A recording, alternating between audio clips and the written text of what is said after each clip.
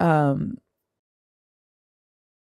it was like saying like you really really look up to this guy, right? That's how I was saying it, but they took it as if I was like trying to be exploitive. But I get it. I shouldn't have said it that way. Let me say it that way. So I'll take it. I deserved that suspension. That was on me. What's up, Constant? DJ, welcome back, y'all. I know, I know. Lala got on me yesterday too. Lala got on me yesterday. Switch, Switch text me. I got a meeting with Switch later on today. So I'm gonna tell y'all one thing though. Okay, like I am who I am, right? And so I don't want to.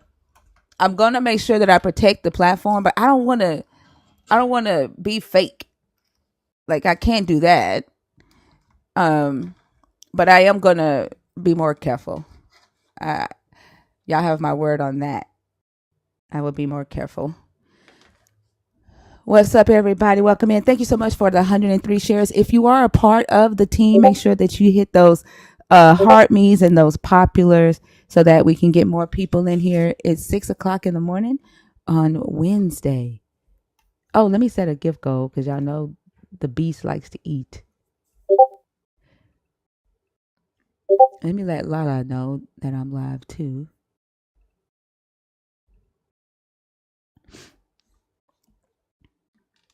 Hmm.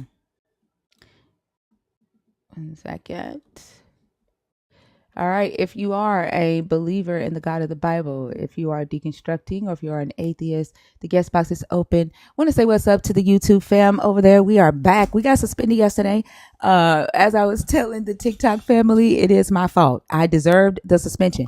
And then I saw a comment. One of the mods put in the Discord that somebody on YouTube said that they've reported uh, my live to YouTube for bullying harassment, and that YouTube is watching the live closely for bullying harassment. I highly doubt that. Um, I highly doubt that. But also, like nobody is bullying you. No one's bullying you. Um, y'all expect us to sit back and let y'all say whatever y'all want to say to us, and then we're just supposed to be all hunky dory and turn the other cheek. Believers are taught to turn the other cheek. Y'all are the ones that's trying to get into eternal life, not us. That doesn't give you the privilege to say and do whatever you want to do to people and not expect people to give it back to you. So nobody's bullying you. If you don't like the channel, all you have to do is scroll. There's no point in you bothering a multi-billion-dollar company and asking them to watch Thinker. Spend your resources and have people sit and watch Thinker. Like, that's ridiculous. It doesn't even make sense that you would even type that in the comments, first off. But yeah.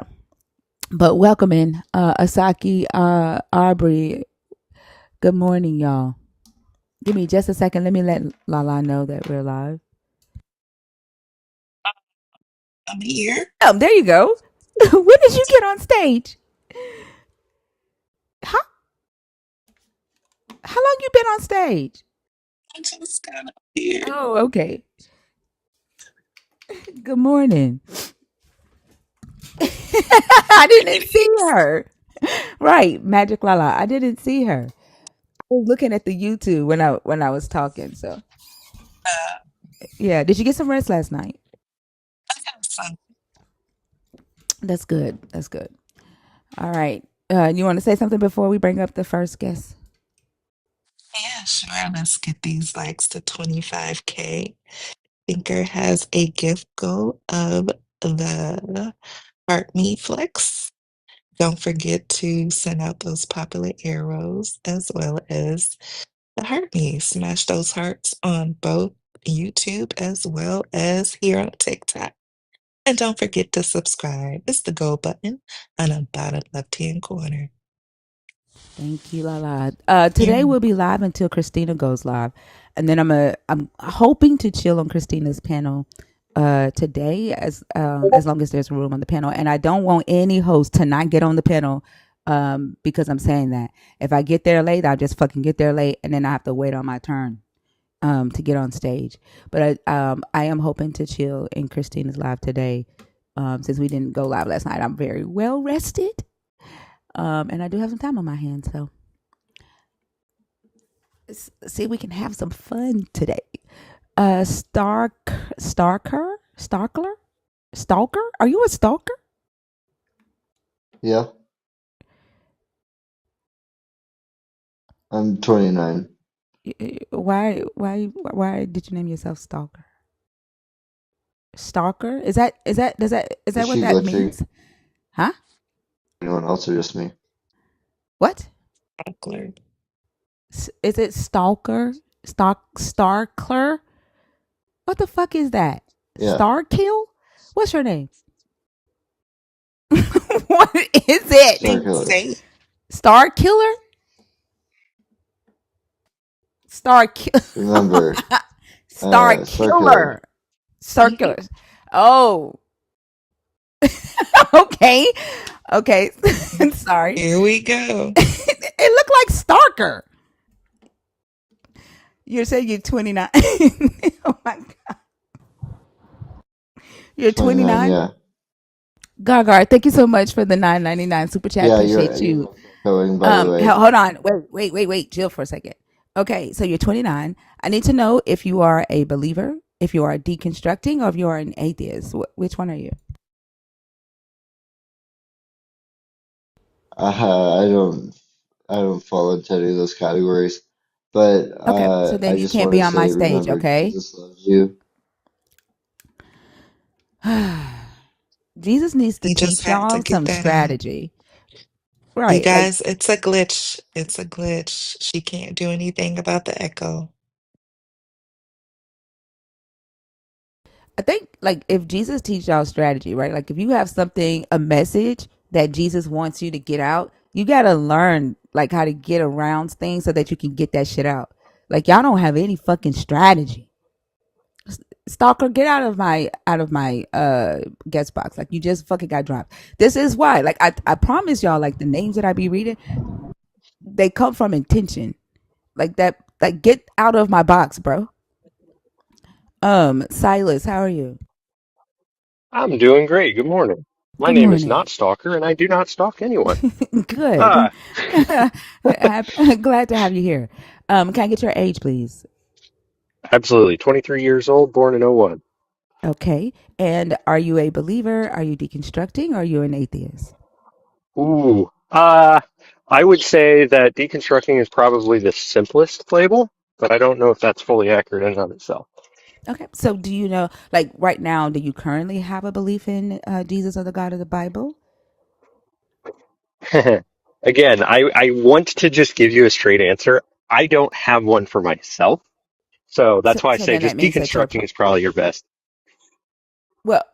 Yeah, that's what I was going to say. So it's most likely that you are deconstructing. Um, Absolutely.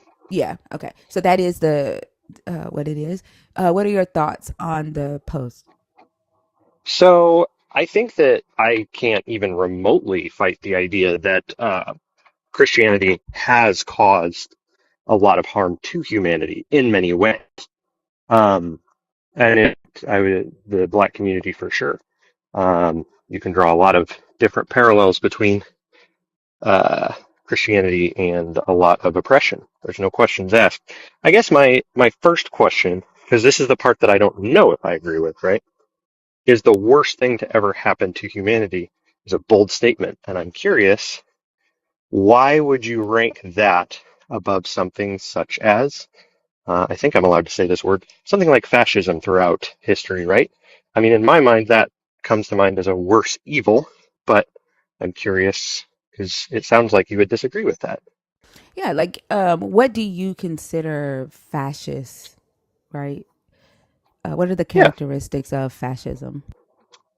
So I believe there's 14, which I am not going to remember all of. But boiled down, I see fascism as a belief that there is a people group that is oppressed, that there is a scapegoat, that our nation, whatever nation it may be throughout history, is made worse by this people group, and that eliminating them either by moving them or unaliving them or what have you is the solution to get our great nation back to what it used to be.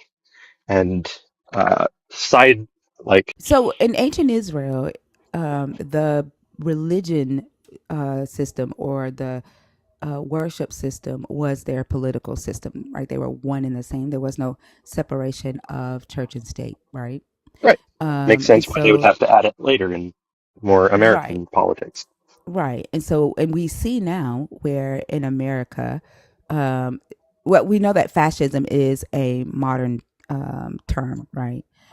And it Absolutely. wouldn't, yeah, it wouldn't be something that the late Bronze Age audiences or the Greco-Roman period would be able to identify as a system or a culture that they would be creating. Sure. But so when we look at what's happening today in America, um, would you say that you identify the intent to make America a Christian nationalist country? Absolutely not. You don't see that, even Nope. with the Speaker of the House explicitly saying that that's his goal is to make America a Christian nation. I do not agree with that in the slightest. No, I'm Nope. saying even with the Speaker of the House saying that is his goal and him identifying as modern day Moses. So I definitely do not agree with that line of thinking, Not which do is you partly agree why with I it? am hes- Not do you agree with it? I asked, do you see Oh, I'm sorry. their intention to do so? Not do you agree with it? Would Do you see them attempting to make America a, Christian country? yes, I Okay. absolutely think that that is their goal. I don't Yeah. think that's very disputable at this point. Right. Right. Right. So that would be the similar to in ancient Israel, where the land of Israel, right, or the nation of Sure. Israel, was a Israelite nation, right? Their religion, their Sure. God, that was their identity, and that is the same Yep. thing that they're trying to do today, right? An authoritarianism, Sure. where it's complete obedience to the God, right, and complete obedience to the leaders or these representatives of that God, and that's exactly what they're trying to do today. So if we can see that there was this authoritarianism, this centralized power, right, that the God um, uh, commands in the Bible, right, then we see them attempting to do that today, and that's what we call fascism. Then I would have to still say, right, that Jesus is the worst thing that ever happened to humanity. And when I say Jesus, I'm not just talking about the man who died on the cross. Jesus as God, like, because to me, Jesus is an idea, a strategy that has been executed and used in Sure. very different ways by different imperialist nations. I think I agree with almost all of that wholeheartedly. So I think that we're absolutely headed in a very nationalist, authoritarian sort of manner. And I think that we've actually seen this pattern multiple times throughout history. Um, I think actually it's one of the most clear, easily recognizable patterns throughout history is here's what we believe, here is the one way, if you will, and these other people are suppressing us, and therefore we need to rise up and take our nation back, if you will, which I think is a very dangerous idea. I don't disagree with any of that. I guess my curiosity here, and maybe this is where the disconnect is, I think that you are synonymizing Jesus with that dangerous ideology. And I think I find that point interesting. Does that make sense? Yeah, can you tell me why I should separate them? Like, is he Sure. not the God? Is he not the God that speaks? these strategies in the book? Sure. So, um, I think that I don't see, I think that a lot of Christians, especially evangelical Christian American, um, what I would see is the mainstream Christian in the area that I live. I live in the dead center of the U.S., a little south of Chicago. Um, and I would say that they would see the Bible, excuse me, as the infallible, inerrant, univocal, et cetera, et cetera. Like the Bible is written by God with human hands, and we can't question anything that it says. And that all of these different books written over obviously a long period of time tell the same story and all align with each other and do not contradict. I think that I don't find that to be a defensible position. I think that that's nonsense. I really, truly don't think you can defend that logically in any manner. So, with that in mind, I think that, um, like, maybe an analogy might help where my mind's at. So, I would never say that cars are the reason for car crashes. I would say that they are a vehicle that has been used badly by many, many people, but that it is the individuals involved. I could also think back to like a certain event that happened in 2001 that was a big deal. And I don't think that that would make me say something negative necessarily about the faith of those individuals involved or the people surrounding them. Like I have, um, does that make any sense yet?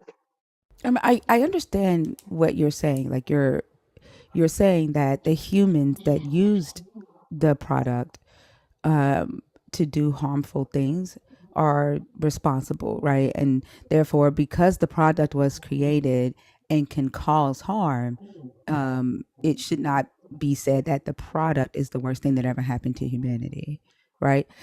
I think that's accurate. Yeah. Yeah, that's what you're saying.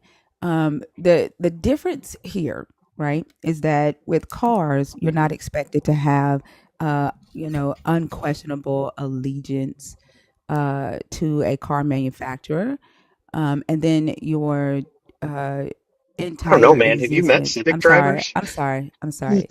I don't like to be cut off. Okay. Yeah. Um, ooh, Car oh goodness. manufacturers' loyalty to them. Yeah. It was something that I was going to say after that. Like there are products, right, that we know that just does harmful things, right? And we would say that that is the worst product ever created, right? For example, there is these beads that babies end up choking on and ends up killing them, right? Sure. And parents are like they've taken them off the shelf and that it's been banned to not be able to buy them for children under a specific age anymore, right? Because it Sure. is the worst product made for toddlers because it kills toddlers, right? It's not the toddlers' fault, right? The toddlers aren't the cause of putting these things in their mouths, right? The manufacturer, the product itself is what harms the child, right? The manufacturer created the product knowing that this product would explode inside of the child if the bees are knowing that the bees are small enough and that the uh, product would explode inside the child and be harmful to a small child. Yet they still created this product to be made as a toy for children of small ages to play with, right? So it's not lost on me that parents would say or that humans would say that is the worst product ever made, right? Or that is a horrible product to make for children, right? When Jesus is the end all be all, right? For the people who believe in it, and he's said to be the creator of the world, and he is unquestionable in his commands, right? There is expected allegiance to those that speak for this God, right? There is punishment for dissent if you go against those that speak for the God, right? There is promise of reward if you are loyal to the God and those that represent or speak for the God, right? And so when it controls um, your very existence, or you are indoctrinated to believe that it controls your very existence from the moment that you come into existence to the moment that you leave existence. I don't see how you can compare that to a car. Fair enough. I think your idea makes perfect sense, and perhaps my error here. Um, I think that the difference in my mind out the gate is one is a straight up tool, like a very literal tool. A car is just a complex tool. A bead is a tool for child entertainment or something. Whereas I think that Jesus, as you had said earlier, is more of an idea. So I think that the question then becomes if there's a difference between tool and idea. Obviously, there are a lot of Christian denominations. I don't think anybody disputes that. Um, and which indicates to me that a lot of different people are reading the same or at least similar things and getting completely different ideas out of it. Um, so I think that my mind wonders, okay, so like let's say the I'm sorry, branch give of me a just tree. one second. Yeah, I'm sorry. Please do not use caps in my comments. There is absolutely nothing that you need to be yelling at people in my comments, okay? We want to read your comments. We are happy that you're here. But if you use caps, you will be muted. And you will be muted the entire live. Caps are for mods and for people who have a vision impairment. Thank you. Sorry, Silas, go ahead. no, fair enough. Uh, so I think that my thinking goes back to like, uh, let's say we were again. I think we agree that Jesus and um, let's just say all the baggage that comes with that, the ideas that come with that, have caused harm, no question. Um, so I think my line of thinking goes back to like the perception of an idea is a little bit different than the use of a physical tool. So I remember when a movie came out in, I think it was 2012, about Batman, um, and it was utilized by some people with very poor intentions to cause some very obvious harm to people around them, using pew pews. And I know there was a big discussion then about whether this film should be removed or whatnot. And I think that I don't think it should be. I think that we should continue to look at more root causes. Because in my mind, it's hard for me to wrap my head around the idea that that was the cause. I feel like there's more to it than that. There's more surface to that. And that say we were to get rid of the Dark Knight, as it were, or the Bible or Jesus, or label those as the problem, I feel like at that point we would be playing some form of whack-a-mole in that a harmful idea would continue to rise up, right? And be misused by people. So I think my mind says maybe it's not that idea. Maybe it's something deeper that we need to look into as to why people suck. Does that make any sense? Yeah, I get what you're saying, but I think you're still, blaming people for using the idea the way that it's intended to be used. So, like, if a car, the purpose of a car being created was to crash into people and take their lives, Sure. right? If the manufacturer created the car, and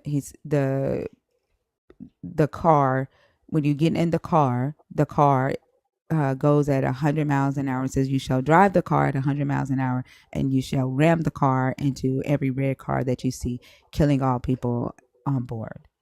Would you Sure. then say that car is the worst thing that was ever created? Or would you blame the people for using the car the way it was intended to be used?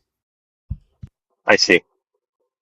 I don't know. That's an interesting question because I'm following this line of thinking through, and I would say that there's obvious. I guess I don't know which words I'm allowed to use. There are obviously things that the Bible supports across multiple different um, sort of facets of human existence that are far from moral or good. There's a shocking amount of bad for a good book. But I guess intended purpose, I feel like you might be subconsciously adding a univocality supposition, which I know that's a big word. I'm so sorry. I think I'm a No, little well, neurodivergent. I don't know what you mean. That's a big word. Like I know what univocality means. I'm not ignorant or illiterate. And no, I'm not. For example, the one thing that is consistent throughout this book, no matter who's speaking, no matter how many voices are in this book, is slavery, That's true. Yep. is genocide, is suppressing dissent.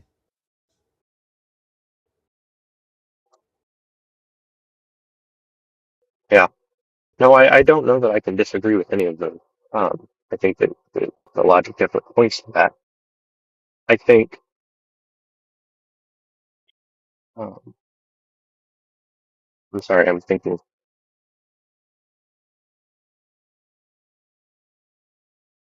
Why did you think univocality was a big word? Was a too big of a word for me to understand? No, no, no, I'm Is sorry. That there a was not at you reason? personally. Yeah, But yeah, that why? was not, Why would you that say was not, that? I'm sure. just asking, like, why would you assume that? It has nothing to do with you. I actually don't know you particularly well. This is my first interaction with you on this platform. Right. So, I and say you that assumed that I was not intelligent enough to understand what univocality mean. I'm asking, why was that your assumption? Why didn't you assume that I knew what it meant? Is what I'm asking. based on the precedent of the fact that a lot of the people that I talk to and interact with do not.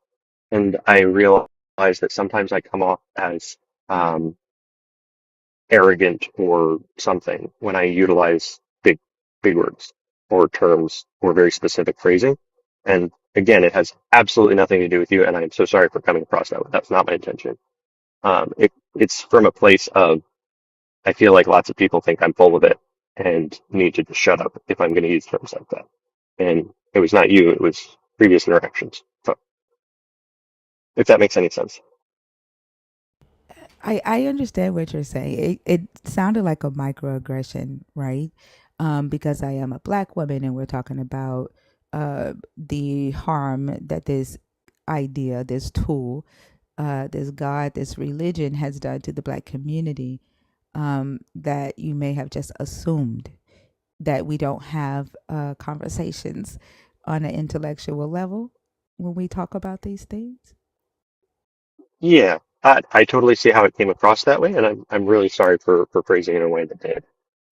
I assure you that wasn't my intention. It really has to do with um, I think that there's a lack of using proper terminology for a lot of these things that I've witnessed.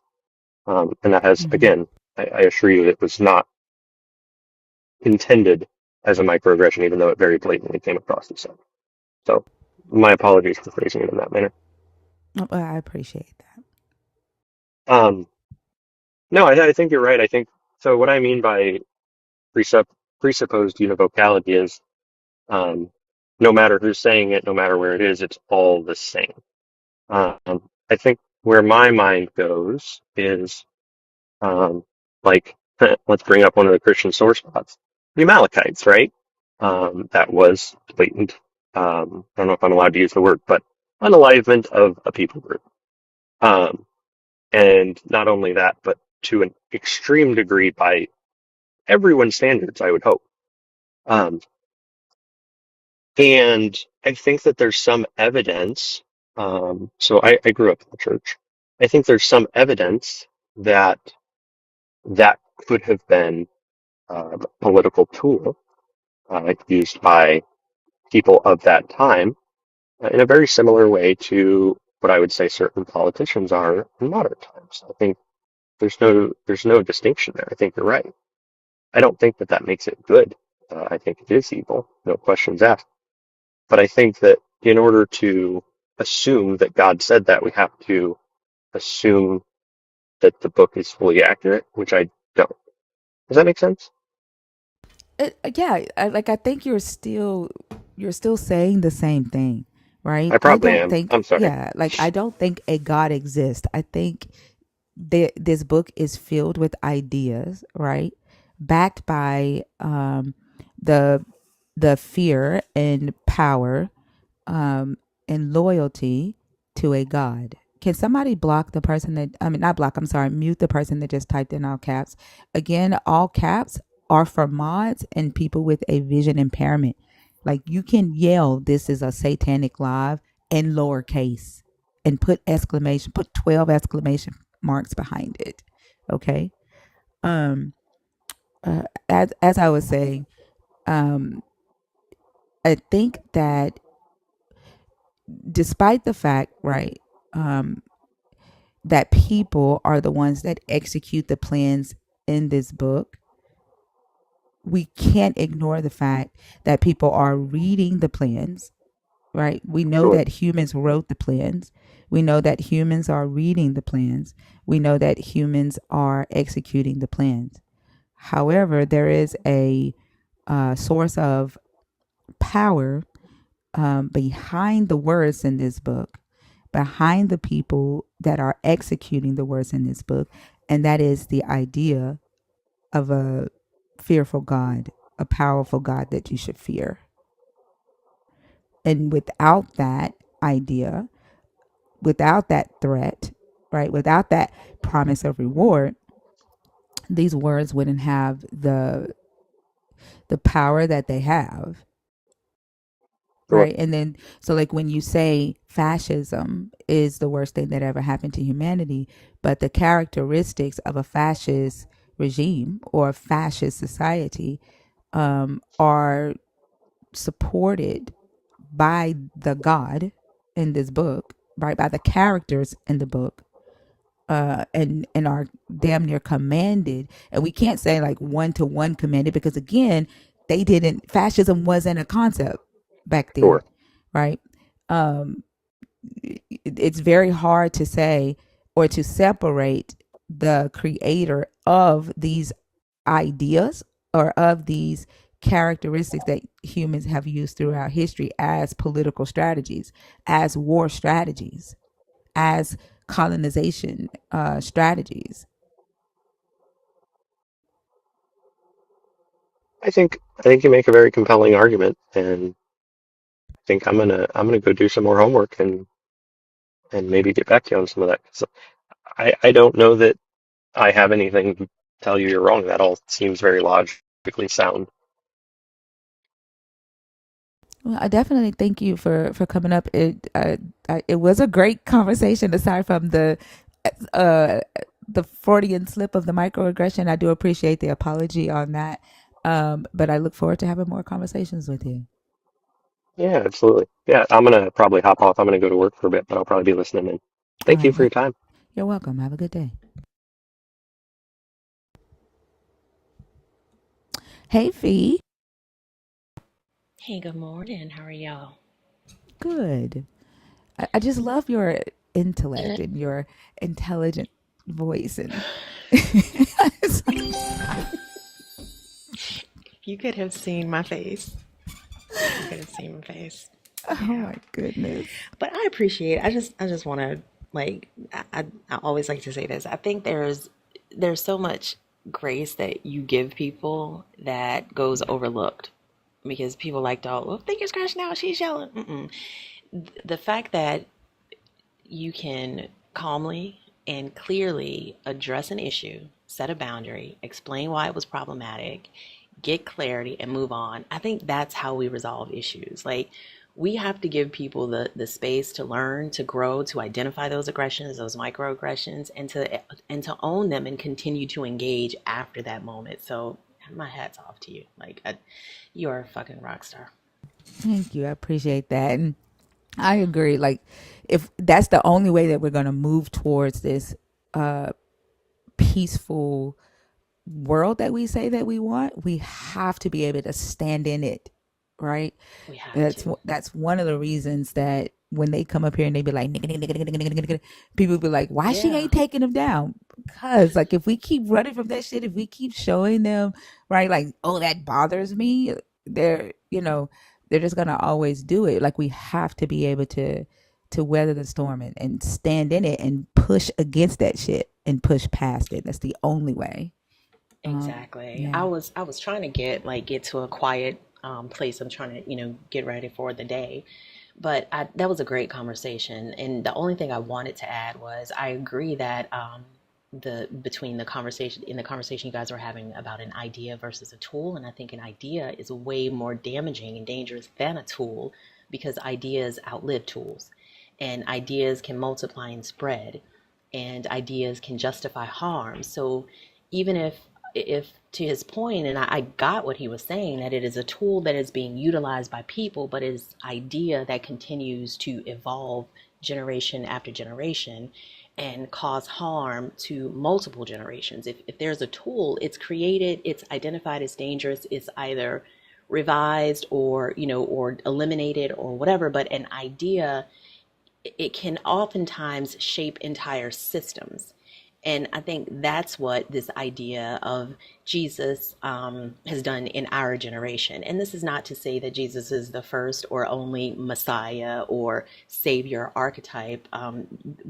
Those have been around for eons. I think that's just part of our evolutionary history as humans.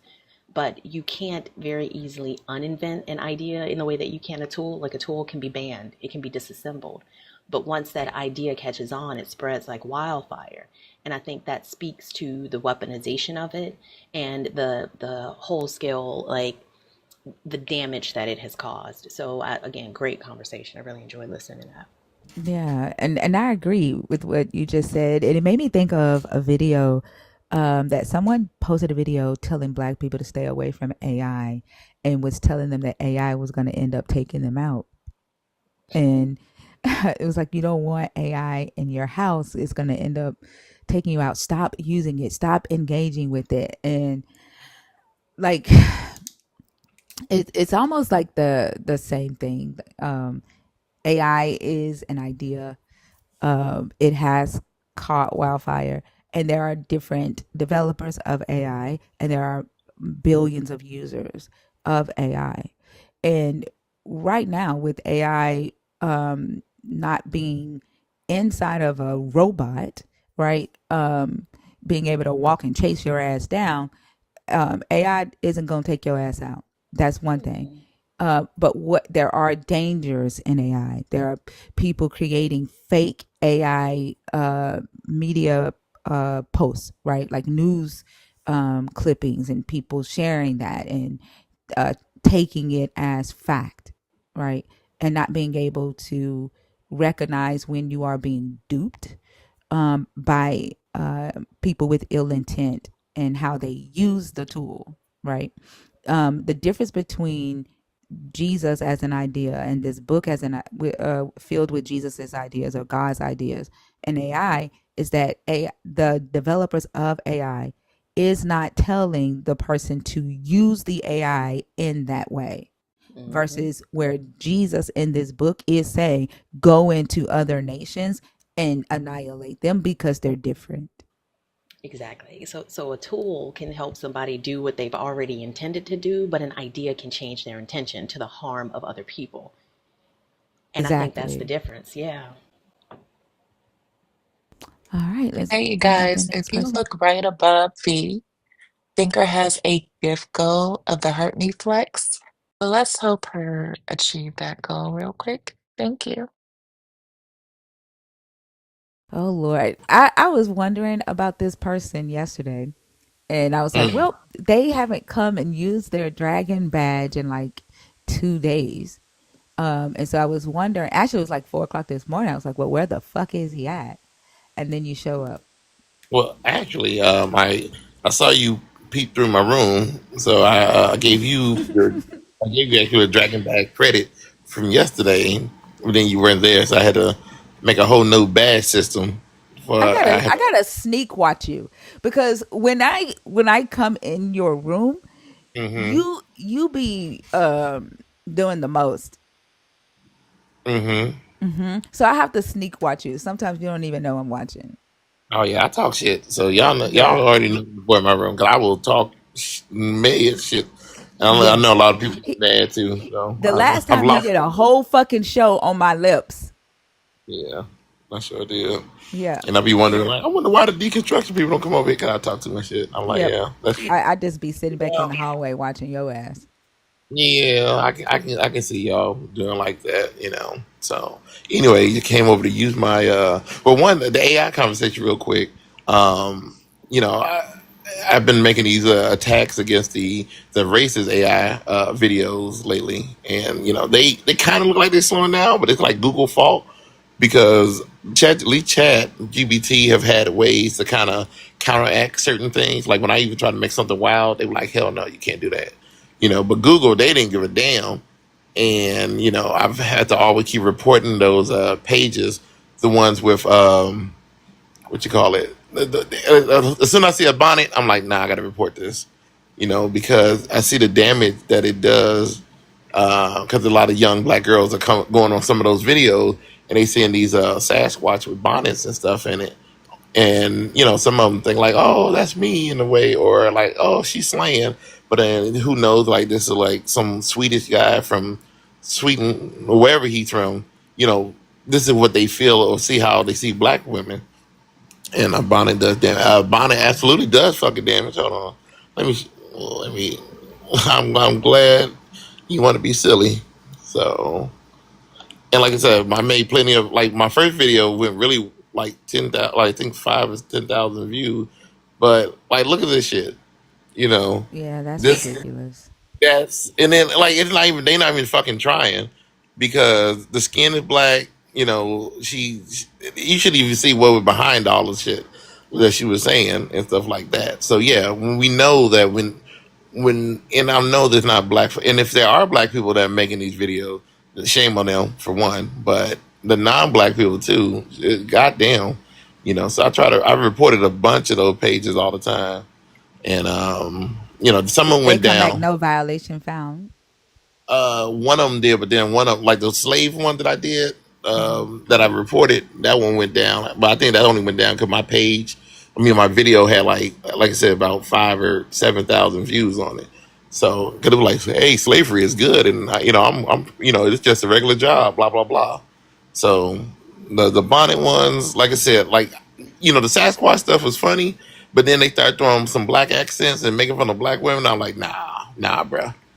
You know, so I'm like, you know, I draw the line when you start making fun of black people, especially black women, doing shit. Don't give them acrylic nails and all this. Like there's a Kim gorilla, which is fine because she got a bow on her head. She's not really speaking in a different way. But then there was another gorilla that came up there and she got nails and all that shit.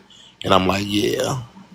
So you know, I love my AI. Believe me, I love AI. I put everything. I don't care if it's the mark of the beast and it takes all my from God. It's been great for me, but at the same time, you know, it's a tool and it's a tool that still can be used wrong. Like especially you know, especially by people who don't really care. 'Cause like I said, I make fun of stuff. You know, I have a character called Senator John that some of y'all don't understand. That's different for me. So you know, I know some of y'all little, you know, something.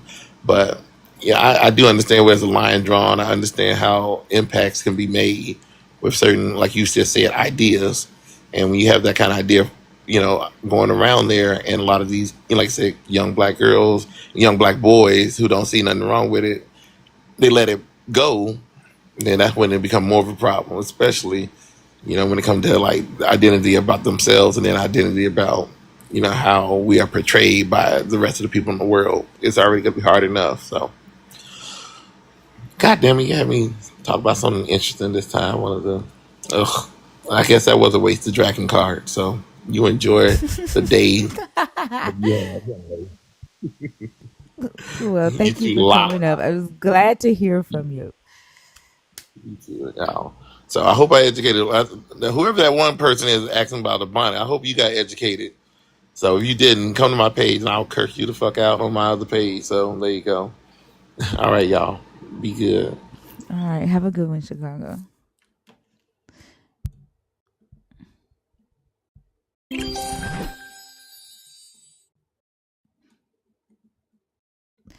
Remember, if you are a nerd and you're in the guest request box, please comment and let me know if you're in there on purpose. Other than that, I won't bring you up unless I see a comment saying that you're in there on purpose. If you are a believer in the God of the Bible, if you are deconstructing, or if you are an atheist, the guest box is open. Gabrielle Washington, you are not connecting. Hey, Khalifa. Okay, they're not connecting. There were 6 people in the guest request. Where did y'all go? Linda Way, are you in there on purpose or on accident?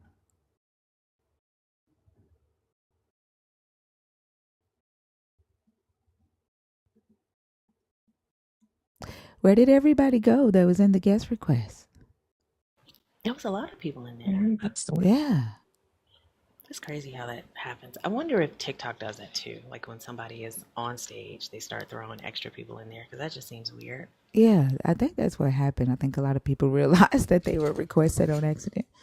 But all right, y'all, the guest box is open. We are here until 10:30 a.m. Central, 11:30 a.m. Eastern till Christina goes live.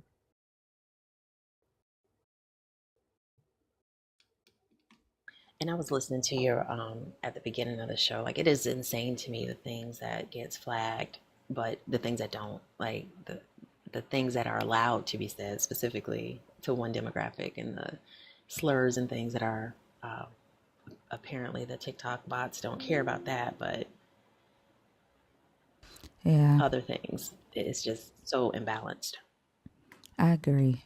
Like I think like they should know that I wasn't trying to be sexual when I said that. Um Hmm. and then she submitted it twice and they said no twice. Like a Really? human reviewed it twice and said no. Wow. Yeah. Like it's they I don't know. And then I think too, like if we remember the conversation that we had the day before about what's going on in the Middle East. Hmm. Yeah, it could be some of that too, because like Yeah. I clearly took a stand. Hmm. Yeah, so it could be that too. Oh Because yeah. yeah, um, because there was no bullying going on. Uh, well, I don't know. I don't know. We kind of went hard. We kind of went in on him, especially when he said the Book of Obadiah. When he said that, When I tell you, I listen.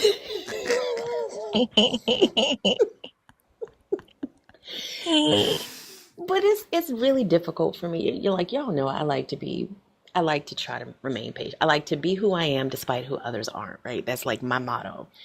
But when a person comes up and the first thing they do is to express joy over millions of innocent people losing their lives because they think that their ass is about to be saved in some imaginary spiritual war, it just pisses me off. And it is so difficult to engage with someone like that because they betrayed their mindset at the beginning.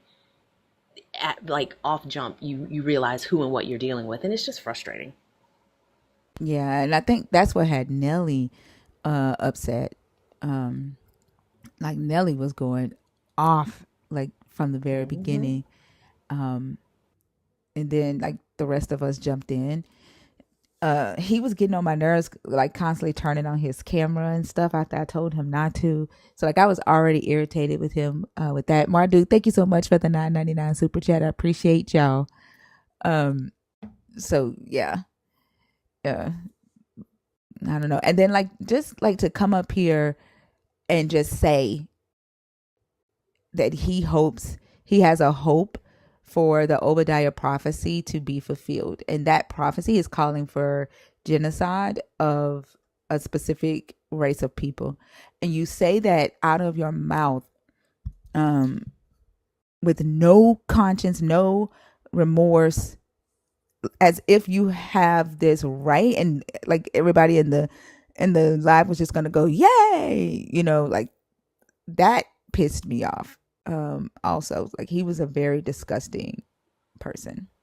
Yeah, because what do he say to the people who had that mindset when our ancestors were being brought over here, who had that Right. mindset? You know, like what would you say to them? And clearly, whatever divine prophecy they thought they had right, they were wrong. In that same way, couldn't you be wrong? Yet you're celebrating the death of children, the death of people who haven't asked for this. I just don't see how people are so disconnected from that reality. And then like they look up everything else, but they don't. Like first off, the Deuteronomy scripture fucked him up, and that I think that's where um it like it went left because Hmm. yeah, that Deuteronomy scripture fucked him up. And then like so, but they look up everything else, right? They don't read that, and then they don't uh research to see like who was Edom um in those days, and then who is Edom today. And the Edomites, like they're still alive, like they're in Jordan, right? um they were never wiped off the earth. They can't be wiped off the earth because there's a hell of a lot of them uh today. It's just to me the willful ignorance, and then how they only look for a specific story to be told, and then they don't care about um the makeup of the people who they're getting their information from. They don't care about their character, right? And we saw that the other day when that guy came up and he was talking about York, and he was very dismissive of the crimes that York had committed.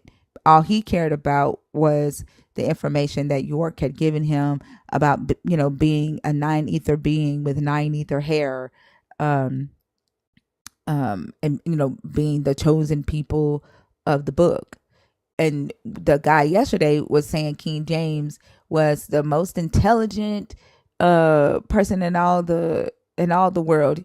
He was a black man that spoke 7 languages. All None of that is true. But because he thinks King James is black, he's willing to overlook the fact that the harm that King James's uh policies, his um uh laws, the things that he put into place cause to society, right? Like King James very blatantly considered himself God on earth. He gave a speech to Parliament and said that nobody could question him like they couldn't question God, right? Like they don't even really know the character of King James enough, and I don't think they care, right? Somebody told them King James was black, and I had heard that too. I heard that Mary Queen of Scott and Lord Donnelly were brother and sister, half brother and sister, and they got married and had King James so that um they wouldn't lose the throne, and that made King James uh biracial. And that's the story that they tell. And so when they hear that, everything else goes out the window. It doesn't matter, what King James did.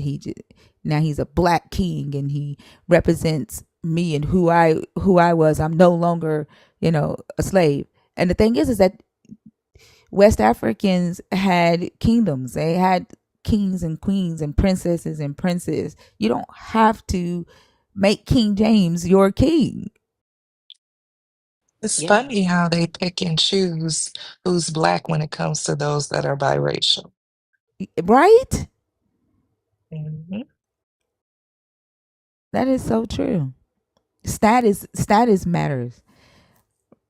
I remember when I first started my company, and an investor asked me, he was like, "You're climbing a steep hill." And I told him, I was like, what my goals were with helping the black community. And he said, "You don't have to start a tech company to do that." He was like, "Why don't you just do it?" And I said, my community don't respect you and don't respect anything you have to say unless you have some accomplishment.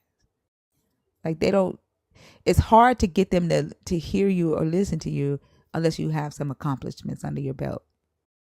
I mean, look at the guy that came in this morning saying he won't listen unless he knows that he makes more or you make more than him. Like Mm-hmm. what sense does that make? Like what does my earning potential say about the validity of the claim that I'm making? And if ultimately you're saying that, the reverse is true, meaning that anyone who has status, you just accept what they say.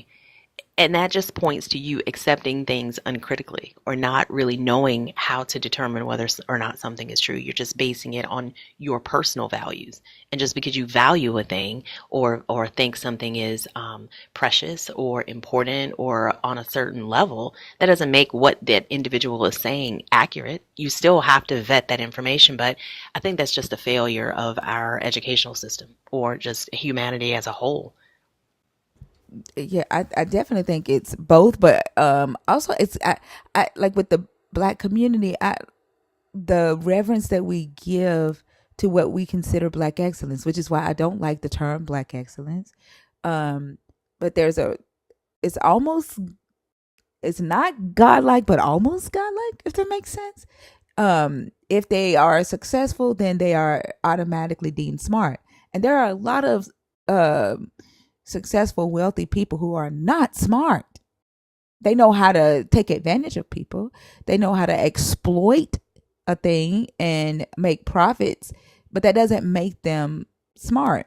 And remember the guy yesterday, he was like, even Dick Gregory said such and such. And I'm like, who gives a damn what Dick Gregory says? And then there was somebody in the comments, the uh that said that some man with an IQ of had the highest IQ in the world, even he said Jesus is Lord. Who the fuck cares? Yeah, I don't know that their metric for determining what's true can be trusted if ultimately all you're looking at is the earning potential or the net worth. It doesn't make sense. It's kind of like I think I've heard it called the halo effect. When someone succeeds in a particular area, people tend to assume that they're really smart and competent in other areas, even though those things aren't related. Like people saying, "Oh, Orange Dude is a billionaire. He's this, so he has to know." They just believe without question.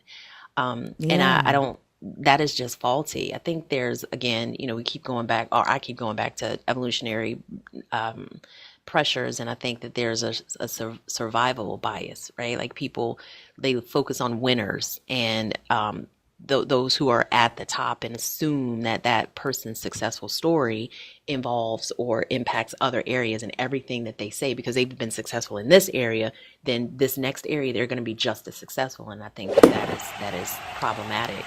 There's definitely a herd mentality involved in it as well. Yeah. We ignore the fact that a lot of these people who are successful had a whole hell of a lot of failures and continue to do so. They just don't talk about them. They and you know uh, put more attention on their successes than they do their failures. And Hmm. like I've got the opportunity to talk to a lot of billionaires.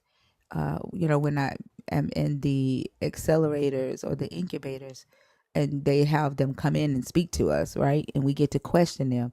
A lot of them failed more than 100 times. Like they'll start a business and Right. fucking fail and close that motherfucker down and start back over. Like the story of Instagram is one that gave me a lot of you know motivation to continue, because the way they did that, like they did some crazy ass shit, but the fact that they kept, you know they developed an app, it didn't catch on. They changed a little bit of something, changed the name, and the photos caught on, right? So then they redeveloped the app, changed the name to Instagram, and then they reincorporated their company so that they could keep all the downloads under the same app to make it look like they had all those downloads in one night. And that's how the story of their overnight success came, I right? But didn't they know had that. not, yeah, and they had not made any money. Like they were pre-revenue when Facebook bought them. And Facebook is the one that turned it into a revenue generating company. But they had been working on it for like 5 years and hadn't made a dime, right? Um, and they just kept pivoting, um, until they found something that stuck. But those it's things like that, um, that we don't know as a public, because those failures aren't really talked about. When I was in Seattle and got to hear Jeff Bezos talk about how he created the e-reader, and people kept telling him nobody's going to want to read a book, a digital book, like people like paperback, and he was determined, right, that he was going to make that a thing. And it took him 11 years, and he still does not, the fire tablet, like he gave us all fire tablets, and I still hate that motherfucker. Like it's sitting over there. I would prefer an iPad over a fire tablet. He still haven't figured it out, right? I mean, people use the fire tablets, but it ain't that damn good. um the yeah, but that's a failure that he had. He said he spent a shitload of money trying to push that. 11 years, right? Like people, they don't really talk about that. And so what we see in the media is like their overnight successes, and we think that makes them automatically super, like, I hate the whole like celebrity superstar, but it's like it gives them like this supernatural intelligence, that we look up to, and we aspire. But really, we have in us the same thing that they have in them, and that is to persist. That is to learn from our failures, fail fast, and fail forward. That's literally all they've done. It's community, right? Like they will invest in a fucking idea even if it has no traction, because they know that one of those ideas is going to take off.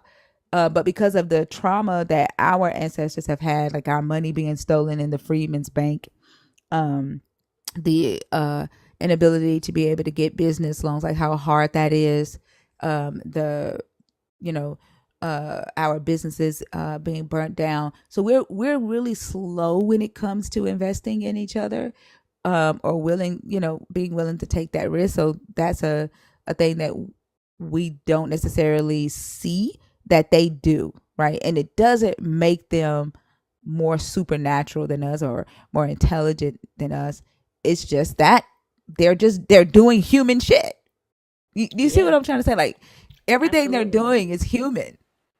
It's And I just, think all of the failures, they count the hits and ignore the misses. And sometimes they'll even yeah. hide the misses in order for their story to be seen in that way. Because as humans, our brains are wired to look for shortcuts. Our brains are wired to look for leaders and even patterns. So I think if a person can position themselves, even they know that they've had a multitude of failures. They know that they've had to pivot and reinvent, but they know which version of their story is going to lead them up that ladder quicker. They will do that. And that's why I think, going back to what we were just talking about, success doesn't equate to wisdom or ethics or even truth. Because a person can be successful and still be wrong. They can be successful and have achieved that success through manipulation. And they can be completely out of touch with reality. So just because a person has a specific net worth or status in our society, that doesn't mean that everything that they do is right. And that kind of leans toward that, unquestioning loyalty to the person in power, which is resonant all over this book. And I think it's just kind of like this cycle that just continues to perpetuate itself. Yeah, and sometimes, a lot of times, it's a lie. I remember a article came out about my company and our revenue. They had us at $362,000 for the year. I sent the article to my advisor, and I was like, "This is a lie." I was like, "We haven't made $362,000 yet." And he was like, "It's okay." He was like, "This is what happens." He was like, "Just let it go." I'm like, "What?" I was like, "What if they find out it's a lie? Like, I don't want that shit coming back on me." But that's what they do. Like, that's what they do. Like, a lot of stuff that we read, it's not real.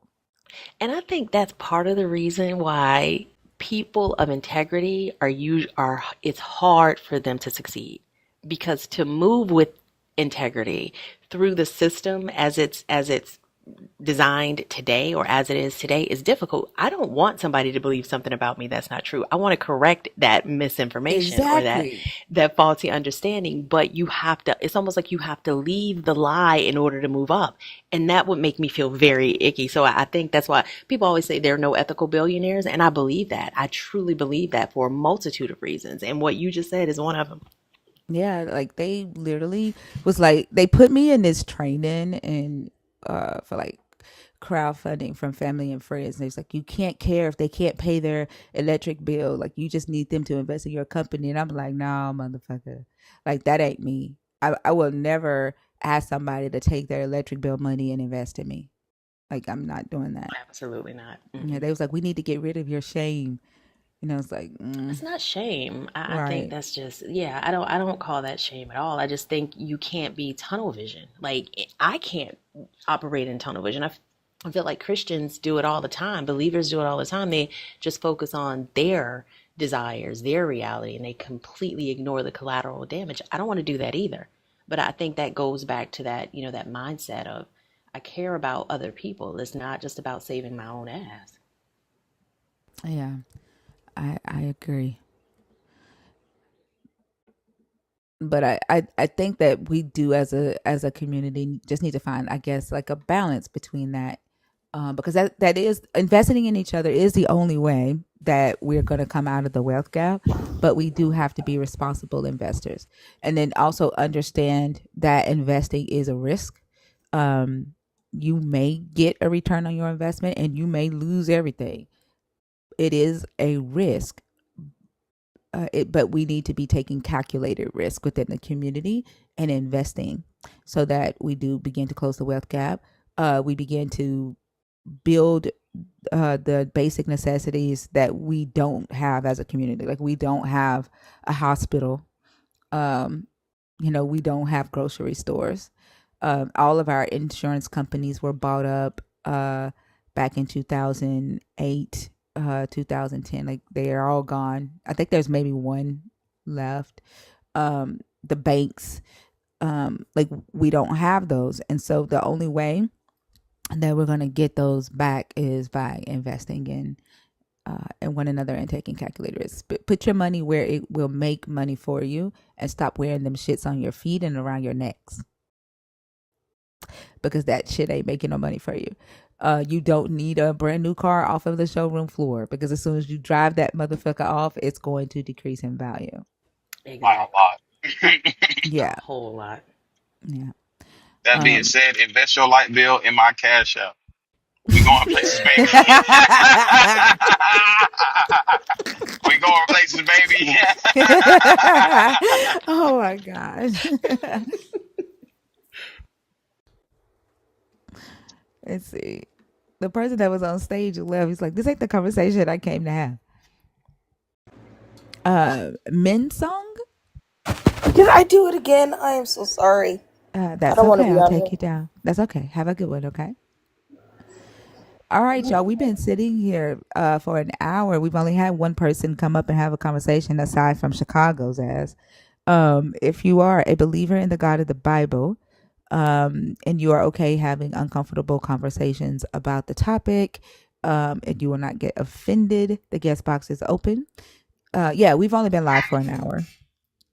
If you are someone who is deconstructing from the belief in the God of the Bible, or maybe you're just deconstructing how you believe in that God, the guest box is open. Or if you are an atheist. No, I'm only live until 10:30, until Christina goes live. We were suspended last night. The suspension lifted at 6:02, and I was missing y'all. I was gonna wait till Thursday, but I was missing y'all and I was bored. So I was like, let me go ahead on and do a short live until Christina goes live.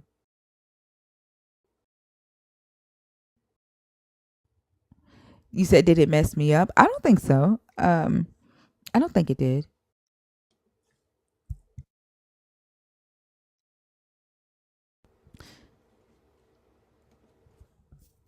I know that there's 400 people watching the live and nobody's coming up.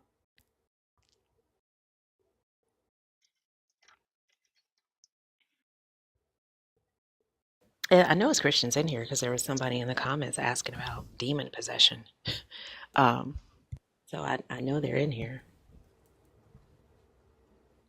I possessed a demon one time. What did you do to the demon, Oso? Just hid my name from it and jumped inside of his body. Thinking, why do you ask questions of Oso? I don't know. Because I the don't crazy know. part about because he's going to answer. I don't care what the Absolutely. question is, he is going to answer. But his answers are always interesting. They are. I think that's why we ask. Yeah. And Like, they're most importantly based in truth. I just want to know. So, like, did you take the demon's anointing when you possessed the demon? Did you take their anointing? Yes, yes. I can call upon lesser demons to do my bidding now. Oh, okay, okay, okay. Naya, Yeah, how are you? good. How old are you? I'm 29. And are you a believer? Are you deconstructing? Or are you an atheist? I don't believe in Christianity. I believe in a God, but not Christian. I'm not Christian. Okay. So did you hear me say that I'm looking to talk to believers or people deconstructing or atheists? Well, partially, I'm also deconstructing because I was raised in a Christian household. Okay, so you are deconstructing from the Christian God? Yeah. Okay. And so what are your thoughts on the topic? I absolutely 100 believe it's correct. What are my thoughts? Yeah, I feel like the church was part of destroying the black community. Uh, like when I lived in my culture back in Sudan, we had like missionaries that used to come into our communities and like teach us Christianity, like introduce it to our culture when it wasn't even part of like our way of life, and it really changed the way people lived. Like people were getting up and working on their lives, on their communities, looking after their children. And then after the missionaries came, motherfuckers spent 24/7 in the church and like literally abandoned their children and their obligations to just be idle, really. So I kind of like been stern from that, kind of saw that and was like, that is something I don't really want. But I've never been like vocal, like objectively about it until I got older. But yeah, it's been in the house. That's really interesting to hear you point out the idleness, the effect that the belief has had on people in Australia. There was a gentleman from Africa who said the same thing, but Yeah. he saw it as a good thing. He saw it as a tactic to stop people who otherwise were on the trajectory to become criminals or like menace to society. He saw Christianity as a way to kind of like mentally lobotomize them and make them idle so that they, do not become menaces to society, even though they were not being productive members of society.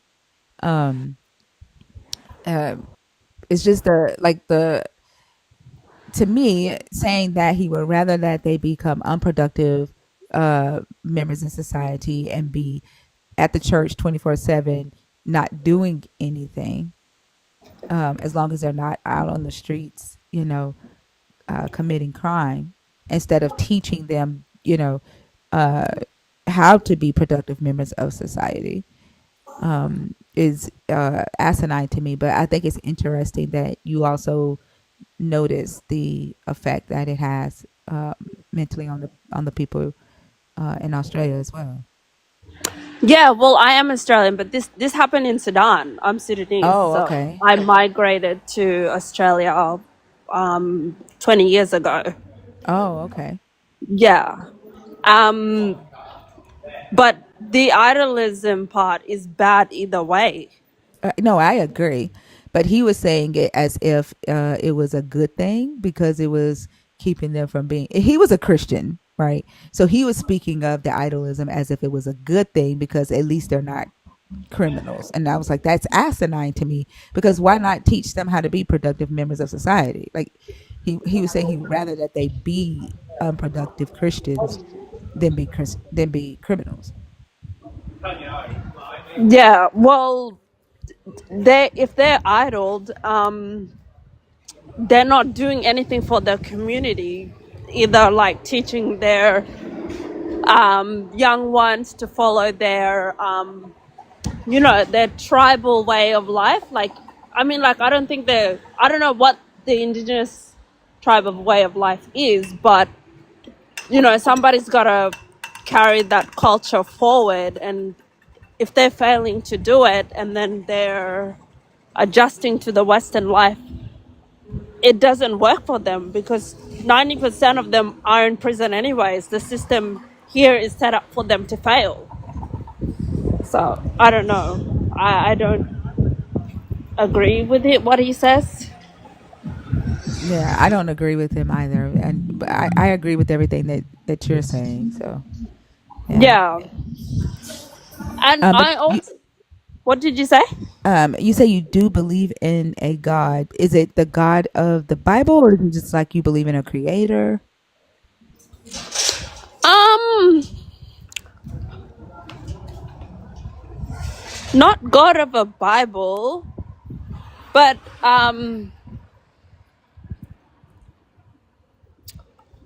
I sort of just, just see myself as just acting in a way that I think is a good, nurturing way in life.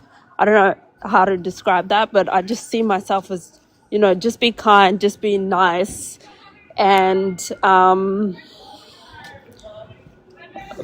that's it. I don't really believe in like God, like, and also Okay. I think God is black anyways. So I think I I, I don't worship a white God for all I care. So Christianity, I think, is very Anglo-Saxon for me. So that's another reason why I'm also not involved in that. I don't think it's in for the best interests of black people.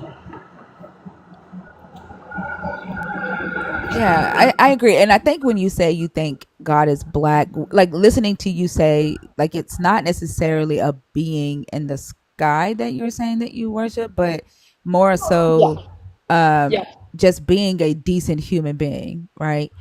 yeah, And it would make sense, like for you, if that is, what God is or what God means for you to say that's black because that's who you are, right?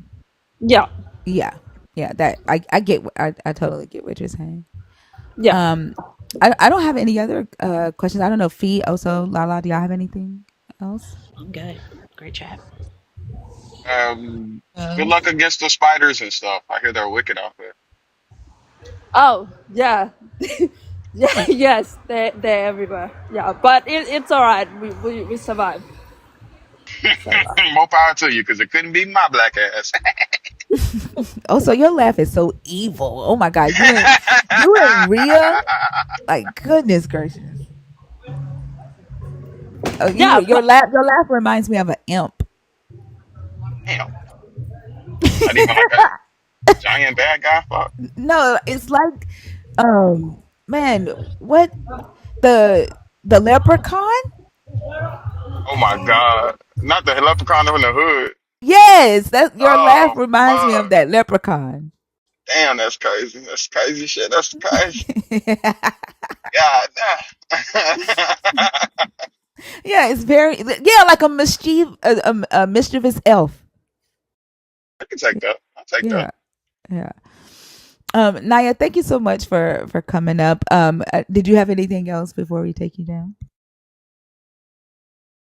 No, that's it. I'm just happy to find my people because I always get villainized for not worshiping Christ. So, Oh yeah, I bet it is lonely. So we're glad to have you here. I hope that you join the community and stick around. We like to learn, yeah. and we like to laugh and have fun. So No worries. Thanks. Bye. you're welcome. Have a good day. Have a good one.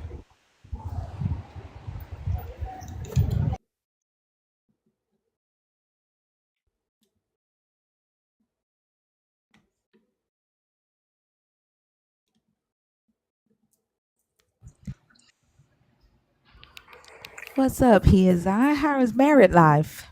Married life is good. Married life is good. That's good. Yeah. How y'all What's up, been? bro? What's up, champion? Chilling, man. Hey. Just been a little shminny, dog.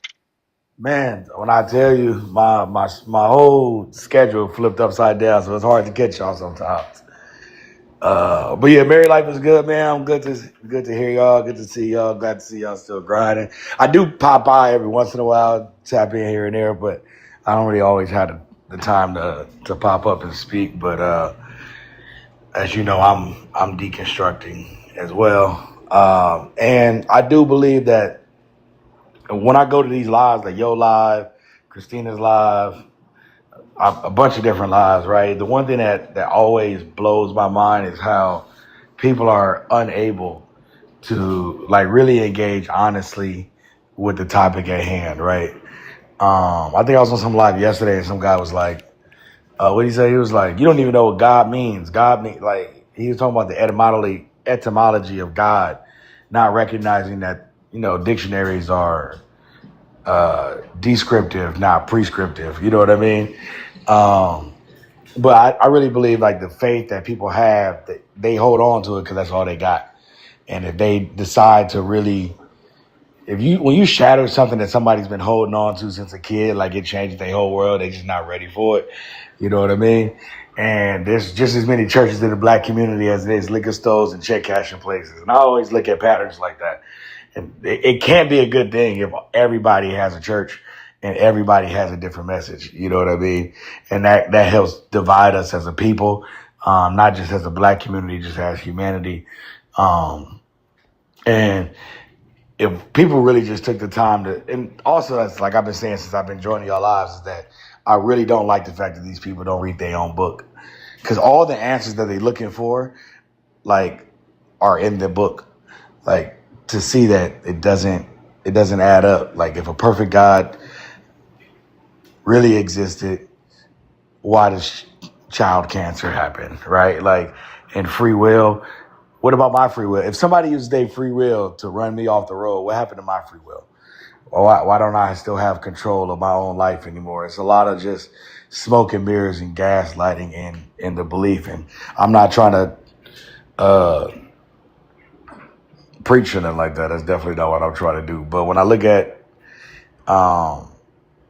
the prompt and I hear people come up and they just do not engage, like, honestly, to have a full conversation, a regular conversation. Because I've seen you guys now. I have seen Thinker snap on people, right? Like, she do go up if somebody comes in disrespectful. She does a phenomenal job of matching energy. You know what I mean? She's one hell of a mirror for these people. But when people come up and they just like ask questions or they speak their mind or share their experiences and they're honest with the conversation, then the conversation goes well. And I want anybody who's in the comments who's listening to know that too. Like, don't be afraid to come up, because this is a safe space for everybody as long as you're not being the danger. You know what I mean? Like, everybody here is cool and chill. We willing to help, give you books, give you help with guidance and research for you to do on your own, to make your own decisions, right, on your own. But just come up here, be respectful, respect the space, respect the host, respect the mods. and which is crazy because their whole religion is based off love and respect, right, and reverence, right. But then they get in here and then they just act like heathens. I actually think Christian is a synonym for heathen, but that's a conversation for another day. You know what I mean? I'm almost positive because the way these people be acting sometimes is crazy. And that last lady who was up, I know we don't really talk about other guests, but she reminded me of a book I read. It's called Things Fall Apart. It's about an African dude who got exiled from his tribe for getting into a fight and killing somebody or murdering or whatever. Unaliving somebody. There we go. Sorry about that. And unaliving somebody. And then when he went exiled and came back, Christianity had gotten to his tribe. They started sending missionaries over there and stuff like that. And all the traditions that he grew up with, the person that he was, all the African morals and all that, all of a sudden became like barbaric and unacceptable, right? And I don't think anything that comes into our lives that makes us better should ultimately erase who we always have been as people. Like if I have to get rid of all of my traditions, I can't even be my normal regular self anymore to be a part of this. Then I don't think it's beneficial to us at all. And like missionary work is crazy. I don't even understand. Like he was joking earlier. He was like, I can't let a lesser demon do my work for me, right? And like, I don't understand why the God of the Bible don't think like that. You know what I mean? Because everything that happens, he don't do himself. Very, very few things. I'm sorry. Very, very few things. Like he supposedly did the flood, supposedly did Sodom and Gomorrah. But other than that, like he was like, hey, y'all go over there and take care of those people for me. But like if you're the deity, why are you sending me? Why are you infringing on my free will? I had no intention on getting rid of the Midianites. I actually was like, they over there, I'm over here. It's cool. Like I'm chilling. I don't really know why Sky Pops have to come down and send my whole tribe over there and do X, Y, and Z. But anyway, I asked a believer that the other day because that's something I don't understand either. Like a lot of the executions in here is to purge the evil from amongst the Israelites or to purge the evil from the earth. If he's God and he wants to purge the evil, like wouldn't it just make sense for him to just like wave his hand and the evil just like dies off? If he wanted them dead, right? Because that's essentially what he told the Israelites to do is to go in and annihilate, right? To kill. Why didn't he just do it in the least violent way? Like, why send humans to kill? Like, it doesn't make sense to me. it never does, right? And like I the God of the Bible is, in my opinion, the largest failure I've ever seen in my life. The biggest failure, because if God's goal is to get everybody on his side, right? And he's had to restart the world. You know what I mean? That's one hell of a failure, bro. And I just don't understand how people see that. And I heard maybe you guys asked, or maybe Christina asked, that was like, what did the devil do? Yeah. What did he do? He didn't do nothing, actually. nothing that wasn't allowed. You feel me? Because when he was like, hey, yo, God, let me test your boy over there. If God's most faithful servant, Job, at the time is his dog, his right-hand man, why would he ever say yes? You know what I mean? That's like me at the club and a guy walk up to me and was like, hey, see that girl over there? I was like, oh, yeah, that's my wife. He was like, let me see if I can take her home. Yeah, go ahead, bro. Go ahead, do your thing. Go. That's not even like a normal reaction now. And the moment people realize, if you read this book long enough, you will see that the greatest of humans, the most average human, as a matter of fact, the most average human has more humanity than the God they serve. Because from plaguing Egypt, like, why would you do that? Everybody in Egypt isn't bad. Why are you killing all their crops and all that? You know what I mean? To unaliving Job's kids and giving them more to, it's just, it's it's heathenism. That's it's no like all the chaos in the Bible, all of it is at his hands. And whether he sent somebody to do it or he kept his hand out of it to allow it to do it is crazy. And it's funny how everybody hold on to the Ten Commandments, but when we talk to Christians up here, they only want to talk about the New Testament.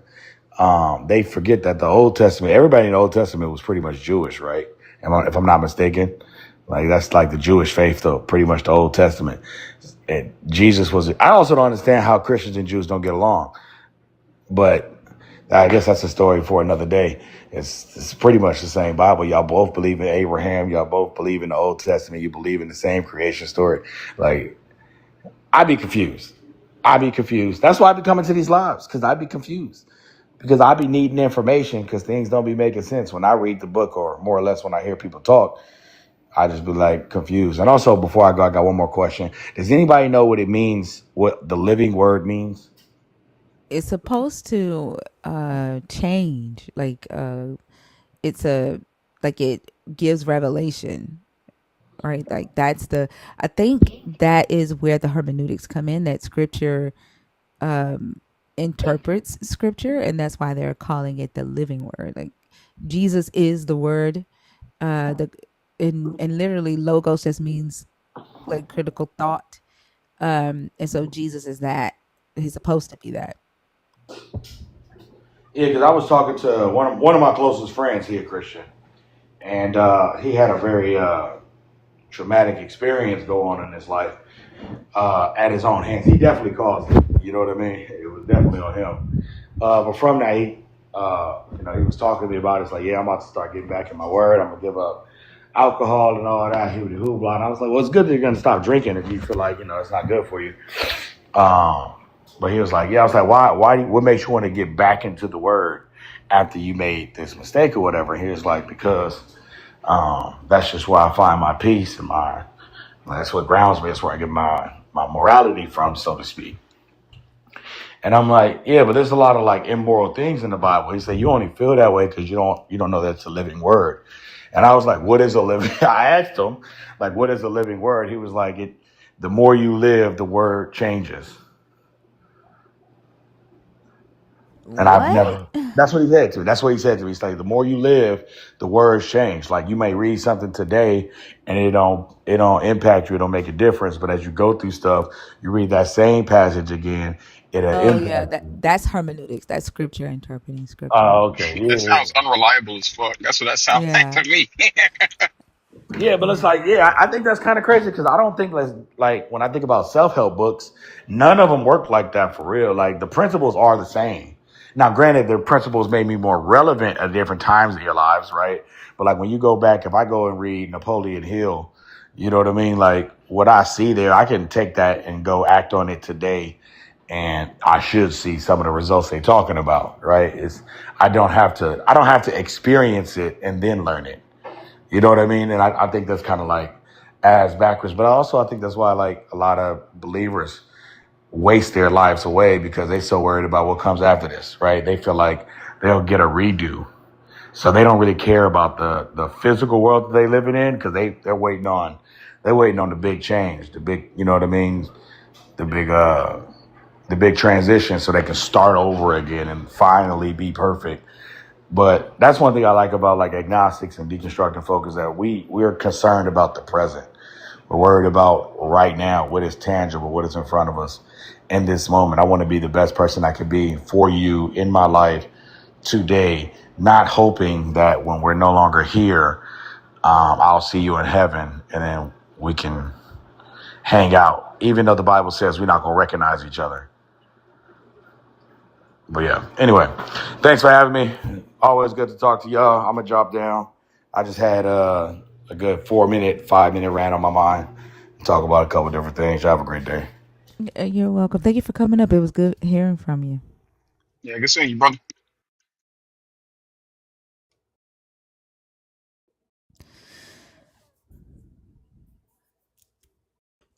All right, y'all. If you are a believer in the God of the Bible, if you are deconstructing, if you are an atheist, the guest box is open. It's a slow morning. Should we have just waited till Thursday night? Like, are y'all more active at nighttime? Good morning, DJ Red Boy. Hey, Kimberly. Good morning. Yeah, today's Wednesday. I know. Well, I put it in the Discord at 5 a.m. I told everybody that I was going live at 6 when the suspension lifted. I tried to give y'all like an hour's notice. I feel like most people just went to sleep Yeah. But most people are up at like 5 a.m. around this time. Yeah. So I put it in the Discord around 5 a.m. Hey Robin. Hi, Thinker. How are you? I'm good. How are you? I'm doing well. So, I'm not going to talk about this gentleman. I know the rules. Something inspired me based on a gentleman that you had the other night, Hold on, and Robin. it's something. Robin, you don't have the privilege to come up and go off topic. We talked Oh, I'm about not. this, I know. but you are. You're bringing up somebody from the other night, right? No, no, no, no, no. This person's idea inspired me to to contribute to this topic. To And the what? Jesus Christ being the worst thing that ever happened to humanity. Yes, ma'am. That's what I was going to say. Right. Like, so we've talked about this topic with you before, right? Like we know what your stance is on this topic, right? Do you not want me to? I can, if you Because feel like I've I said all I can say, I can jump down. I'm sorry.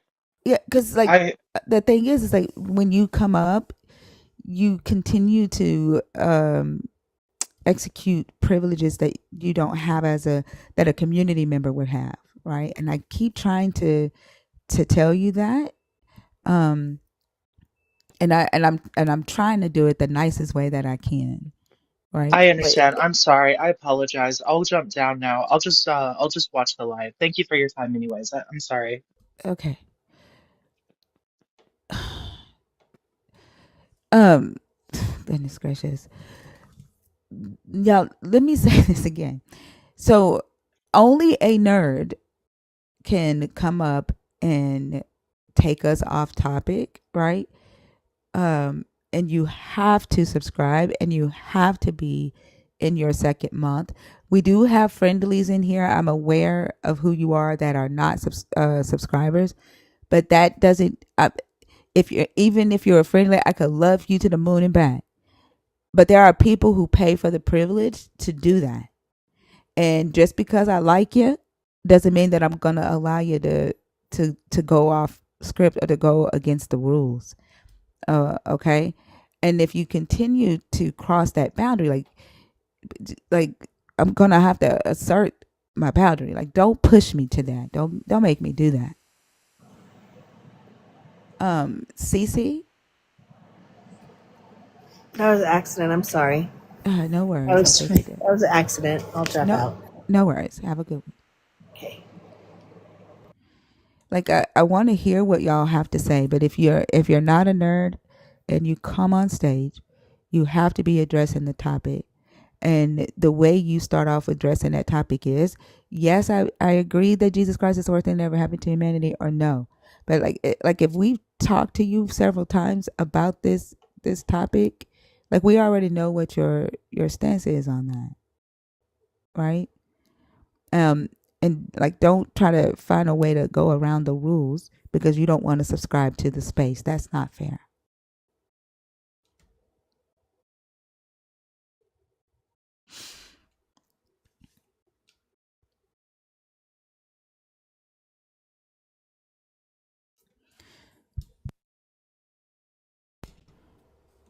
What's up, Dream Truth?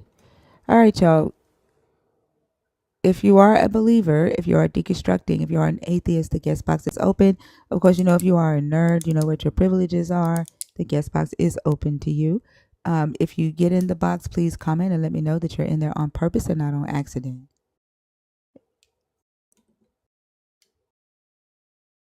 It's quiet. Very quiet. You know what that means? What? We got rid of Christianity. Suck it, Yahweh. Did you say Yahweh? Yeah,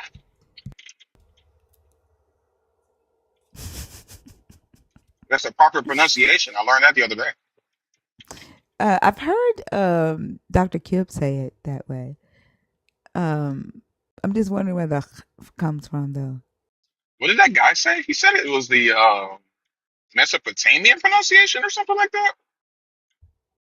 I think he said Maybe I'm it was saying yes. cultural. Yeah, I think he said it was cultural for the Lebanese people. But I did Yeah, hear, that's what it was. yeah, but I've heard Dr. Kip pronounce it that way too. Um, Does he like women? who? Dr. Pip. Is he like what? Women. I don't know. What does that have to do with Yahweh? Well, maybe he's Lebanese. Who? Dr. Kip Davis? He's trying to say lesbian. Thinker, Oh my but God. I don't know why we keep Oh, platforming also.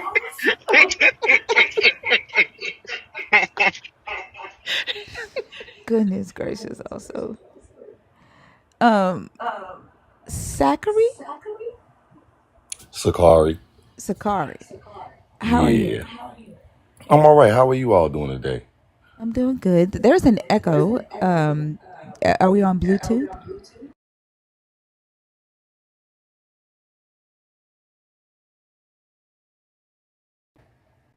Is there still an echo here? Let's see. Nope, the echo's gone. Okay. Yeah. Can I get your age, please? Oh, I'm 30. All right. And are you a believer? Are you deconstructing? Are you an atheist? I'm a believer in Jesus Christ. All right. And what are your thoughts on the topic today? So the topic is Jesus Christ is the worst thing to ever happen to humanity. Under that, it says especially to the black community. So is that the total topic as of right now? Yes. Mm-hmm. Um, Well, firstly, I don't want to just get out and start pointing out my point of views. So if everybody could just give a little bit of their point of views, I don't want No, this to yeah. be Can an you please argument. I give don't want this your, to be hey, disrespectful. Sakari, Yes, ma'am. um, you coming in here stating what you don't want is kind of weird. Okay. Oh, I didn't Um, mean it to be disrespectful. I'm no, so sorry. I get it. So as the host, right, I asked you, what are your thoughts on the topic? Okay. So if my first point would be that Jesus Christ, specifically, if you read the Bible, um, serves the minority versus the majority. Um, the biggest percentage of believers in the world are Asians, and then secondly, behind that, there is Black women in the Black community. I do believe that regardless of what history has said via the Crusades, Salem witch trials, white supremacy, that people of minorities have been turned on to the true meaning of Jesus Christ rather than the white ideologies that the Western hemisphere has given or taken control of the Bible. Jesus has always fought for women. Jesus has always fought for people of minorities or struggling backgrounds. And I think that's a big point to make sure that people know that Jesus wasn't here, or it wasn't just something that was ideological necessarily or just parable necessarily. So just going off the faith of minorities who can see the true reality of Jesus is what I'm saying. When you say that Jesus fought for people with a minority background, what do you mean?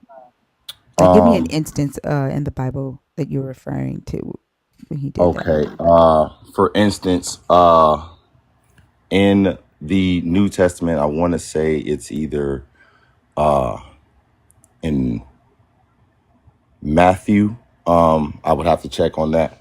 but per se, Jesus was on business. I'm explaining it to you in my nigga terms.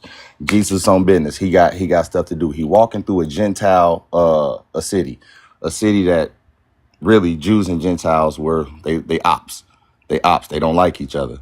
And there's a lady with a demon in her child, and she follows Jesus for like 30 miles. She's asking Jesus, "Hey, yo, I got a demon in my child. I need you to come help." And it was only after a while that Jesus, you know what I'm saying? She's talking to Jesus, she's following him. And she hit Jesus with the, "Yo, I need you to go ahead, you know what I'm saying? Help my child." Jesus responds, "Hey, I got stuff I need to do. I'm not necessarily worried about your child."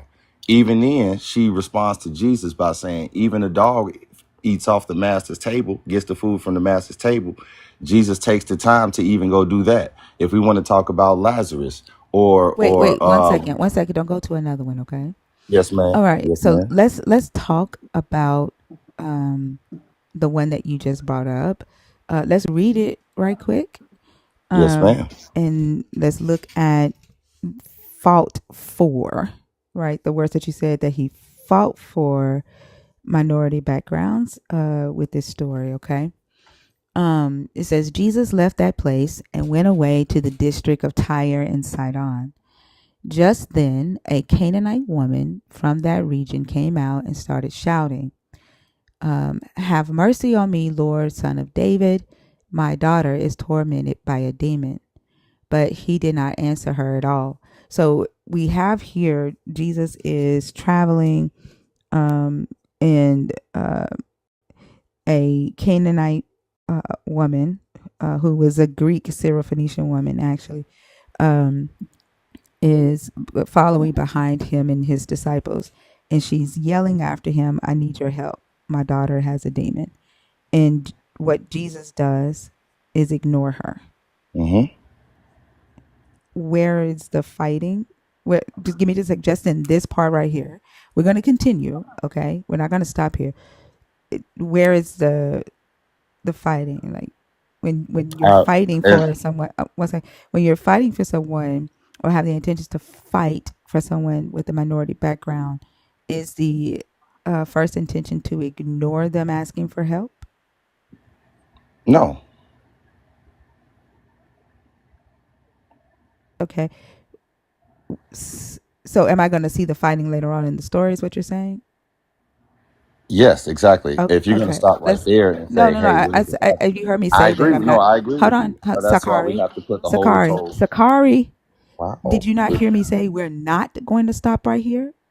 No, I heard you, but this Okay. is a discourse. So I'm only No, I'm only Sakari, adding you to and the I part. can't talk at the same time. That's not how you I discourse. understand that. So I please don't understand do that. that. So don't do it. I literally said we're not going to stop right here, right? I literally said that. We're going to go step by step, right? And I'm going to ask questions because what I need to see is the fault for minority, right? Backgrounds. Right. This is So, one okay. example. I'm sorry. I said yes. I said correct. This is one example I'm using. Right. So we're going through the example. Okay. And so again, I'm going to ask that you not talk at the same time I'm talking. Okay. And I'm not going to talk at the same time you talk, although I am the only one that reserve the right to interrupt if I need to as the host.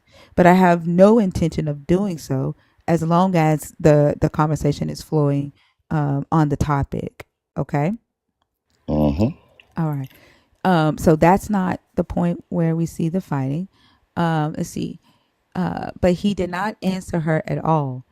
And his disciples came and urged him, saying, "Send her away, for she keeps shouting after us." So we have the disciples knowing that, she's shouting, asking for help, she's following. And the disciples say to him, "Send her away," right? We still don't see the fighting even from his disciples. His disciples have no expectation, right, that this is something that he wants to engage in because they tell him to shoo her away. And his response to that is, "I was only sent to the lost sheep of the house of Israel." So his response was, I'm not studying her. She's not who I'm here for. I was only sent for the Israelites. And to me, that is like supremacy culture, right? Then he says, let's see, but then she came and she knelt before him. So she persisted, right? Despite the being ignored, despite being threatened of being shooed away, despite, you know, him saying that what he has is only for a specific group of people. Let's see, but she came and knelt before him saying, Lord, help me.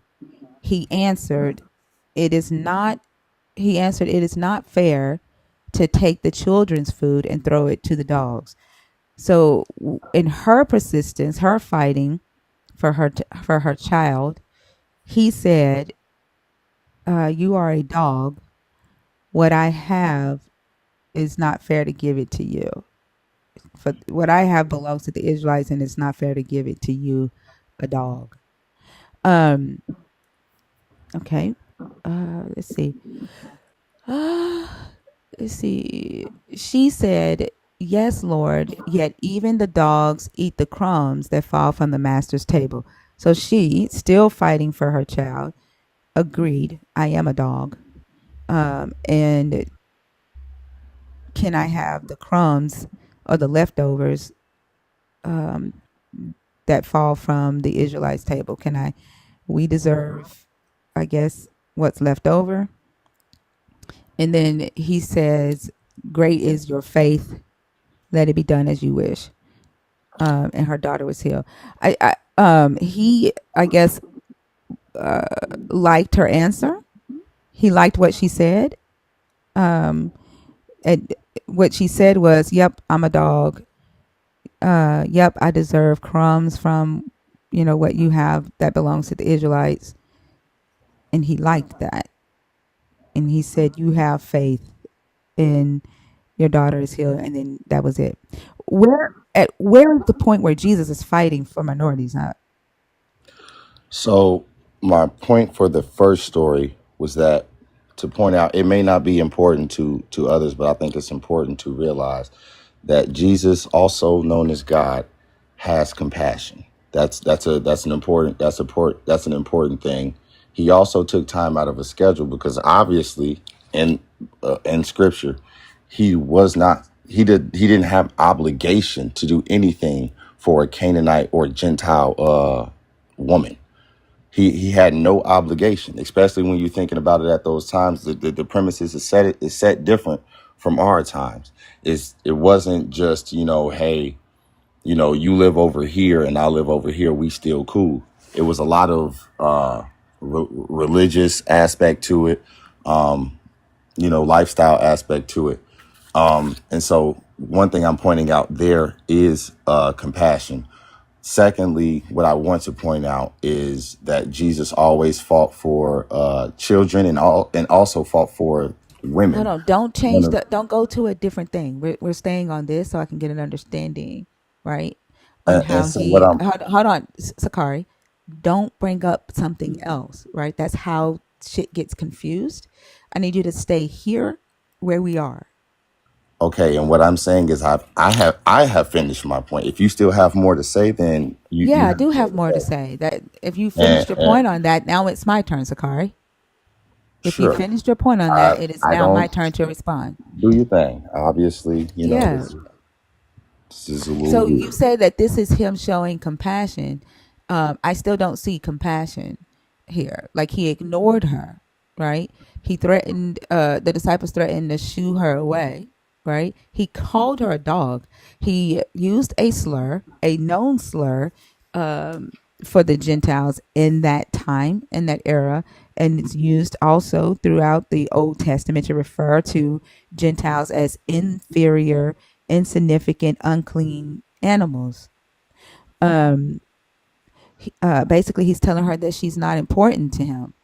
And like, if we were to bring that to modern terms, right, and replace Jesus in this story with the white supremacist, replace the Canaanite woman with the black woman, right? Replace dog with the N word and replace demon with food, right? If I read this and I say, a white supremacist left that place and went away to North America. Just then, a black woman from that region came out and started shouting, "Have mercy on me, white supremacist. My daughter is hungry and I have no food." But he did not answer her at all. All his supremacist friends came and urged him, saying, "Send her away because she keeps shouting after us." He answered, I was only sent for white people. But she came and knelt before him, saying, "Please, Mr. White Man." He answered, "It's not fair to take white people's bread and throw it to the niggers." She said, "Yes, Mr. White Man, I am a nigger, and don't the niggers eat the crumbs that fall from the white man's table?" Then the white supremacist answered her, "Woman, great is your faith. Let it be done as you wish. Here, take this bread." And her son could eat at that moment. Where is the compassion from the white supremacist to the black woman in this story? Um, Firstly, I think you've greatly misconstrued it. Um, my first question to you would be, what was the difference between a Jew and a Gentile? Nationality, ethnicity, religion. Not at all. Right, right, right. Now, if we want to talk about religious aspect, religion is practice. Practices that they believed led them to greater purpose. So, if we're talking about the difference between Jews and Gentiles, he's not just calling a Gentile a dog because, hey, you're different from me. Hey, you have a set of practices that lead you away from the true calling, which was one of the things Jesus fought against mainly in the Bible, were people who held themselves to high regard and spiritually living below that mean at the same time while judging others. And that's why Gentiles were viewed as dogs, not that they couldn't be redeemed or not that they could not be saved. It is that the fact that they had a set of religious practices that went against the God that, whatever it could be, a flying spaghetti monster, but whatever God governs this world, they had practices that went against that. And they also held themselves to be higher than others. The Gentiles held themselves to be higher than others, not necessarily the Jews. Now, you did have Jews and priests and stuff that, who were spewing out rhetoric. But the reason why she was called a dog is because she lived in amongst a land of people who did not follow the rules of Yahweh, God, Jesus Christ. So So with that, a Gentile was not a religion. A Gentile was just was a goyim, right? It just meant non-Israelite. It had nothing to do with the religion. I understand. No, Right. So I hold on, understand, but hold on. So the reason that he called her a dog is that she was a non-Israelite, right? right, And and that's what I'm agreeing to, saying she was outside of that set of laws. Sakari. I know you're used to running shit in your own space, but you are in my space on my stage. And I've asked you very politely, right? When you and I are discoursing, one person talk at a time. Okay? The reason that he called her a dog does not matter. The fact is that she was different. It doesn't matter if she was different because they believed in different gods. That's different. Doesn't matter if they were different because they were from different places. That's different. He saw himself as an Israelite and the Israelites as superior because they were chosen, because of the God that they served. He saw them as superior. And a white supremacist reasoning for seeing themselves as superior than black people doesn't matter. They saw themselves as superior. The only thing I did in this scenario is I switched out the characters and I read the story word for word. And I'm asking, with the characters changed, Reading it word for word, where is the compassion on the with the characters changed? That's all I'm asking you to do.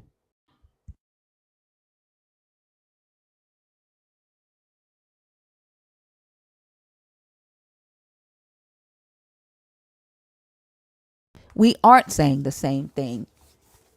See, mommy, and I know what the hell he's trying to say. He's trying to say that they had a reason to be called dogs because they didn't worship the God of Israel. Where is the compassion, Sakari?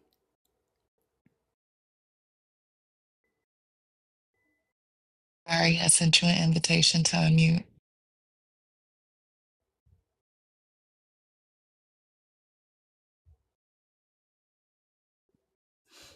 Today would be great.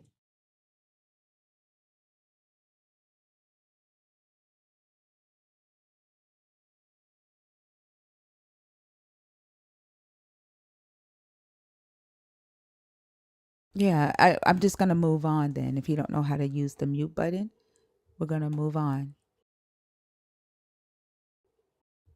Womp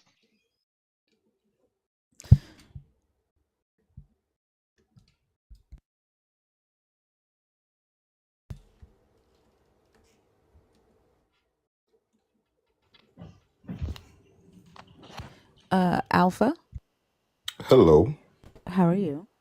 I'm doing well. How are you? I'm doing good. Can I get your age, please? 30. And are you a believer? Are you deconstructing? Or are you an atheist? I'm a believer in Christ.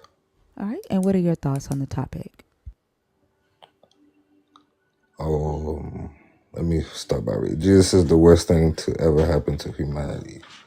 Obviously, I deny that. He's the best. Would you like me to elaborate? That's what you're up here to do. Okay. Let me start. I don't want to preach too much. Let me see how can I do it quickly. If So the gospel, to sum it up, is basically repent, for Jesus has atoned for your sins. And then we are taught in the Old Testament and New Testament that the wages for sin is death, is unaliving. You can So say if death. I can say it, okay, Yeah, you can say death. You can say kill. You can say murder. Just don't say. You can say, well, like, for if it's self unaliving, say self extermination. Say grape instead of that. But yeah, like, we're grown ass adults in here. okay. So the wages for sin, according to the Bible, so those of us that believe it, is that if you go against the laws of God, then the wages for that is death. Now Jesus coming, and because we are all sinners, and atoning for that is the greatest good news we could ever get. So I don't get how you guys can say he's the worst thing for humanity. So he helps humanity in death. Like, he Yes, becomes good in death. yes. Humanity's dead, and then Jesus is No, he helpful. took our death. No, no, no. Wait. But you don't get the benefit until humanity is dead. Where we were all died. Do you think we're all going to stay alive? Where is his benefit in humanity while we're alive? If I give up and just stop fighting against my sins, like just be like, F it, I did it again. You know what? I'm just this or that. I'm gonna keep going. Then there's no benefit. But a lot of us are able to forgive ourselves and others and maintain our faith, knowing that we are saved through grace, through faith in what Jesus did for us. So you're saying basically that Jesus is the best thing that ever happened to humanity because you can forgive yourself when you do something bad? Is that what I'm understanding you're saying? Yeah. And so I forgive myself. First off, there are not a lot of bad things that I do. And And then when I do go against the moral standards that I set for myself, I forgive myself. I don't need your Jesus to do that. So what's the difference between you and I? What you just said there, you forgive yourself. So I can then it just like, for example, let me say Good morning, Joshua. I struggle with smoking, right? I cannot just set that standard for myself and then smoke. I mean, I say I'm gonna quit smoking, set that standard for myself, go and smoke, and then just be like, oh well, since I'm in control, it doesn't matter. You get what I'm saying? No, I don't. Can I ask a quick question, Thinker? Yeah. What is the forgiveness process that you currently utilize? How is it any different than how are you not forgiving yourself right now? Do you get like an email confirmation that God has forgiven you? Oh no, you have to wait until judgment day to know for sure. I mean, this it's So how are you? faith based. Well, right, but how is that any different than what Thinker said? Like the point that I think you're missing is that you're condemning Thinker for forgiving herself when in actuality you are doing the same thing. You just Maybe. believe you have a belief system that on judgment day your actions or your choices will be taken into consideration, but you're doing the exact same thing. Unless I'm missing something and you can tell me how you have confirmed for yourself that you've been forgiven by this God or this Jesus. Well, I could not confirm for myself until judgment day, because even the Bible says some Christians is gonna say, "I don't know you." So that makes me even try harder to be the best person that I can.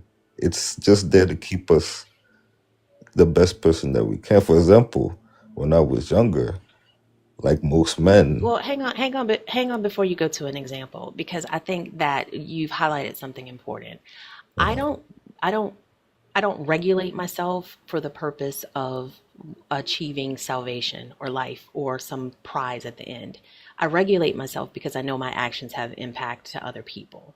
So even that in and of itself is kind of indicative of a problem. If you're only trying to pursue good and beneficial choices and actions because you think it's going to save your ass in the end, I think that motivation should be considered. I'm not do like Thinker was saying, like I try my very best not to make choices to hurt other people. And when I do, I'm pretty hard on myself for that. Not because I feel like it's impacting my eternal soul, but because it's the wrong thing to do. So which of those courses of action or those motivating factors do you think is more productive?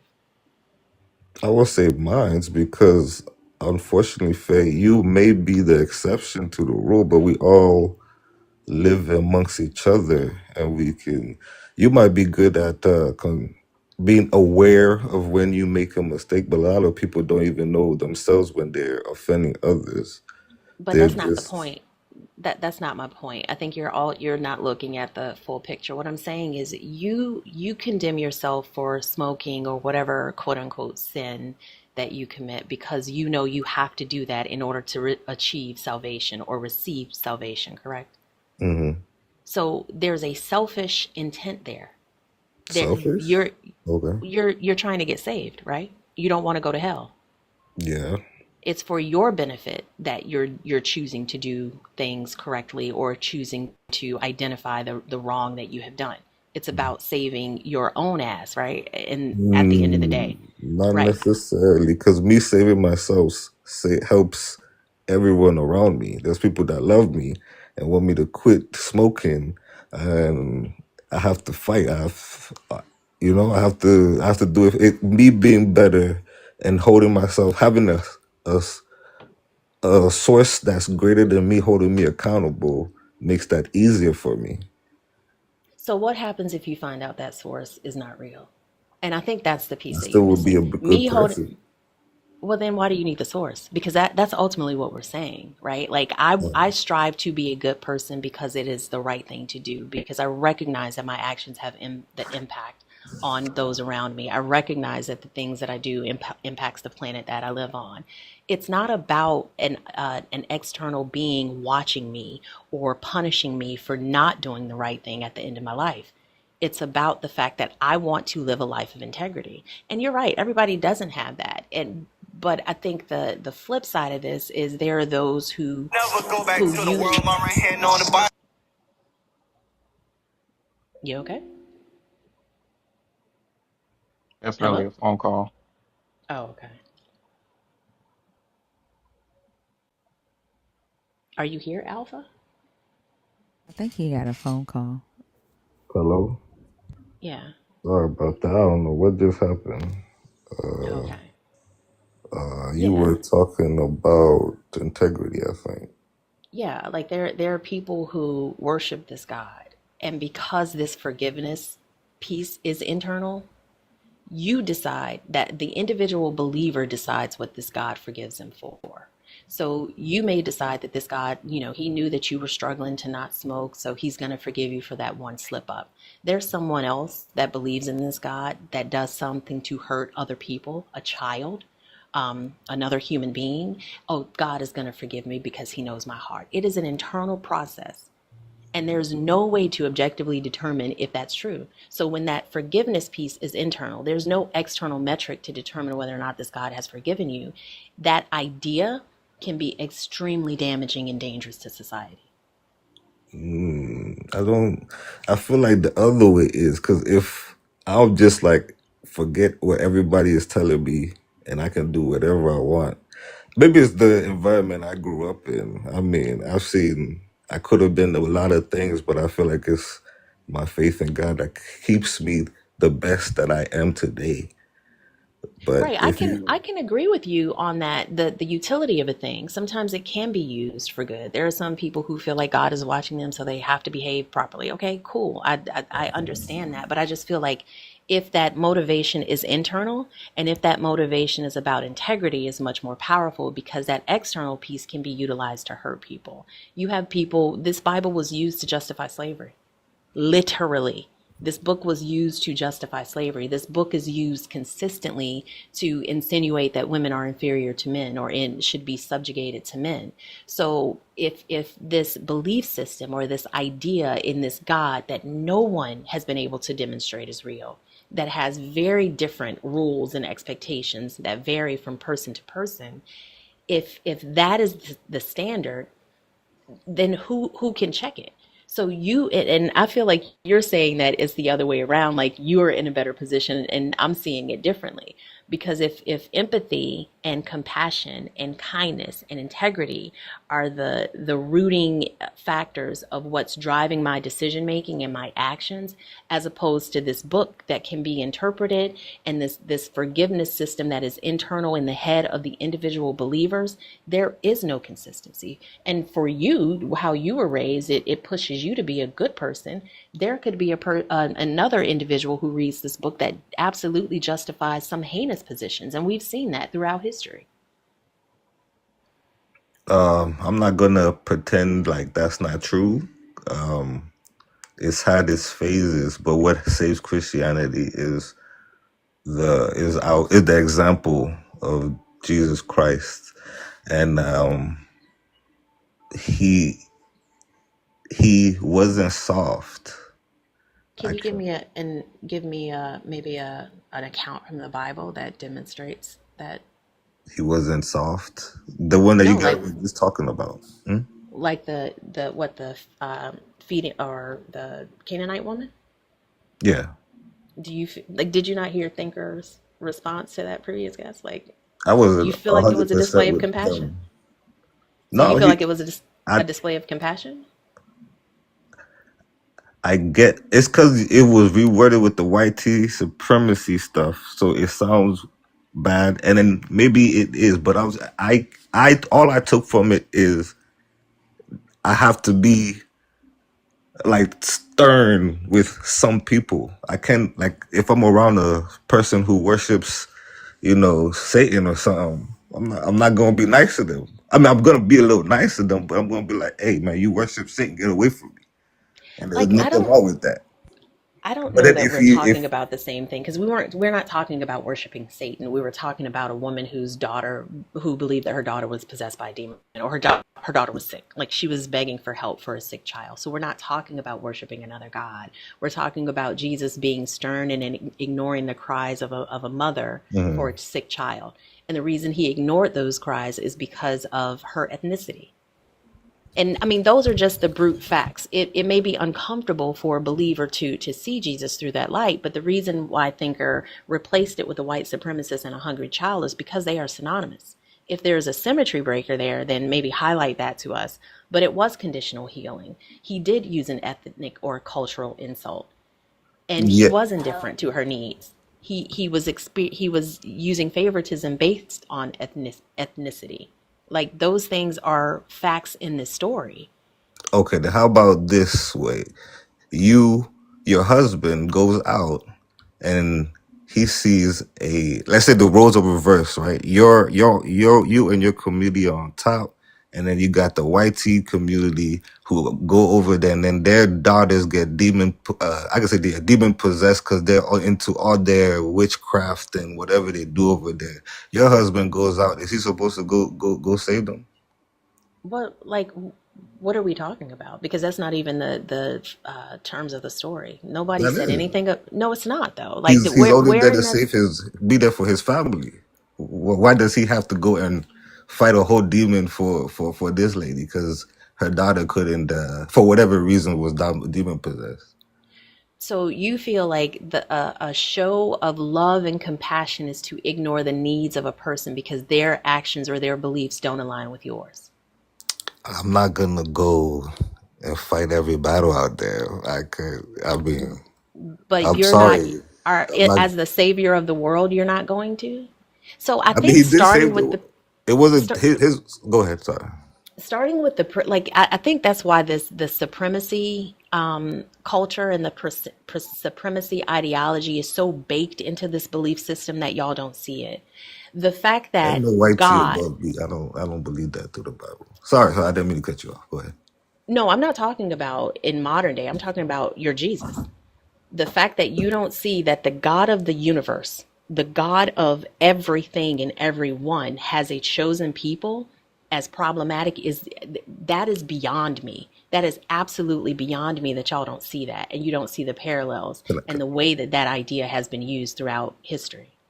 Right after, but you guys are reading when he was alive and before the crucifixion and his resurrection. After that, after he resurrected, he came and told his disciples to baptize everybody in the name of the Father, Son, and Holy Spirit, and spread the gospel to the whole world, to the Gentiles. While he was on earth, he had a specific mission, and it was to do what he had to do. And then he went and he So did it, what was his original goal? atone for your sins, our sins. For For everyone? those who believe in him. Since you guys don't, I guess it doesn't apply to you. But for all those who have faith in him, he came and atoned for our sins. Well, I mean, the reality is he's portrayed as the solution to a problem that only exists if he's real. Like the entire premise of needing a savior depends on humans being condemned in the first place. So this ideology creates a problem, offers a solution that wouldn't be needed if the problem hadn't been created in the first place. It's extremely circular. Does it? Well, it makes sense then. That's why he went and did what he did. What part of that makes sense to you? You're saying it's all his fault. No, I don't. I'm not saying the idea of it has created problems throughout our society, but I'm not saying. What do you mean it's all his fault? I'm not You just following. said the whole reason we're all being condemned and feeling shame or whatever is because of him and all his laws and stuff, right? So No, what that's if he came down and was like, you know what, I'm gonna yada yada yada for this. so. If God hadn't made salvation conditional to begin with, who would Jesus be saving? If he didn't, robots, I don't know, or he wouldn't be saving. I mean, he didn't have to do it. I don't know. I don't know. Like, If I'm not sure if you're it would, tracking the point I'm actually trying to make. Like, I don't see the compassion in this story of Jesus and this woman. Like the the various ways that he was reluctant to show mercy based on ethnicity is not compassionate. The fact that help is only given after persistence and humiliation, and then using a demeaning term in the offering of that assistance, that's not empathetic, that's not loving, that's not compassionate. And in any other situation with any other group of people, you would see that. You would see that lack of compassion. When you saw the lack of compassion, I'm sure, when thinkers switched the characters. But when it comes to this Jesus and this God and this story in the book, it's almost like y'all completely disconnect from reality in order to have to see him in this light. And that's the inconsistent, and if I'm being honest, just dishonest framework through which y'all view this story. And that's problematic, because that's special pleading at its finest by definition. This whole story does not scream compassion. Just, I mean, if the girl was demon, like, you even added a factor about worshiping other gods that led to demon possession. That's not in the story. That's an assumption that you've made and you have to make in order to see Jesus as compassionate in this story. But Jesus ignored her. And then he tells her he wasn't sent. I'm only here for the lost sheep of Israel. And then to call her that slur, that is, like, to Thinker's point, still used today, there's nothing about that that's compassionate. And you got to twist yourself into a pretzel in order to see the compassion in it for whatever reason, I guess, to uphold the doctrine that you believe is true. It's just simply Also, not there. also, like, Jesus never explicitly says that he came to die for the sins of the world. He says that he laid down his life for the sheep, right? And the sheep were the lost sheep of Israel, the lost tribes of Israel, The right? sheep you guys will What, keep on study. according to Jesus. So who were the sheep according to Jesus? The lost sheep of Israel. But have you guys Right. read So, what John the but hold Baptist on. said? But that's what we're saying, right? Like, you're saying Jesus said that he did these things. This is John, the First John, right? The writer of First John says that Jesus died for the sheep, in, then he says, in the sins of the world, right? That's somebody else saying that was Jesus's mission. Jesus never says his mission was to die for the entire world. He says that he came to give his life for many, but he didn't say for everyone, right? I agree with you. It's not for everyone. Yeah, right. So he was very exclusionary when he was on the earth. Like, his claim was to the lost sheep of Israel. And I when he agree. when he responded to the Canaanite woman, he responded from that standpoint, not that he came to save the world. He didn't show her any compassion. He basically patted her on the head and was like, "Good little doggy, you know your place," and threw her a bone for admitting that she was inferior to the Israelites, for admitting that the Israelites, were the masters. And then, like, y'all, somehow it breaks your train of thought when I switch out Jesus for a white supremacist, when I switch out the Canaanite woman for a black woman, and when I switch out dog for nigger. Like, the only thing I do is change the characters and read the story, and it still breaks your brain somehow. You can see the hate, right? You can see the discrimination in the story when I change the character, but you can't see it when it's coming out of Jesus' mouth. Like, I didn't change the words. I didn't change this scenario. You did. And I just No, I didn't. What did I don't change? have What I have scenario? white teeth, Hold red. on. Wait.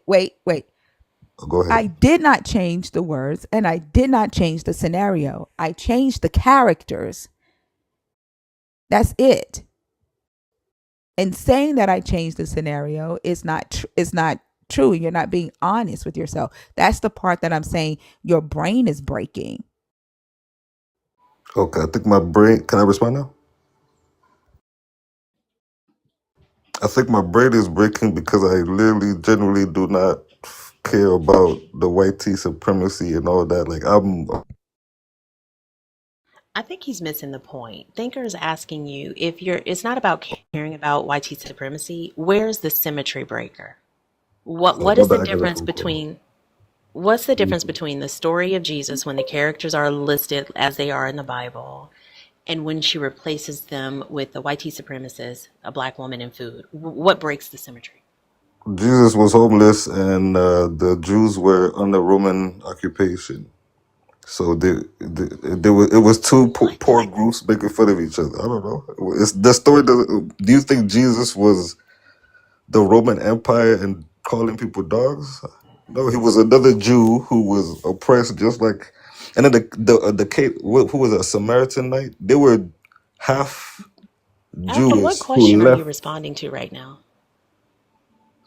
She's Like, saying what question are there was a lot you guys asked me. There's some stuff I wanted to respond to before, but what specifically do you guys want me to speak on now so I can stay on my topic? question is what is the symmetry breaker between Hmm. the story as it's listed in the Bible and Hmm. the version that Thinker read replacing the characters? What breaks the symmetry there? How are those stories different? That's what we want to know. That's what I just said then. Because Jesus, if we're objectively looking, we're taking away the fact that he thinks he's who he says he is. He was another Jew just walking down who was at the time oppressed under the Roman Empire with other people, talking to a lady Do you who, do you know what I mean by symmetry breaker? I guess I don't. Okay. So if we're comparing two things, right? Like Hmm. in the story Jesus, she replaced Jesus with a white supremacist. She replaced the Canaanite woman with a black woman, and she replaced demon possession with being hungry, right? And then everything else was exactly the same. In one situation, you feel like that was a lack of compassion. In the biblical Jesus story, you feel like it was compassionate, right? No. Sorry. That's where the confusion is coming. I'm not. You guys are still talking to or having the same discussion with the last guy. Nah, I don't. I keep on saying Jesus. The Jesus that I You actually brought taught. this up. Which You brought one? this up, and you said that you saw it as compassion. No, that was the last guy. No, you brought this up. You I'm not brought brought up it this up, but I part. didn't bring it up in the sense to say Jesus was compassionate. What? I'm with you guys on that. I agree with you guys on a lot of things. So I think you're saying that he's not compassionate. You said earlier that he's not. He's got to be firm. Yeah, you guys are. So Yeah, you that's the other. you feel like it wasn't about compassion. It was about Jesus kind of holding his own. Like these, I'm here for my people. I'm not here for everybody else. Like Yeah. y'all are worshiping other gods. You get what you get because you're not doing what I told you to do. Yes. Which he never told the Gentiles to do shit because the Gentiles were not under the law of Moses, and Jesus didn't give a damn if the Gentiles followed the law of Moses because they were never required to. And The he's not law of obligated to hear Moses, I'm the sorry, truth. hello. The law of Moses governed Israelites, governed the land of Israel. Everyone else was not required to follow that law. That's like you, if you live in America, that's like you saying that you are required to follow the law of Saudi Arabia. If here in Saudi, hold on, wait. Yes, I agree with you, what you're saying. That's why he said, "I'm not here for you." I think we're on the same page. So then he had no for y'all to say that she was that this is a example of Jesus showing that he's here for the entire world, right? Like Jesus I lets you never know said. that you Well, literally said he died for the sins of the world. well, yes, That's what you said. yes. Right. Can No, I he didn't. elaborate? Hold on. No, he didn't. And he expresses that here when he's talking to the Canaanite woman. I'm not here for you. I'm here for the Israelites. It's not fair for me to give what I have for the Israelites to dogs. He literally says here in John 10, my Father knows me. I know my Father, and I lay down my life for the sheep. Yes, the sheep listen and obey his voice. He's talking about the Israelites. Y'all made yourself sheep because First John told you that. The author of John says, "Oh, he died for the sins of the sheep in the sins of the world. Paul told y'all that. This Jesus not once said that he died for your sins. That came Well, from I just might be someone an else's Israelite. mouth. I just might be an Israelite. I don't know. Maybe that's why I fight so hard for him. What did you just say? I said that I might be an Israelite. Though. I mean, that might be why I fight so hard for him. I don't know. You're Aramaean? Aramaic. Aramaean. Nah. But who knows? I look a little handsome. Did he I don't say know. nah and then who knows? And then he associated Looking beautiful. handsomeness Yeah. with being Aramaean. Mm-hmm. So he Mm-hmm. thinks people from Iraq Mm-hmm. are handsome. Damn, y'all got Mm-hmm. that came out so wrong. Y'all got me right there. But I'm no Diddy. I'm none of that. My bad. That came out so wrong. Don't crucify me for it. Don't call me nothing that I'm not. Please. I And gotta. your ethnicity is not determined by the things that you have been convinced of for whatever reason. Like you can't just because you fight so hard for an idea that doesn't dictate your ethnicity. Like there's no genetic component to believing in religion. Like that's just not how it works. So you can't I be I only said that. Israeli just because you fight hard for Jesus. That's not how that goes. I only said that because you guys kept on saying he's only here for Israelites. So I was just like, Well, he said that. who? That's what this book says. This book Right. also says that the Israelites are from Mesopotamia, that their ancestor is Aramaean. Yeah. Are you So from so are Are we your back to ancestors genetics again? Mesopotamian? I don't know. That's deep. Maybe not. I'm pretty dark skinned, so I think I'm from the roots. Yeah. Jesus relies on this.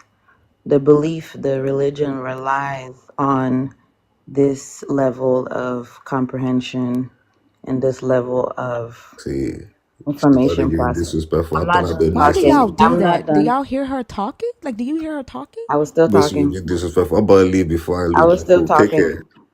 Mm-hmm. Yeah, he relies on this. Mm-hmm. Gosh, like and then the ego of the people who have come up to her, like, you can't sit and wait until it's your turn to speak. Mm-hmm. He's too And then he's going Aramaean to to be tell you. listening to us. And then he's going to tell you he didn't mean to. He didn't mean to cut you off. Mm-hmm. And then, like he said, when you said this is what Jesus relies on, that he felt was disrespectful. Right.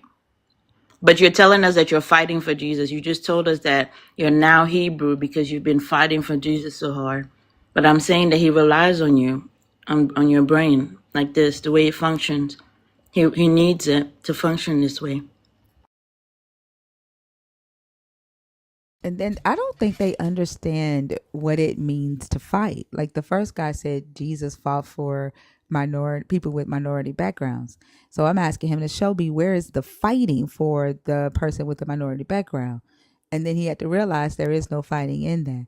And then this Mm. person claims he fights for Jesus, and then he fucking runs at the moment he hears something he don't like. Like I don't think they understand what it means to fight. Like I don't know. That kind of fight that Jesus ridiculed his followers for. I guess. Also, Five told me to tell you hello. Huh? What's up, little one? He said no out loud. He took the headphones out of my ear. He sat there. He looked at the screen and he said hello.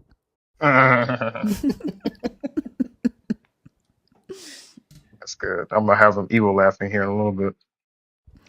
He already. I told you he got to remind me of you. He got an evil laugh already. I'm about to say he said it the Oso way, so he must know you also. Yeah. Zach. Hello. Hi. How are you? I'm good. How are you? I'm good. Can I get your age, please? 25. And are you? I don't know why, but I feel like you are a believer. Am I right? What's up? I feel like you are a believer in Jesus or the God of the Bible. Am I right? An eliter? Yeah. Like a member of the elite? What would that? I said believer. Oh, I'm sorry. I'm sorry. Let me turn my fan down. That's my fault. Yeah, I'm a believer. Yeah, I just kind of could feel that spirit on you. I could feel it. Like you have Is the it the stand spirit. up spirit? Yeah, la mode. Yeah, I could feel it. What are your thoughts on the topic? I think he's both the best and worst thing to happen to humanity. I think he gives a lot of people faith and a hope, and he also started a lot of wars in his. Well, people started wars about him. He caused a lot of trauma for the world, but also did a lot of healing.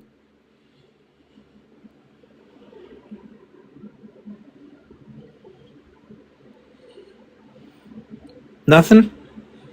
What kind of healing do you think he's done? I think there's people who believe in him specifically to make themselves feel hope for the world or something like that. So that's the belief creating a feeling. That's not Jesus doing anything. So again, my question is, what type of healing has he done?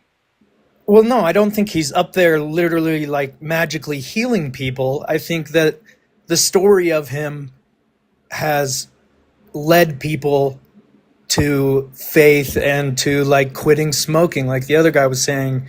And I mean, plenty The of story of examples. him has caused people to smoke. Like the fact that you are saying that he is both is irritating my soul, and I don't even believe I have a soul. Like, it's a non-answer. Okay.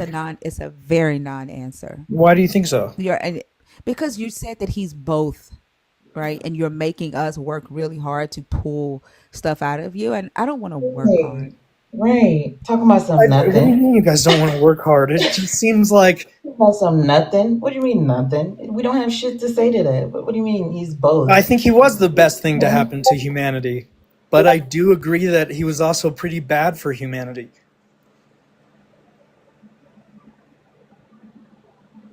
How can something be bad for humanity and still be the best thing that happened to humanity? Are you listening to yourself?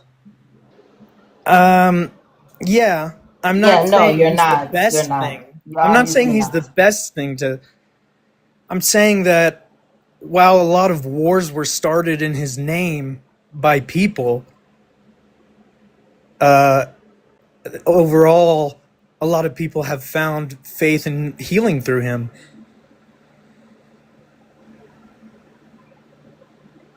So how? So if, oh, hang on a second, y'all.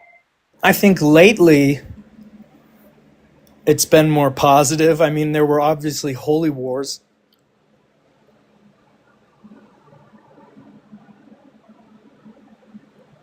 The the I wars that think are the currently holy going wars. on, or what? No, I don't consider. I mean, I guess they're technically. I mean, the holy wars. Have you heard of the time period? Do you not think that the wars being fought right now in the Middle East are over religion? No, they're definitely over nations hating each other because of religion. But I'm But you said talking it was about getting the better, holy though. wars. Sure, but you said it was getting better. I don't see how that's happening when we're actively watching Another believers in holy this God war. Well, genocide people. they're only nuking each other's nuclear bases right now. I So think the there aren't holy It's not children wars. that being, bad, hold on, so there also. aren't children being killed in Gaza? Yeah, Are it's you not okay? that Well, bad, also. I They're wasn't not, they're thinking not, about it's not that Gaza. bad. It's not I was bad talking enough. about It's not Israel bad and enough for him Iran. to consider that. So, it doesn't really matter. Let's not I look think the at holy that wars part. caused more Like damage what? than the current wars.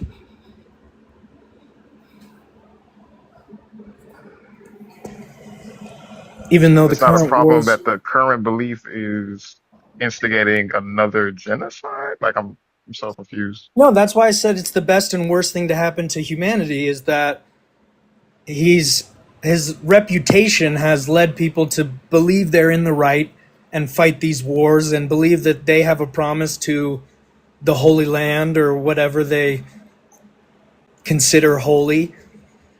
His Sure. name is used for a lot of evil, but I think it's also used for a lot of good.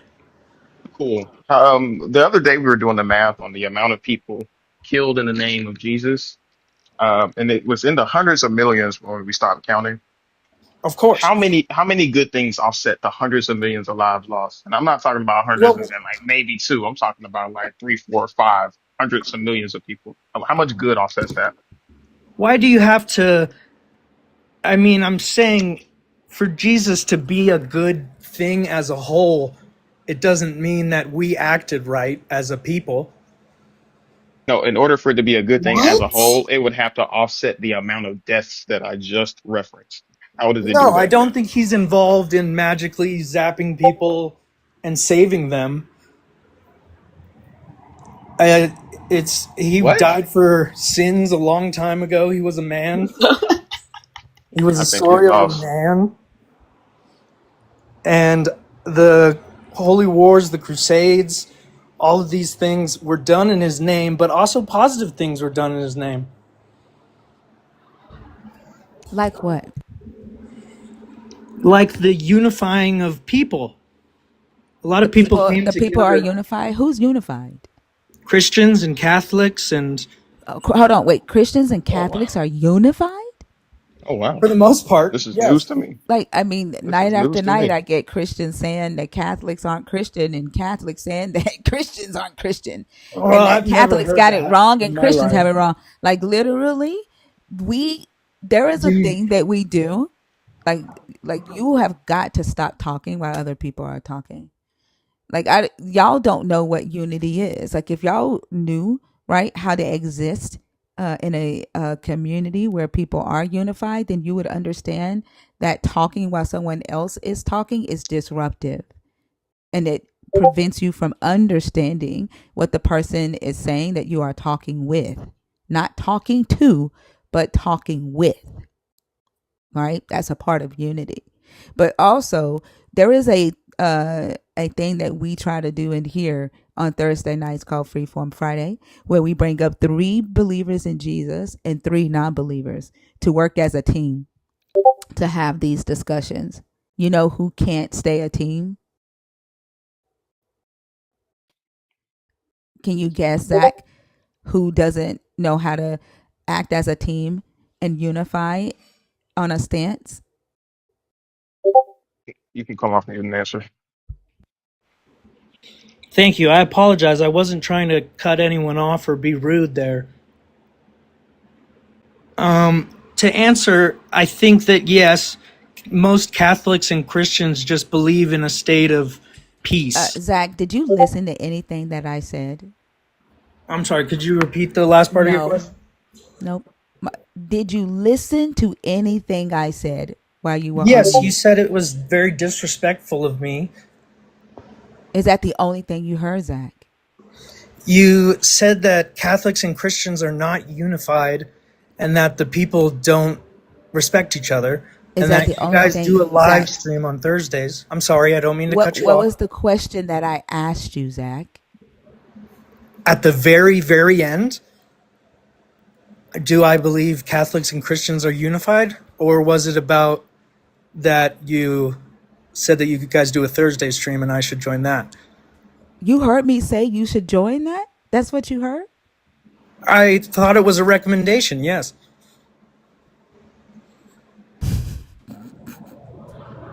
Well, What you she said said, that Zach, was they that always fight. You said that the Christians and the Catholics in your live streams on Thursdays always disagree with each other and end up being the team that splits apart, right? Is that the question you're referring to? Yep, I asked you a question, and I asked you, do you know who have trouble unifying in that live? But I think it's ridiculous that it has taken 2 minutes, maybe 5, to even get to that. I also think it's even more ridiculous that you thought that I was recommending that you join that live. I'm sorry. I thought that Yeah, I agree that you're right. That I guess I won't join that live, but uh, What? Bro, you the just be point hearing shit, the huh? point is you were saying that the team of Christians and believers always splits up, right? It's not about splitting up. It's about them not being able to agree because you claim that Jesus unifies. They're not even unified on what they believe about Jesus. That's simply not true. Catholics and Christians both believe that Jesus exists. Jewish people believe that Jesus exists. A lot of faiths believe that there was a time period where Jesus existed. And I Are we think that talking it about the brought people existence? together. I'm sorry, I don't mean to cut you off. I'm just speaking. No, I cut you off. I'm sorry. Go ahead. I thought you were done. I'm very Well, focused don't on it go. now. Hold on. Don't go ahead because no one asked you about the existence of Jesus. No, No I one was, asked you about they say she said what they believe about Jesus. No one asked you if they believe Jesus existed. yes, So don't go ahead. Answer the actual question. you're correct that they have, every religion has its slight disagreements about what Jesus did in his lifetime. But I think the church as a whole brings communities together and it brings a good thing to most people. The church can also be bad, obviously. Both exist. It's neither a right or wrong with Jesus. He's just a thing that we have to accept. This is literally like trying to watch someone, I say this all the time, ride two horses with one ass. Like you That's what can't Jesus straddle. did, remember? When he rode on Right.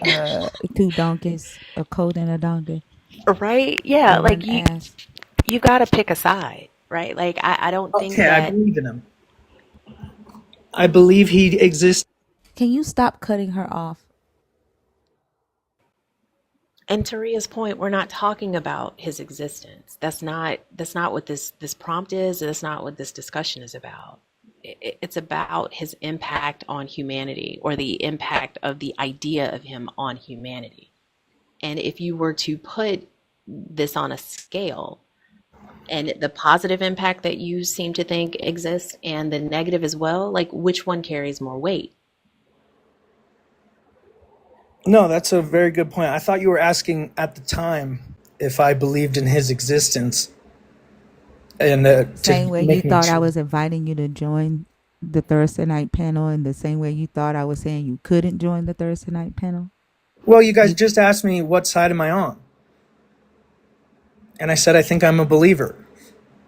Nah, genuinely, Who dude just asked be him he that? just be listening to whatever happens in his head. oh my He does gosh. not listen to what we're saying at That all. was the last question you asked me before you guys muted. Absolutely, it was not. Hence why I said what I just said. What do you mean when I was muted? What were you asking?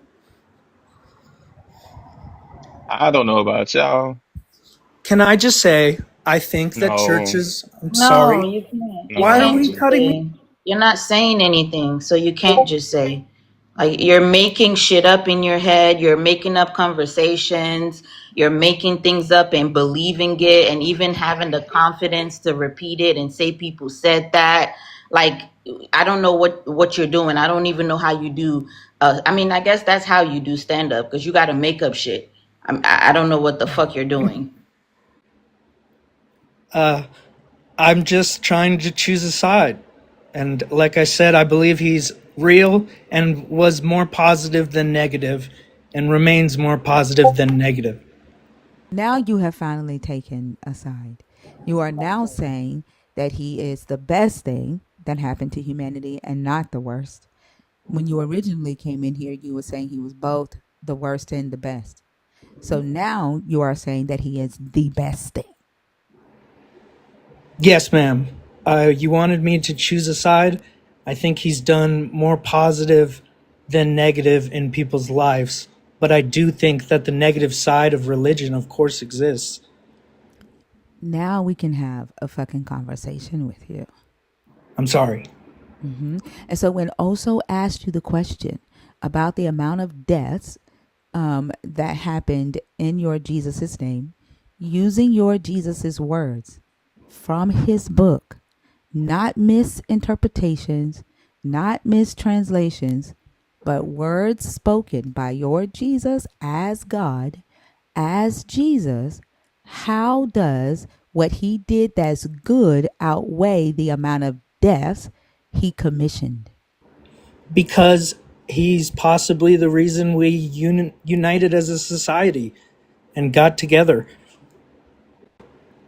As much as he still caused wars, he caused a lot of people to join the same side and to intermingle and make towns. And Did people so not much, make towns without your Jesus? Did the Babylonians not have their own towns? Did the I think, Canaanites not have their own towns that your God sent his chosen people in to take over and steal? I Did was the just West Africans not have their own towns that your Jesus empowered to go into West Africa and destroy and take over and steal? Like, I believe that a lot of people came together in his name and a lot of people did do wrong in his name. Yes, I believe that people went to Africa and caused atrocities. I believe that people fought the holy wars and caused Let me ask atrocities. you a question. Um, you go to church on Sundays?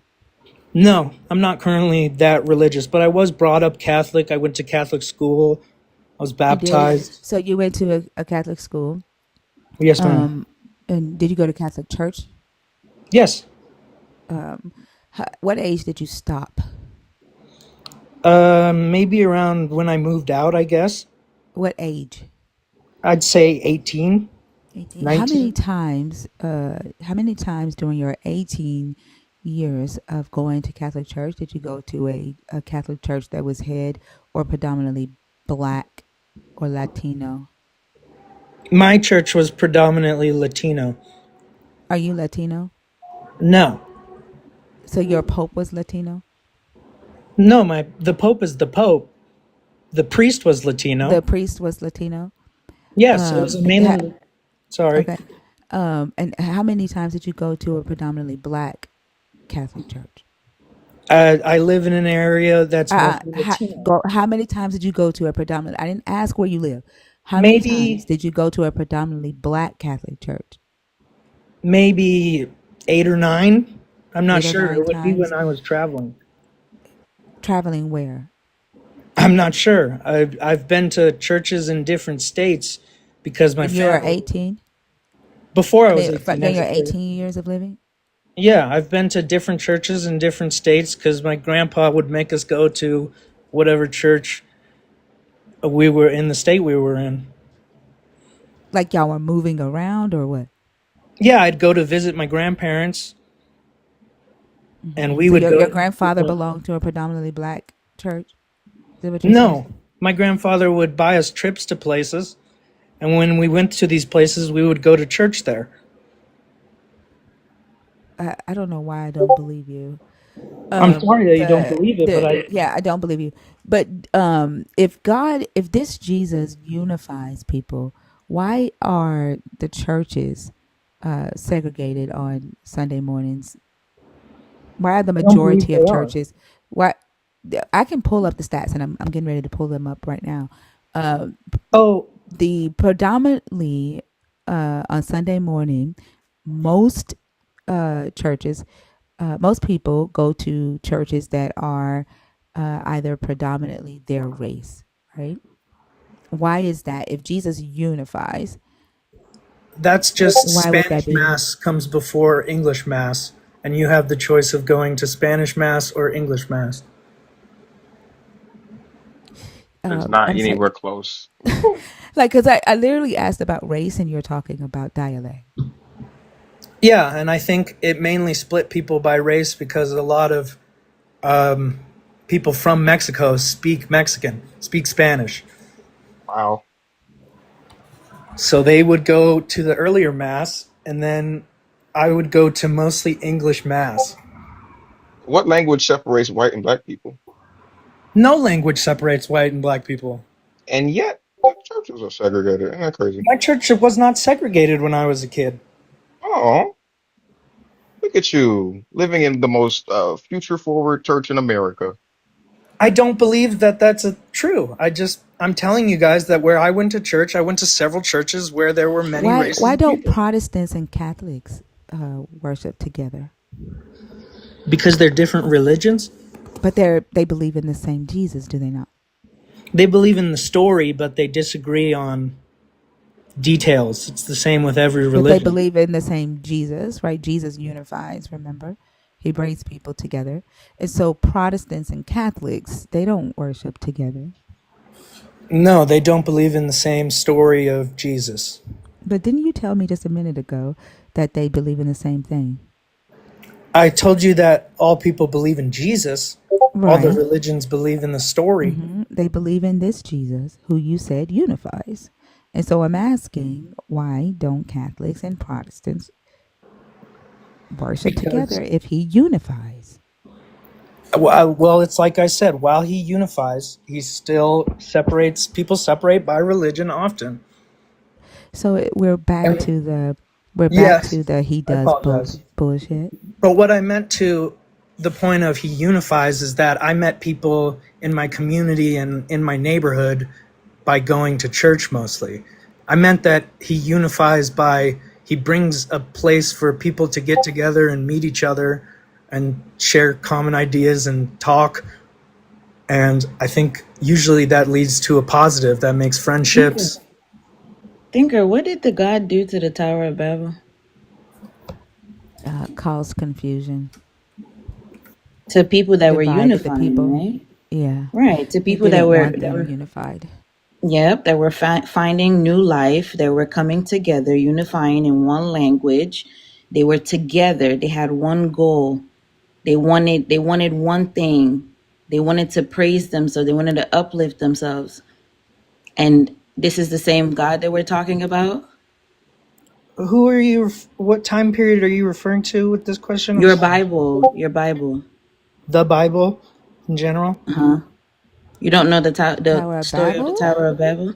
The Tower of Babel? What did he do there? Wow, never You don't mind. know that story? No, I apologize. I was raised in Catholic school and I don't know the Tower of It's Babel. Catholic, sir, and I know the story of the Tower of Babel. That's not an excuse. That is not an excuse. Well, I can look it up. I'm sorry. I don't know all of the Bible. As like I told you, I'm not as religious as I used to be, or not as educated as I used to be in religion. Does So your because of education that, don't level you change? I'm sorry, what was I? go ahead, Oso? Oh, you good, P. I just that's a if I thought that came outside. Yeah, I mean, because of that, do you think that you're positioned to speak on the impact of religion on society as a whole?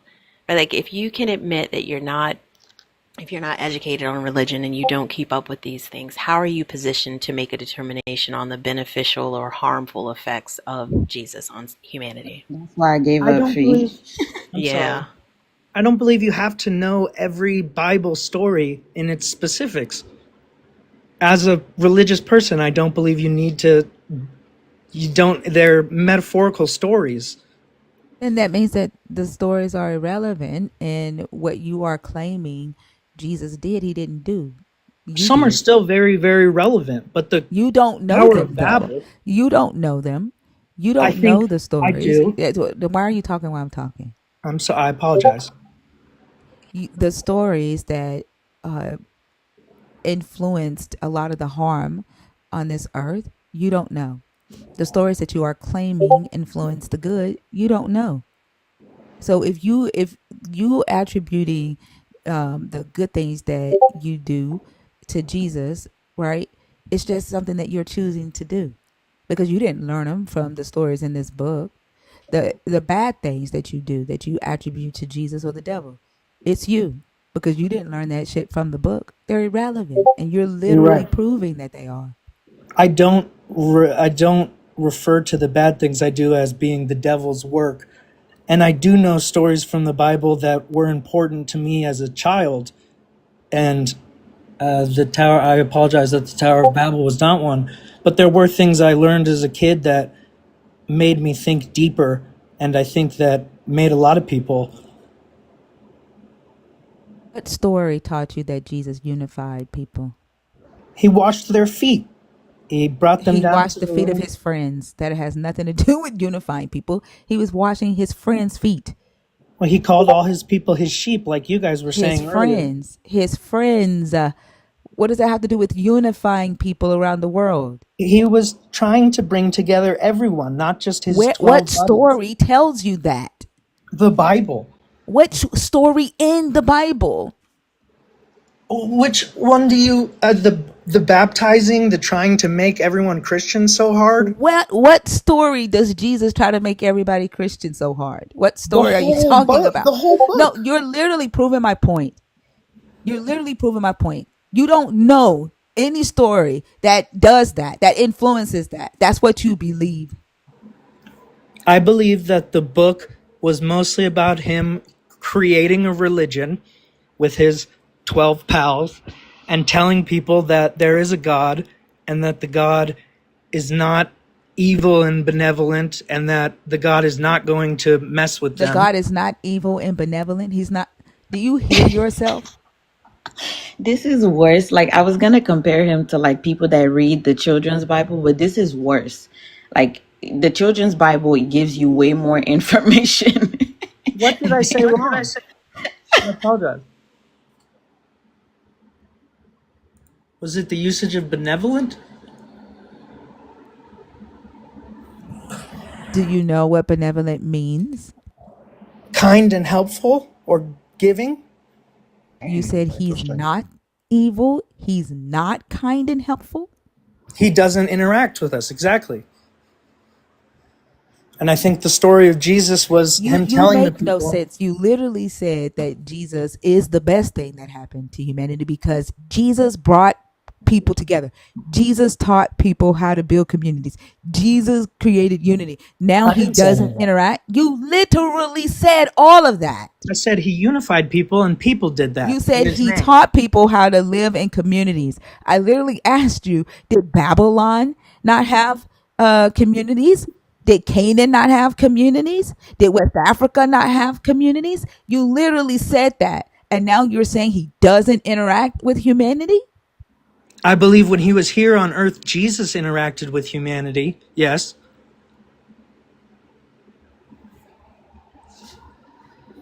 Remember when I told y'all that my soul was irritated? Hmm. I apologize. I apologize that you guys are so irritated by my beliefs. You But the main guys. point that I really want to make. What do you We're mean? not You guys. irritated by your beliefs. We're irritated by your lack of uh, ability to articulate a coherent freaking statement. Okay, my coherent statement is that I believe that Jesus was good as a whole because he united a lot of people. While he still did bad and a lot of people did bad in his name, I think he Think was an overall positive is the point I'm trying to make.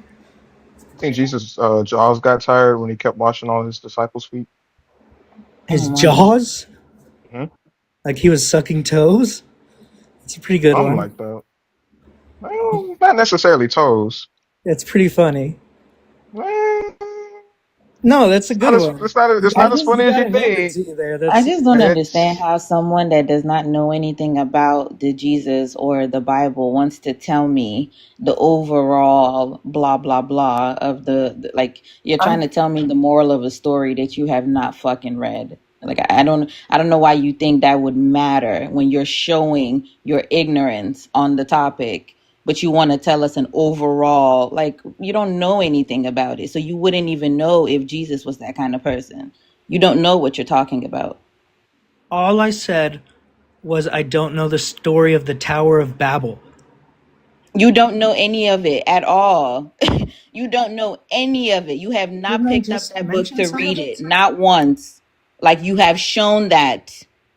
Please Well, I'm sorry that you guys believe that, but apologize to yourself. Apologize to yourself. Go in the mirror and apologize to yourself that you have shown Okay. your ignorance on this live for no reason, unprovoked. You need to go sit with that and apologize to yourself. I don't know you. I don't have shit to do with you. Your apology is not doing nothing here. You embarrassing yourself, What was not me. ignorance? You're embarrassing yourself, not me. I apologize. I apologize that I'm embarrassing myself in front of you. What was I wrong about? What was the point that because I don't know the story of Babel, I can't believe in Jesus? How many times did Thinker ask you to give her one story to show what you've been blabbing all about Jesus? Well, I didn't want to cut you guys off. Noah's Ark. One. She kept asking you, give her one. Give her one. I didn't hear Give that. her one story. Give her one story. The Not Tower of once Babel. did you give her a scripture. Not once did you give her, oh, Matthew, blah, blah, blah. Oh, in Mark, it says blah, blah, blah. You don't know the book, but you I want to tell know us the about stories Jesus. that I found relevant as a kid.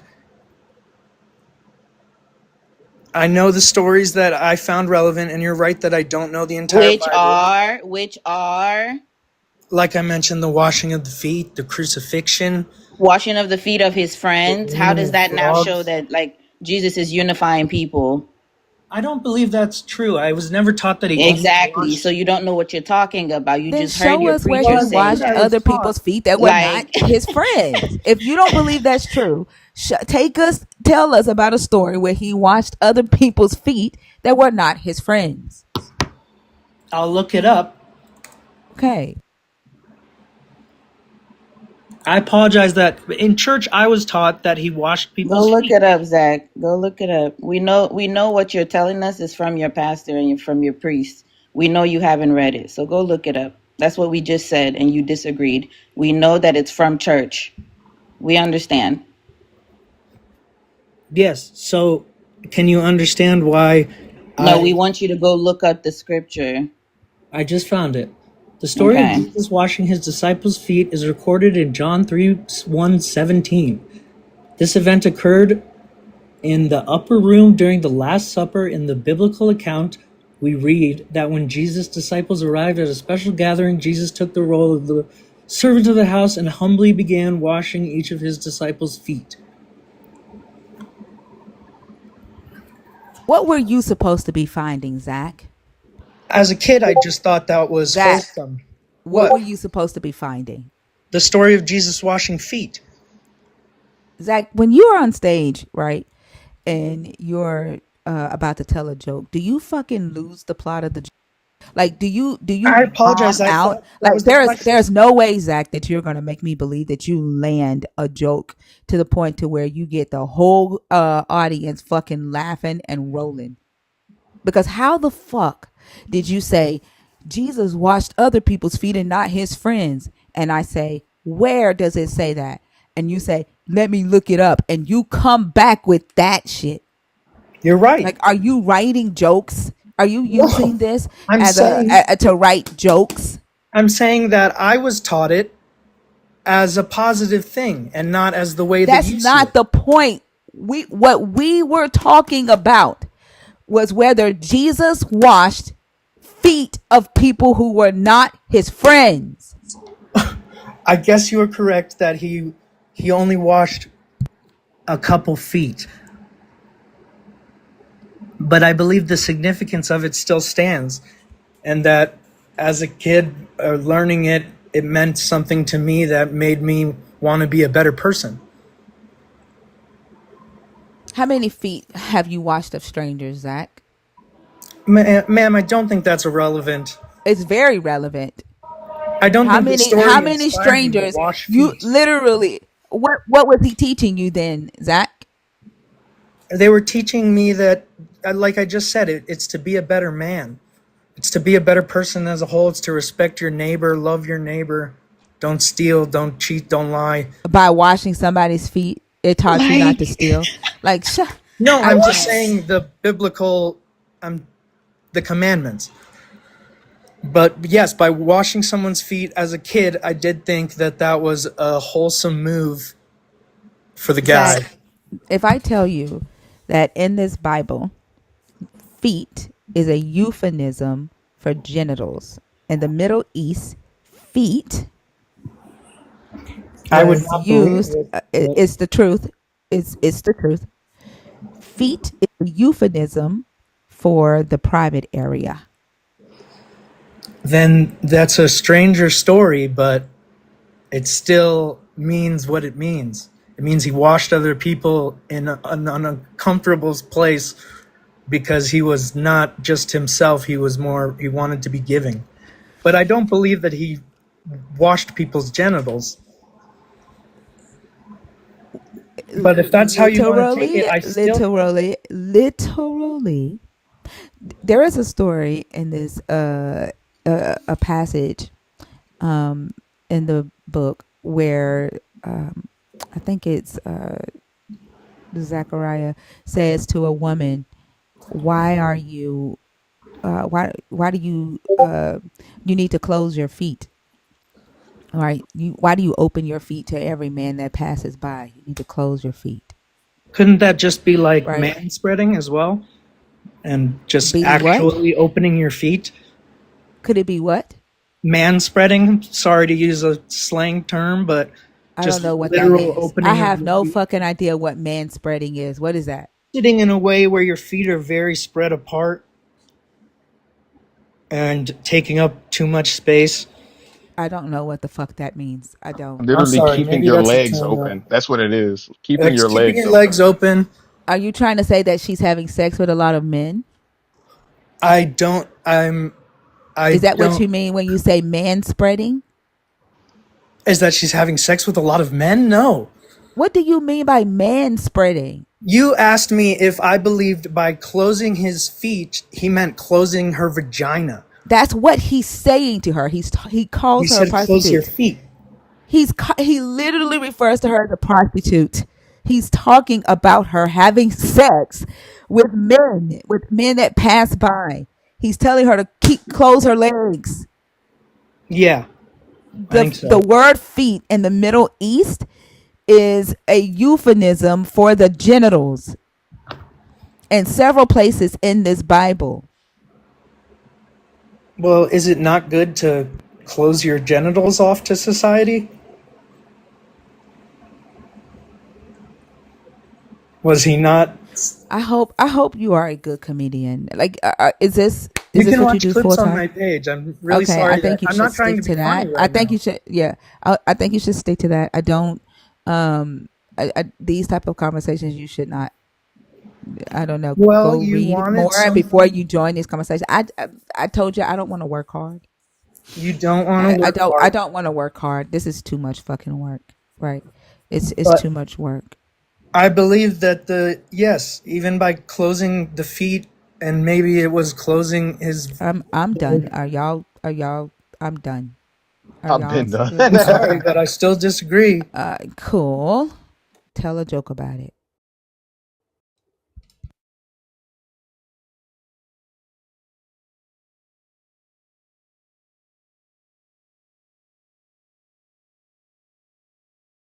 Serve a God that goes down on people just to make sure we're all fitting in. Man of Ink. Yeah, how y'all doing? Good. How are you? I'm all right. Thanks for Not asking. y'all call that man Zach Osteen. Oh my God. That dude was wild. Yeah. Can I get your age, please? I'm 32. And are you a believer? Are you deconstructing? Or are you an atheist? I am a believer who already been through deconstruction. Okay. And what are your thoughts on the topic? And Fee, do you want to lead this one? Yeah, I can do that. Okay. Go ahead. Well, my first thought, I got in here before he got in, and you guys were talking about the sheep. And I wanted to address that, Christ, he painted himself as the door of the sheep and the shepherd who lays down his life. And so my contention is, Well, the in topic is Jesus Christ is the worst thing to ever happen to humanity. You agree with that? I do not agree. Tell me why. All right, just give me So in the Bible, it says when Jesus was born that he would be the rising of many and the fall of many. So it's like the people's hearts, when looking at Christ or beholding Christ, like their nature or their character becomes more prevalent. Like their heart either hardens against the idea, depending on how they see him and what the truth is about him, or they receive what is truly said about him and they follow what it means to be like him. That's just a small point, but yeah. What do you think makes the difference between which route a person goes? Like, you're a believer, right? So you've heard the teachings of Jesus, and I'm assuming you've looked at these teachings and the impact of the idea of Jesus and the divinity of Jesus, and it makes sense to you, and you feel like there's a net positive on humanity, correct? Yes. Okay. I've looked at those same things and I absolutely see a net negative. So if we're looking at this information, we're both assessing the same information. So if that is the case, what does that say about the teachings of Jesus and his impact on humanity? I would say you looked at it yourself and like what specific things are you referring to? Like if it's the same thing like the Bible, let's just say we got the KJV Bible like everybody keeps talking about. We don't have to go there, but the commandments are pretty life designed where they either extend life or, you know, if you don't love yourself enough to keep yourself healthy or keep someone else healthy, I think your experience goes a completely different route because everybody in society knows that you are not healthy either mentally, physically, or psychologically. But that's not to say that God created somebody to stay that way or he created them to be limited in such a case. So I didn't follow what I didn't follow that. How are you? What are you saying? I'm saying, well, you ask that like you observe that it makes sense to me that there's a net positive, like Christ is a net positive on humanity. And us looking at the same things, you see a negative, and I'm saying I'm giving reasons why like following Christ is more healthy. That isn't to say you're going to be wealthy, you're going to have a grand experience in life throughout life, but it's like a test of faith. You know, it's a test of what it means to be like him. So how are you more healthy following Christ than I am not following him? So I don't know if you're healthier than me, but I would say I have peace. I have more peace than not being without Christ. And that peace helps me move forward. Now, if you need like I heard him say something about inquisitions and like there's like a murder rate or something. I don't know. I'm sorry I for. Yeah, and if you could keep the conversation about what you and I are talking about, because I Okay. honestly kind of checked out with that dude when he said Christianity was unified. So I'm not sure what he was talking about. So I just kind of want to hear what your thoughts are on the topic. Okay. So same data. We get the same data and we have opposite verdicts. I don't think the data is not self-interpreting. Like hospital foundations, inquisitions, abolition, crusades, these events, I feel like they sit in the record like colored in a palette. You know, like what picture they form depends on the lens through which we view causation, moral weight, counterfactuals. Are Like you two. reading something? Because this seems really. I am truly struggling to follow what you're saying. Like, are you reading How? off of a No, prompt or? No, What do you mean like by counterfactuals? counterfactuals. Like you have two different people or two different concepts by by two different people and from the same source.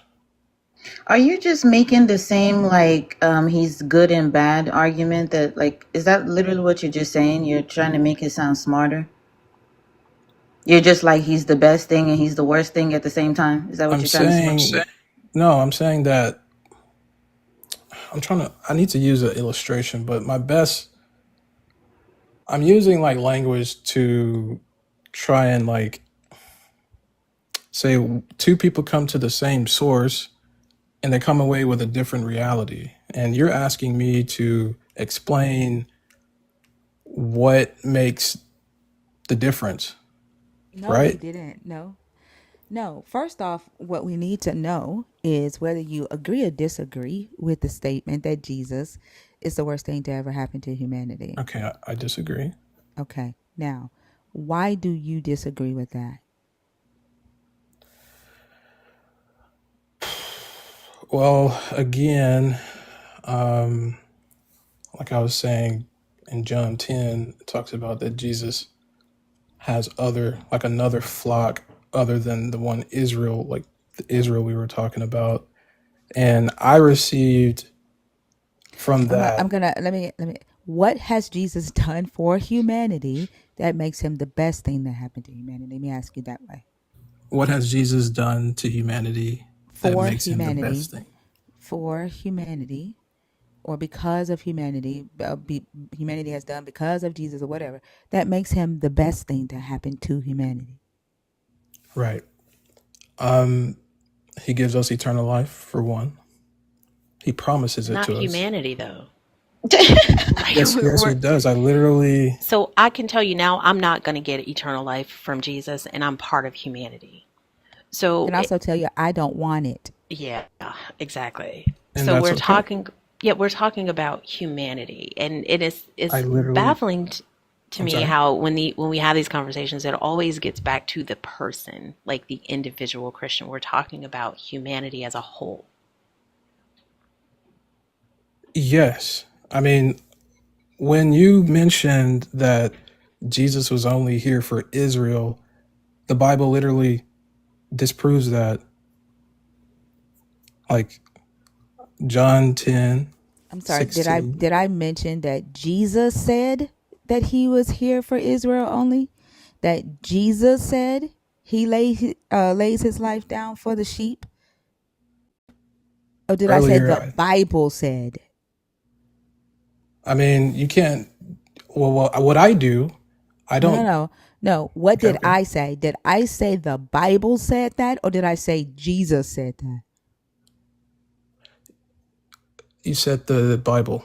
I did not. Oh, I did not. well, What I said was Jesus says that he came for the lost sheep of Israel. Jesus says that he lays his life down for the sheep, which are the lost sheep of Israel. And I said the writer of First John said Jesus died for the sheep and the sins of the world. I said the writer of John said Jesus loved the world, so he died for the sins of the world. I spoke about who said what in the Bible. I did not say the Bible said. I don't approach this book the same way you all do and just okay. see it as one voice talking in the entire book. So Okay, no, I did not say that. so you said Jesus said those things, Yes. or the writer, who, No, in the text, Jesus is a character in this story. right, The character, Jesus, said some things. The other characters in the stories said some things. The writers, as narrators, said some things. right, because when you have witnesses to a will, you have to have, evidence. So That's irrelevant. I have no idea why you're even saying that right now. I say that because what Jesus said mattered, and the people around him wrote it down, and they were his witnesses to the things he's done. for the So world. who's talking about that? Who's talking about that right now? Well, I was Who's just talking making about a that? It's foundation. irrelevant. He just It's want to let you know, irrelevant. Thinker. He just want to let you know. He's a smart guy. He just wants to let you I'm know that not a he has some okay. knowledge up there somewhere. So now you know. All Congratulations. right. So, what's your question again? I'm sorry if I've pivoted and I've gone off the track. I don't even know if we were ever on the track because, like to Oso's point, where the prompt is Jesus is the worst thing to ever happen to humanity. You disagree with that. And the question that Thinker reiterated was to try to get you to enumerate why you disagree with that. Right. And so I will read some sources that he's done. Hospitals and clinics. By AD 369, Basil of Caesarea had built the first free public hospital. That But yeah, Jesus when did? You're saying Jesus built a hospital? people that follow him, yeah. But are you vying for the idea that because people killed in Jesus' name, he can't be a good being or something? I mean, if you're gonna vie for the idea that because people built hospitals in his name, that makes him good, Right. then vice versa works. But also, let's take into consideration what you said. I agree. I agree. It was the Catholic that first came up with the idea of hospitals, public medical facilities. While your Jesus claims that believing in him gives his followers supernatural power to heal. Early believers knew that they didn't have the supernatural power and that they, in fact, needed physicians. And so they created these hospitals in the name of your Jesus. Okay. Today, can most people who believe in Jesus afford health care? Do they benefit from these hospitals that Jesus built? Just to let you know that most hospitals, churches are on the board of these hospitals. They are nonprofit, and churches are the board members. So, do many of the believers benefit from this Jesus hospital? Um, I think many people, regardless of their belief system, do benefit from these hospitals that were built by his followers. And quite frankly, they were probably, or like, I don't really know if some were prevented from receiving this help due to like racial issues, racial divides, or anything like that. But I do know that many were also, if we're looking at the church as an institution, like the Catholic Church or the Orthodox Church, then we do have a problem with authority because what they do limit that the Bible says not to is, I guess, those people who are heretics that don't believe the same thing they do according to the Bible or their inspired inheritance. Like what What I'm are you saying, answering right now? I'm I don't know. I don't Imagine know. talking Like, to somebody like this in real life, bro. I would fucking sleep off. I just be like, I'm gonna how take a many nap. how many times have y'all wandered off? Like I just came back I started when doing homework. man I started when doing Y'all V still homework asked here? what are you answering, I just remembered that I was sitting here. for real. I'm sorry. I mean, I do actually talk like that in real life, and I do get somewhat the same responses. So I wonder how and why, like, my communication skill doesn't really hit like talking about. Um, so like most of the what? Let time, me I'm ask being you this, man. redirected. Let me ask you this, man. What was Thinker's question? I believe the question was, um,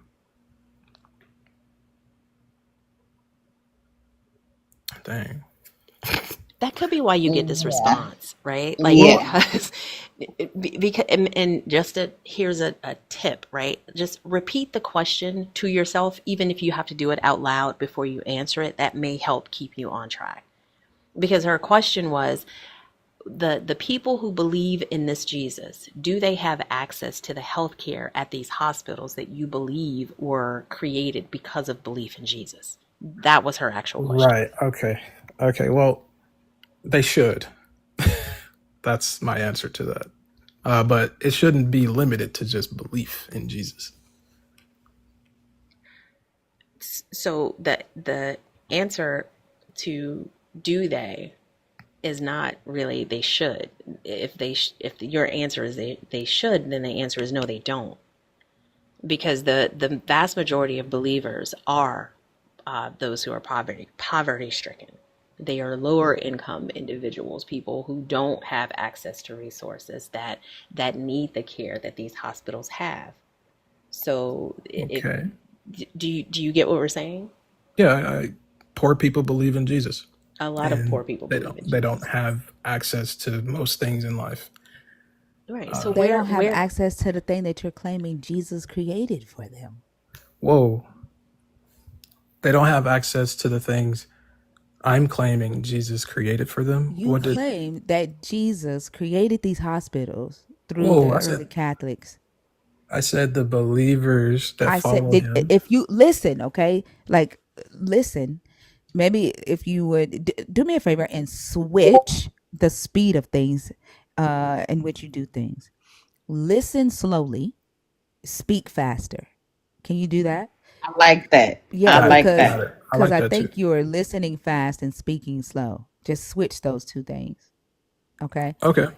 All right. You said that Jesus created the hospitals through the early Catholics, which were the believers, right?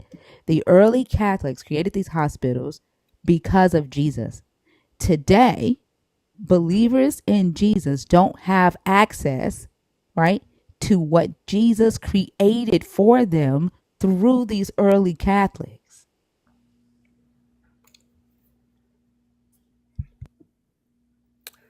And you just want me to follow up with a statement or a question? Because I didn't hear a question at the end, and I did listen slowly. she was trying to refocus you on what the actual topic is. Right. Yeah. So okay. Well, if I must uh, rebuttal with something, I would just say that the people that follow Christ, um, I don't see a reason why they could be healed outside of those institutions, because the individual um, may seek healthcare anywhere. I mean, but my premise isn't exactly on strictly the hospitals that were created because you have, well, that were created by the Catholic Church. Um, so if they don't have access, then I mean, I don't. Are you saying that Jesus is somehow more evil because people themselves don't access that No, we're healthcare? we're only talking about hospitals because you brought up hospitals as an example of the benefit that Jesus brings. Okay, cool. I mean, I Thinker, could just say okay to that. Like, right, what? but Thinker's rebuttal to that was that the vast majority of people who believe in Jesus don't have access to the care that these hospitals provide. So how is Okay, that justification of a benefit that Jesus is bringing to his followers? right. Oh, wow. Okay, in that case, I don't want to stay there at the hospitals because that isn't my strongest argument. I'm sorry. I'm not So pivoting, but I just think that I what I think this pivot is okay. Let's take hospitals off the table. yeah, let's do that. What's your next example? Right.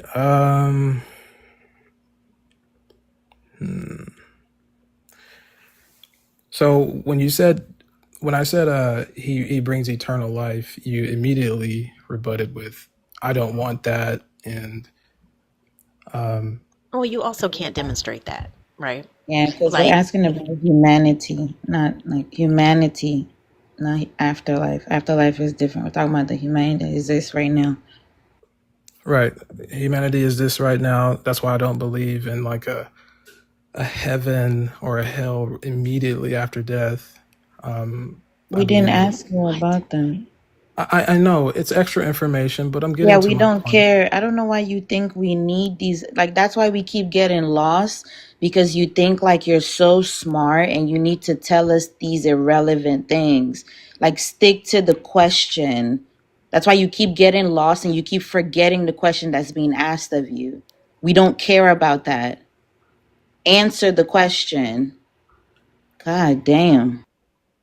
I honestly, it to me, and this is just the way my brain, it sounds like you're processing externally.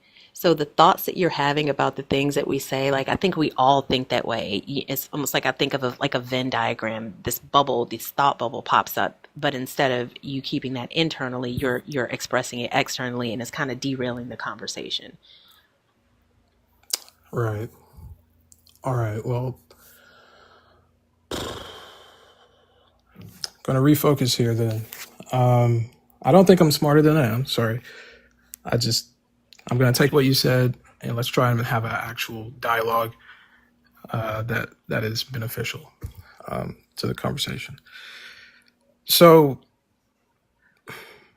when we refocused on whether or not Jesus is a benefit to humanity versus him not being one, I really think he contributes to humanity, firstly, in the fact that when I receive his words, I don't see it as just to Israel, as you have posited, as I've demonstrated in John 10:16, and he gives that to everyone. So that's not a closed off border.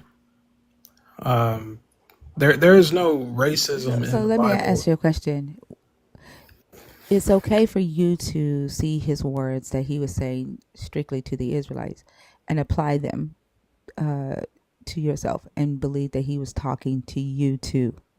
Correct? That's what you're saying. Yeah, sure. Okay. And so when the early Christians saw his words in Leviticus 25 that says, you may buy male and female slaves from foreign nations only and enslave foreigners for life, hold them as property, treat them as slaves, and pass them down to your children as an inheritance. You may do this to foreigners only, but you may not do this to Israelites. And the early Christians saw that and said, he's talking to us because we are Christians. And non Christians, we can enslave for life. Were they right to do so? Did you mention Leviticus 12:25? Is that what you said? No. Leviticus 25. Were they right to do so? To read and believe that, Jesus was talking to them as God because they are Christians? I don't know. Can you ask your question again? I'm so sorry to ask that because it was You like a believe that it's okay for you to read what Jesus said to the Israelites, right? Um, mhm. and believe that he was also talking to you. That's okay for you to do. And my question is, when the early Christians read Leviticus 25, verses 44 through 46, where it says, you may buy foreign slaves from other nations. You may bring them back to Israel. You may enslave them for life. You may treat them as property. You may treat them as a slave, and you may pass them down to your children as an inheritance. When the early Christians read that and said, God is talking to us because we are Christians and we can enslave non Christians, were they right to do so as well? To believe that those words were applying to them? Who are the early Christians you're referring to? Are they Catholic? Are they?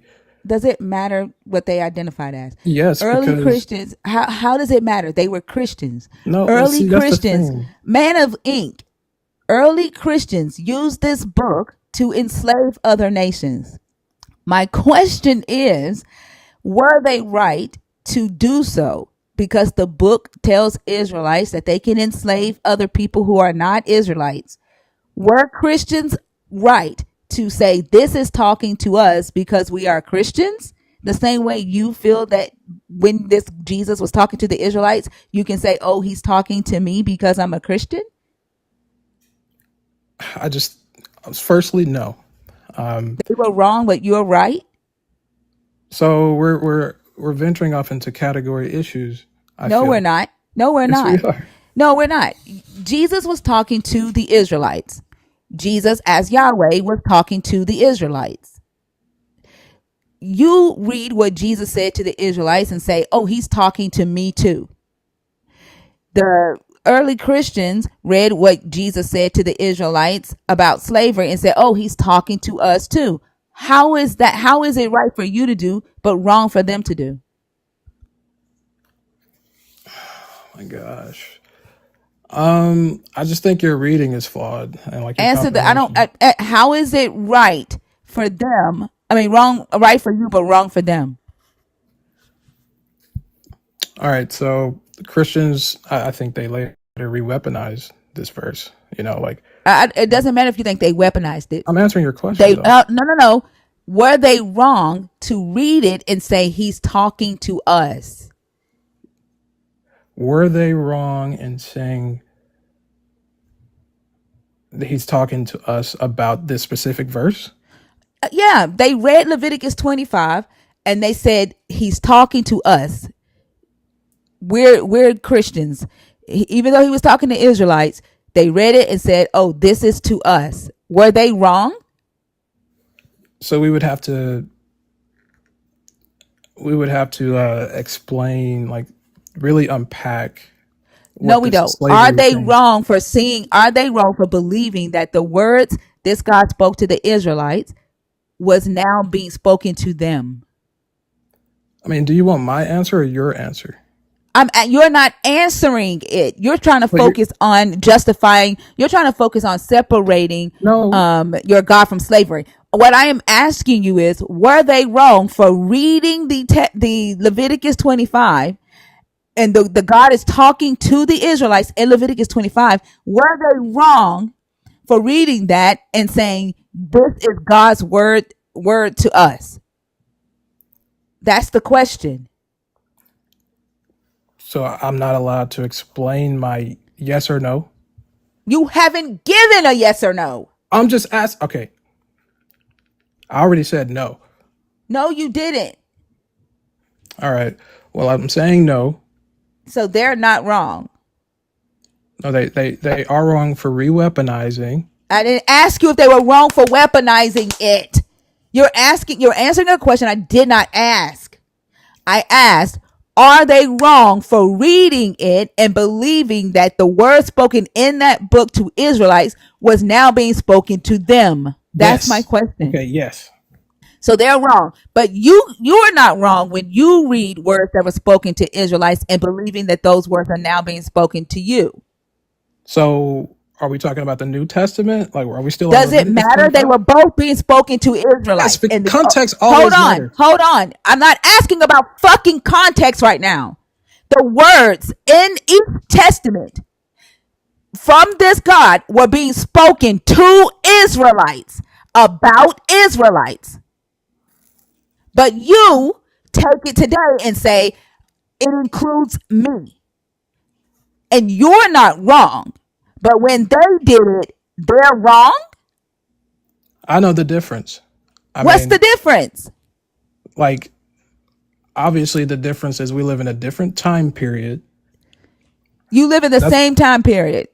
You live in the same time period that they I enslaved said our we live in a ancestors. different time period, You and don't. I don't. We live in the same time period. Common era time. We live in the same time period. So Leviticus 25, right? It reflects God conceding to a war torn No, it brothers. doesn't.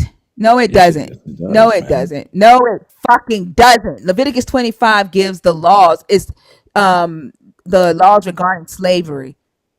So the issue is not that God told Christians to enslave foreigners, but I that didn't. I some never said Christians. your God told Christians to enslave foreigners. Like what I asked you was when early Christians read your God's words that He spoke to the Israelites and say, "Oh, He's talking to us too." Are they talking? I mean, are they wrong for saying these words apply to us too? That's what I asked you. It's common era, not current era.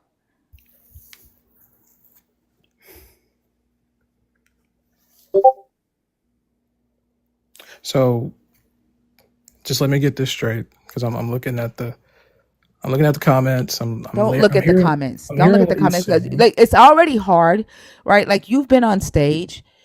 Like this live is going to end in 30 minutes, okay? And you have been on stage for 32 minutes, and we spent the majority of that not understanding anything that come out of your mouth, So I'm going to say okay? no. The claim collapses on like every major What claim? What claim? what that are Christians justified in claiming. Uh, the verse that you just said still applies to the church. What the fuck? Like That is basically, not even I remotely what. cannot. I can't. Like that's not even. I was honestly trying to give you the benefit of the doubt because it sounded like you were like externally processing, but I'm not really sure you're tracking because that's not what Thinker asked you. she asked me if the early Christians, when reading that verse or that book, the entire book really, and saying that if the words applied to them, right? If the words applied that God said applies to them, and if it's right or wrong. Are they justified in No. assuming that? Okay, so how are you justified in the position that you Justified hold? in what? In reading the words and saying, uh, like what is the? I guess I'm confused on what are you saying? I'm trying to justify Yeah, myself. you were about to complete it, reading the words and doing what? The exact same thing the other people are doing, right? The ones that you said are not justified.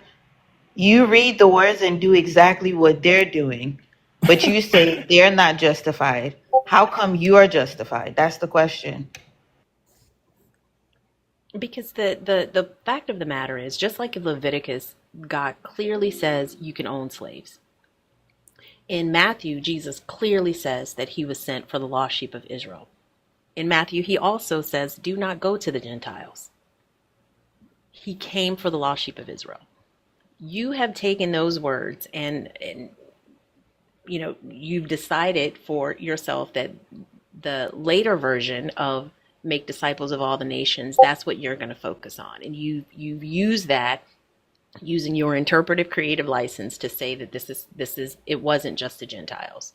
It wasn't just the Israelites, it included Gentiles. Even though the verse said something completely different.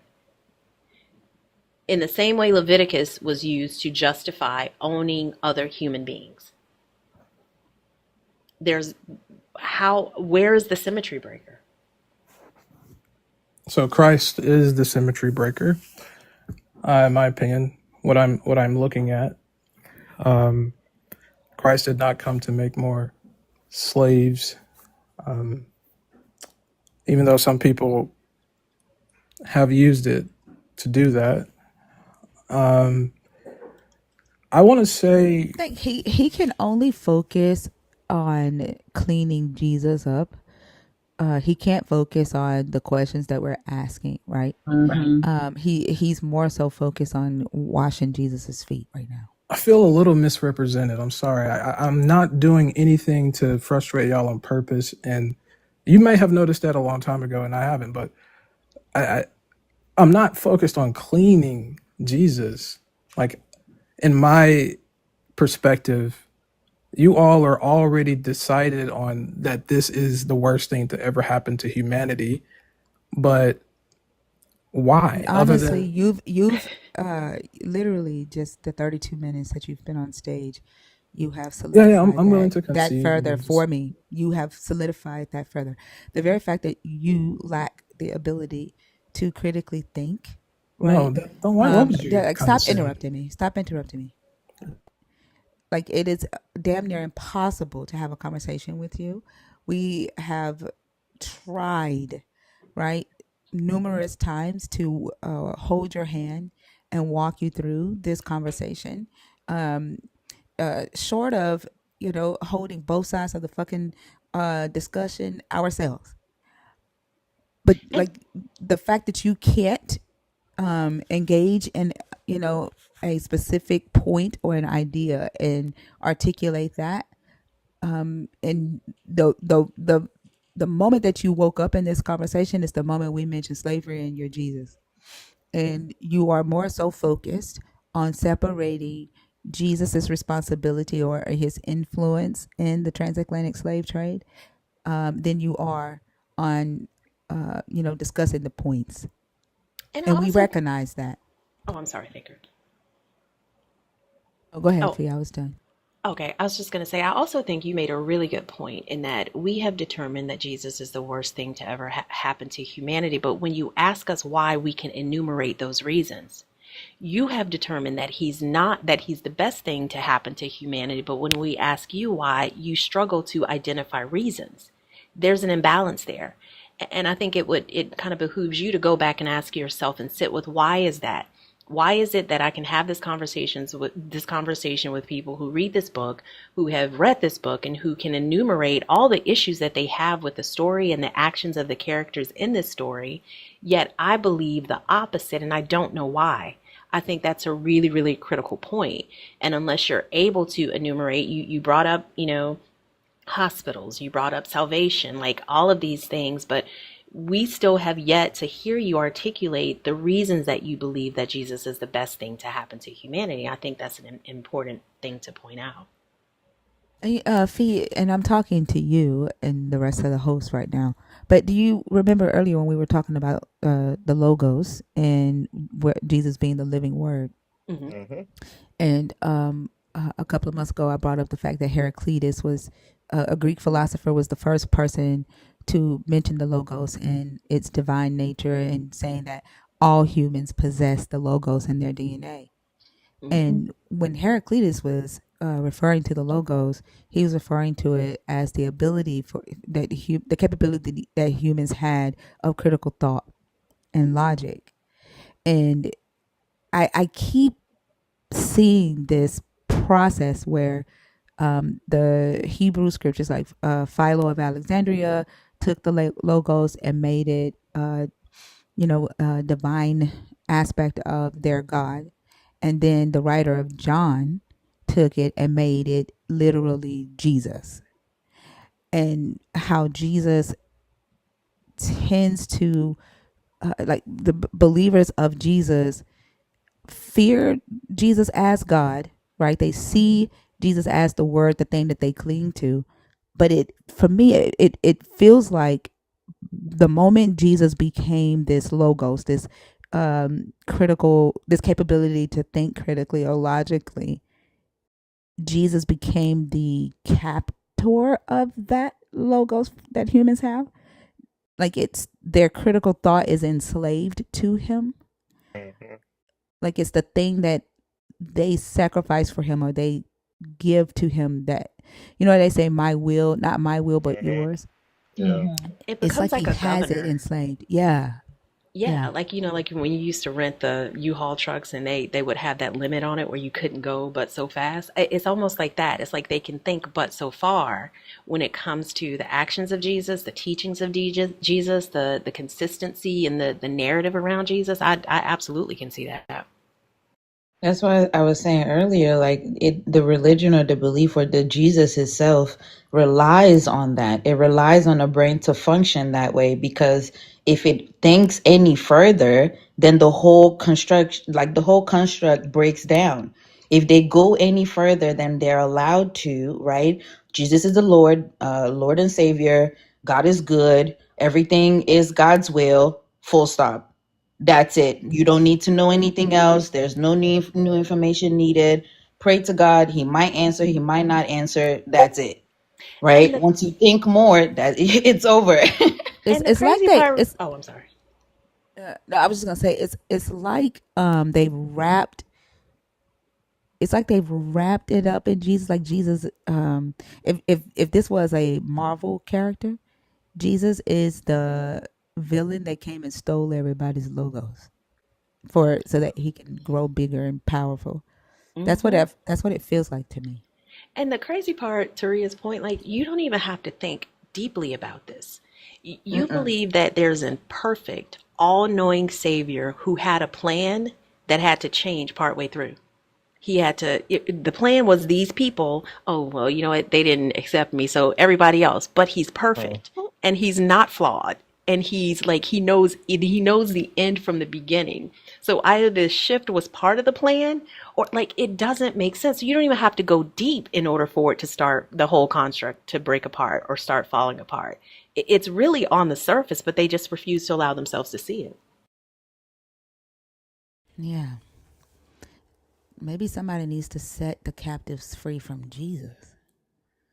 And that's Mm. why, and that's why it's vital for them not to actually read what the book says, right? It's vital not to pay attention to what the words are actually saying, because if I do, then I'm gonna see the little puppets behind the curtain. Did you know Oz in Hebrew means might and power? Oh, And the way that I remember that is the wonderful Wizard of Oz. I didn't Mm-hmm. know that. Can I ask a question real quick? I mean, Mhm. it sounds like I've had those thoughts in my head before, and it was part of my original deconstruction was that it's mass hypnosis or something like black people are being enslaved in the mind through religion. Jesus is at the head of it, and so you know it's not that I want to justify the acts of like slavery at all. Like that's not me. But like, how did y'all get to the conclusion that Jesus is like against the free Quinn, thinker? I'm sorry. Quinn, that shit just popped in my fucking head. Oh my fucking gosh. Is that what the Wizard of Oz, the what? That's Go ahead. crazy. The That parallels is, are yeah. there. Yeah, Like that's, Oh you my yeah. don't question. fucking yeah, gosh. Because yeah. like in Christianity, You're gonna see it. the only person who's the Wizard of Oz is like Lucifer, right? And being in a panel with atheists, they think God and Lucifer like Christianity, right? share the Does that same mean thing. have you read the book to actually confirm that? Yeah, I've read the book plenty of Okay, times, but where like where would the devil be doing this in the book? Where the would he devil be? Where would he deceiving. be Oz in this story? I'm Well, so it goes like you know Satan masquerades as an angel of light, so that's what I where, guess. where is it in the book where he's doing said thing? Not what he's being accused of, okay? Not what he's being accused of. Show us, demonstrate where he's doing those things in the book, where he's being a liar, a destructor, whatever. Where, show us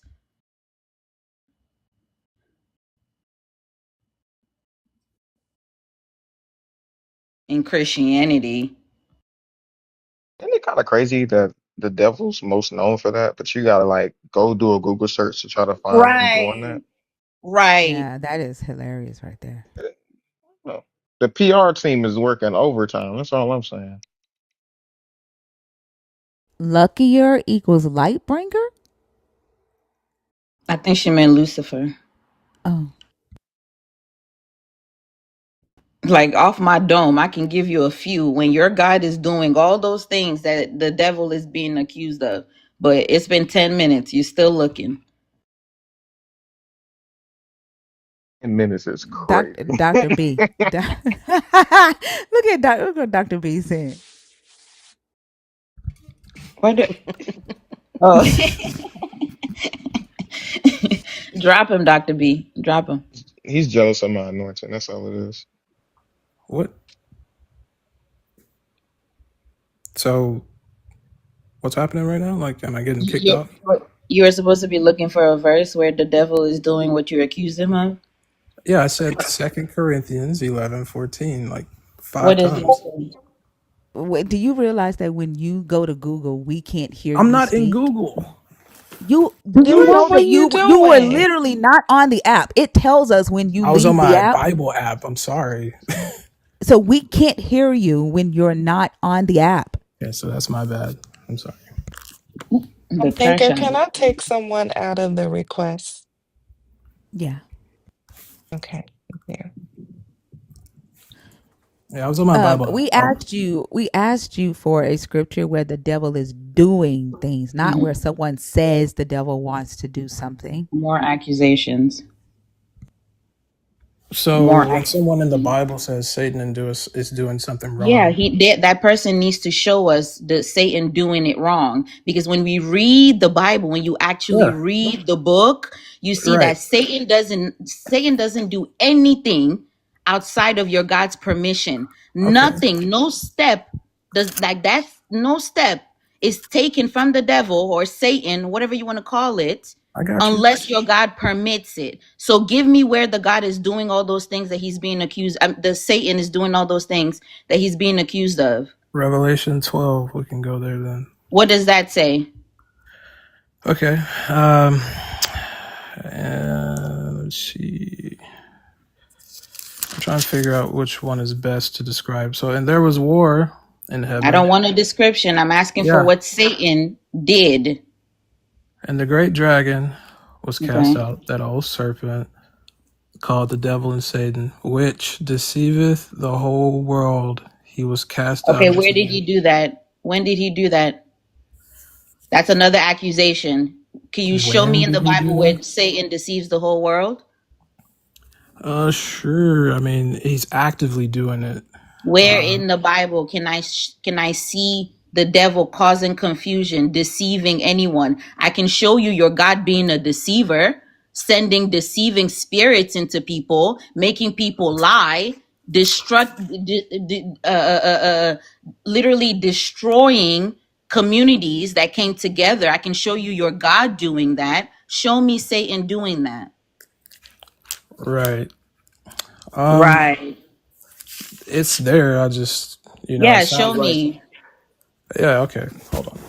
But I think that's part of the problem with these conversations is that the vast majority of believers respond with that it's there, but you Right. don't know that it's there. You've Yes, I do. I accepted mean, that it's it's just there. gonna take some time. I mean, like, I gotta Well, flip the Okay, well, take pages. the time and go do it then. Go flip the well, pages, bro.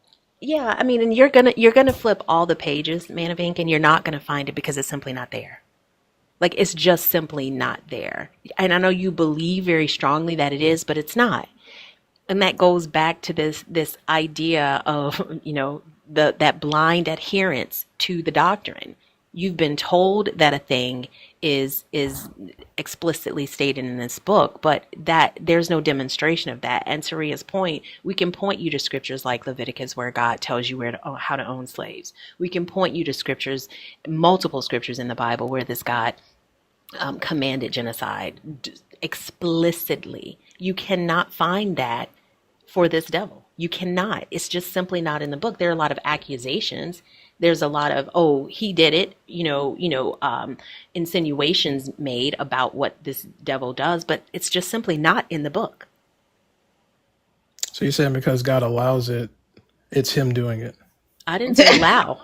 I did not say allow. Did you? I said Oh, no, no, no. I'm not. explicitly I'm not saying that you commanding. did. I'm not saying that you said that. I'm asking. Is that what you mean? Is that like God No, allows she this said what she meant. She said explicitly commands. But to your command? point, even if God did not explicitly state it from an omniscient perspective, if he allowed it, that's at the best passive permission. But Passive I'm not, permission. that's not what I'm talking about. I'm talking about commands, direct commands to do things like graping women, like bashing babies' heads against rocks. That's Those taken are out of context too. That's not taken out of context. Prove it. That's a literal command from this God. Out of context, you still haven't given me a verse that you said is there. It's Second, there. It's yeah, Second there. Corinthians, Second No, the Second Thessalonians, Corinthians does not show the devil doing a Second fuck thing. That is Thessalonians, more accusations. Second It's Thessalonians. there. So you want to see Satan falling from heaven, and No, I want to see Satan causing the harm that you people are accusing him of, the destruction, the lies, the deceit, without your God puppeting him, right? Without your God behind him saying, go do this, do this to glorify my name. Show yeah. me Satan taking any action that we can say is evil, is destructive in the Bible. That's what I ask you to find. You're So still you're still yapping. so in the Bible, the scriptures Eesh. that you keep bringing up is Satan wants to rob, kill, and destroy, right? Yeah, it's steal, kill, and destroy. Yeah. Rob, kill, and destroy. So in the Bible, your God militarizes his chosen people, correct? Like he chooses people. And he tells them to go into other nations and kill the people in those nations. Whatever justification you give, whether it's because they were worshiping other gods, sacrificing, whatever, right? He sends them into other nations to kill, correct? To kill. I When mean, he that's what says, you say. when he You say says it. Yeah, annihilate, when he says annihilate these people, right? yeah, that's what you He said. sends them into. No, that's not what I'm saying. I'm asking you, does your God do that in this book? I mean, yes, Okay. So we got kill there. Does he empower them to take the belongings of the people in these other lands? sure, We got rob, steal there. Does right. he empower them to destroy their lands, set them on fire, destroy them completely? Yeah, yeah, he's done So all that. destroy. So we have your God, you know, empowering or influencing or commanding humans to rob, to kill, and to destroy. We're asking you to show us in this text examples where Satan is commanding or influencing humans to do the same thing that your God commanded or influenced humans to do in this book. Can you Yeah, do that? so with a counter point to make. It's not really a counterpoint, but could Why do you I have a to feeling this is going to be like some ice Yep. cream on a Yep. Sunday No, fudge I was type just gonna shit? ask if he could give me the scriptures for him doing that. I mean, I know, like, Didn't just he just asking. agree with them? Why? What you just agreed to? I mean, I don't remember them per se, Then like why did like you agree? because I know that they're in there loose, like they're in there. So what are we doing? So you're asking her for scriptures that you agree with? Yes, I mean, like, what's wrong So with why can't asking? you go find them if you agree with them? Why can't you go find them? Because y'all asked me like for Yeah, and scripture you agreed references. with them. If you didn't know them, she would have read them to you, but you agreed Yeah, that you knew that it was in there. I've heard the context of these Exactly. verses. Like I said, Jesus relies on brains like this. Wow, he relies on brains like this. I mean, the point that y'all are making, I mean, it's valid, but I'm trying to figure out. Where in the text does Satan command or influence humans to rob, kill, and destroy? Because what we have so far are examples where the God influences humans to rob, kill, and destroy. We're asking you to show us where Satan is doing the same thing in the text. All right, I don't think I have any off the top of my head, to be honest. It is just a whole bunch of Jesus saying this is what Satan does. This is what he, like your adversary, the devil, walks around like a roaring lion, seeking whom he may devour. You are of your father, the devil, speaking of the Pharisees. He was a murderer from the beginning and does not stand in the truth. And it goes on, but no, I don't think you see Satan himself other than, I think it's like in, remember off the top of my head here, I believe it's either in Kings or Chronicles when David is told not to do a certain thing, but it says Satan rose up in his heart and caused David to number the armies of Israel, and he wasn't supposed to do that, and that brought. That's not what that says. It It's also not for lying, stealing, Kings or killing. I mean, exactly. No, that's not what that says.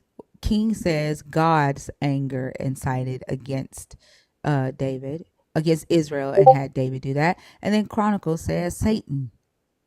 ooh, that's even wow. Yeah, I was gonna say you're gonna regret bringing that one up. I'm not gonna. Yeah, that's like I gotta concede. Yeah, well, I'm humbled. I'll say that much. But no, I don't. TikTok jail number. You got muted because you used fucking caps. You can say whatever the fuck you want in the comments as long as it's not in caps, as long as it's not racist, homophobic, sexist. I don't give a fuck about what you preach about your Jesus. Just do it in lowercase. Yeah.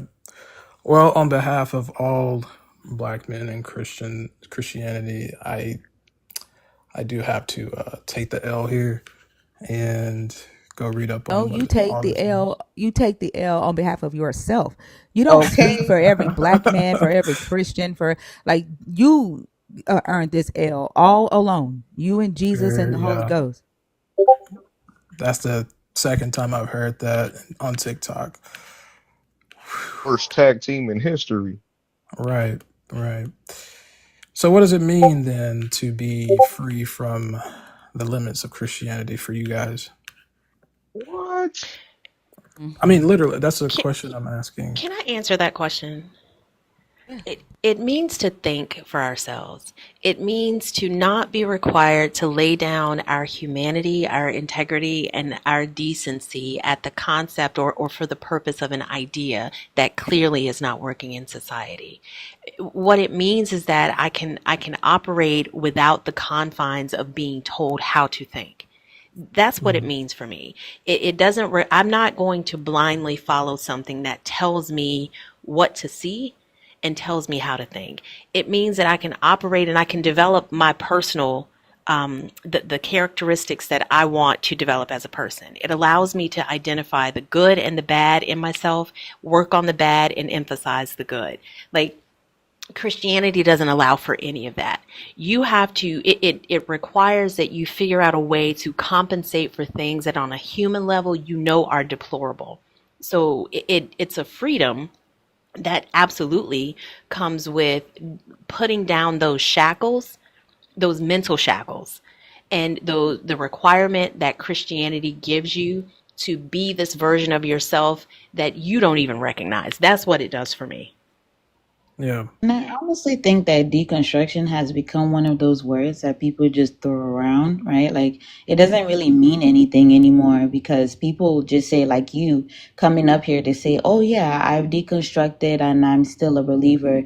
But you literally have no clue what the book says. Like you have not read, I won't even say majority of the book to call yourself deconstructed or to say you're deconstructing your belief. You did no deconstruction whatsoever. You To have the no clue degree, what your I'm belief sorry. says. You have not read the book. You don't understand what the religion is for. You don't understand how it was brought about. You don't know what it's for. You're here apologizing for other black Christians as if we haven't talked to black men that are Christian that have given us more information than you have, right? You have done no deconstruction whatsoever. And I'm gonna stand on that. I So for agree. me, the deconstruction as so far as I went was the fact that design law, like I found this it wasn't a theory, but I'll just explain that design law refers to like a foundational belief that Philosophy, that's not wait, I deconstruction. just Exactly. Philosophy is that not God is not an deconstruction. imposed dictator. That's Philosophy and is so a, I don't know why you still want to try to assert that, right? Philosophy is not deconstruction. Like right. literally what how y'all use philosophy is apologetics. It's not deconstruction. And I mean, to Ria's point, like, and I've said this before, if you never question your beliefs, you may find that they are not truly yours. And that was my reality as a Christian, I question born into a religion perspectives. that, I'm sorry.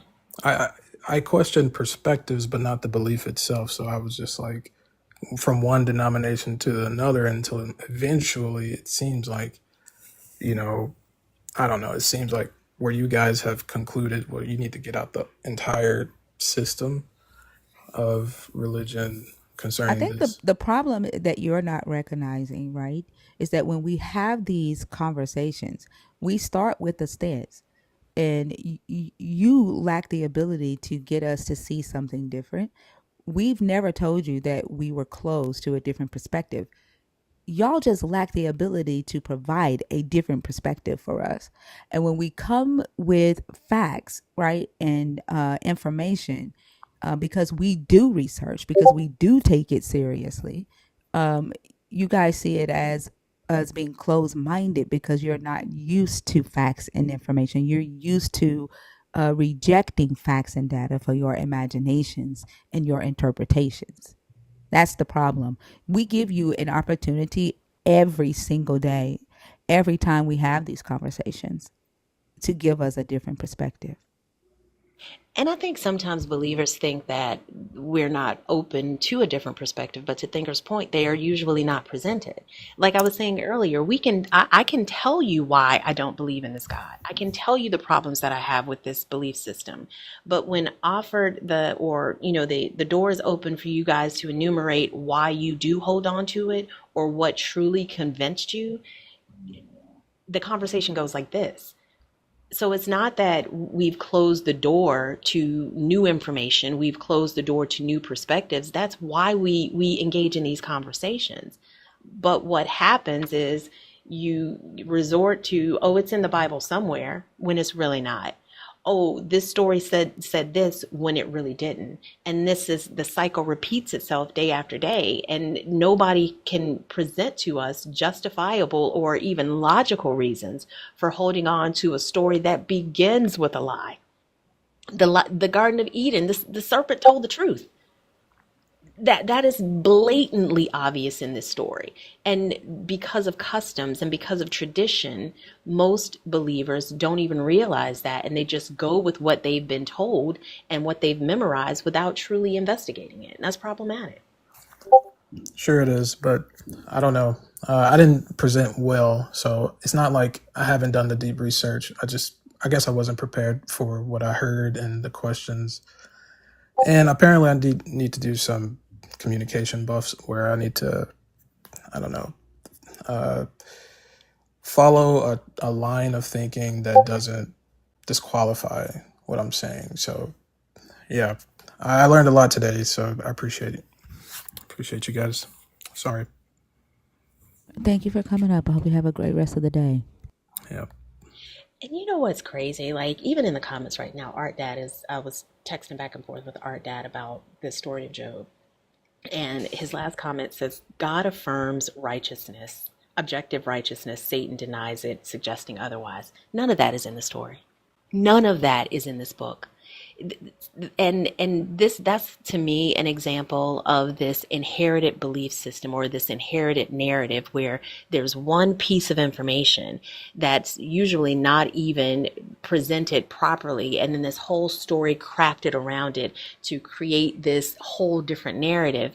And then you have to kind of sift through all of that before you get to the reality that your God brought up Job.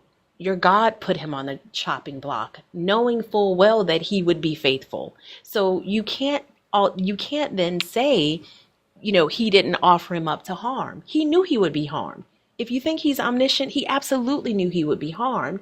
But these logical perspectives and these questions that we ask that believers refute is why we get into this like merry-go-round conversations that don't go anywhere, because you guys aren't willing to look at things objectively. You aren't willing to face the facts that this Bible is problematic.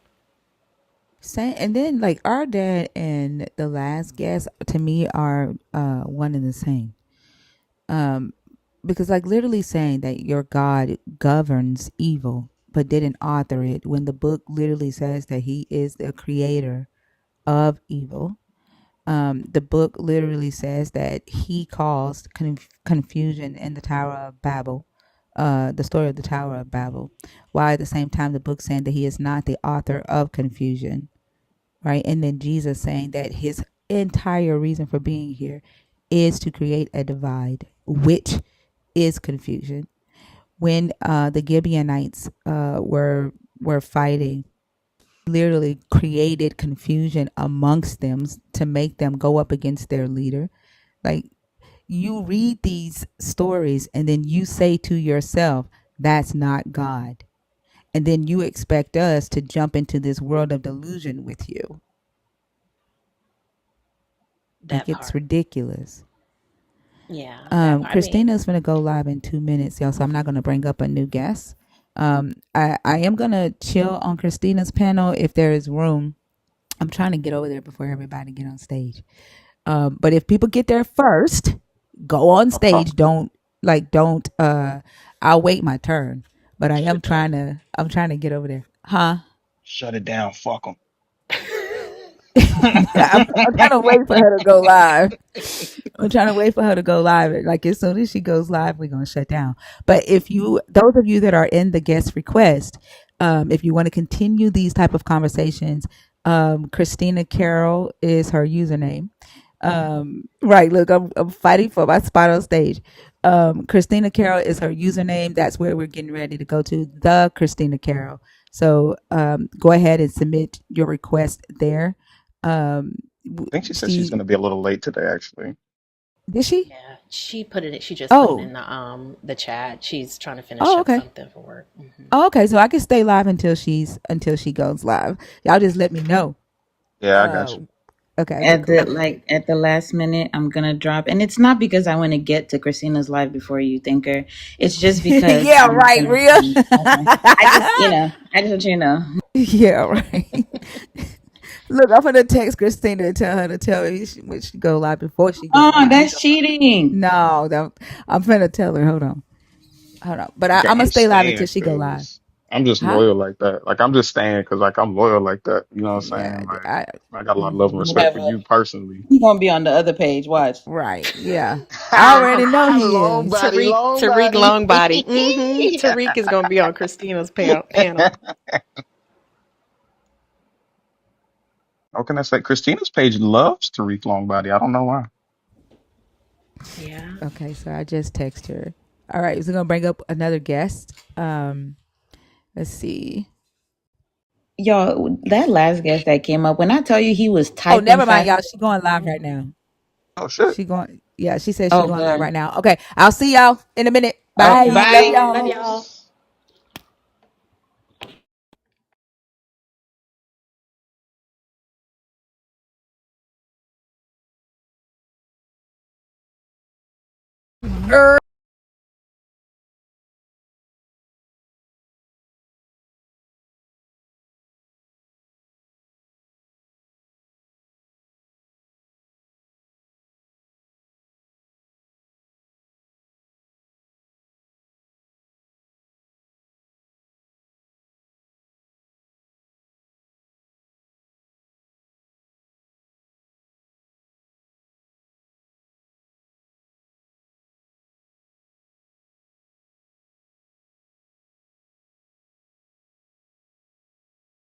No, does that say Erwin or does it say Edward? Neither.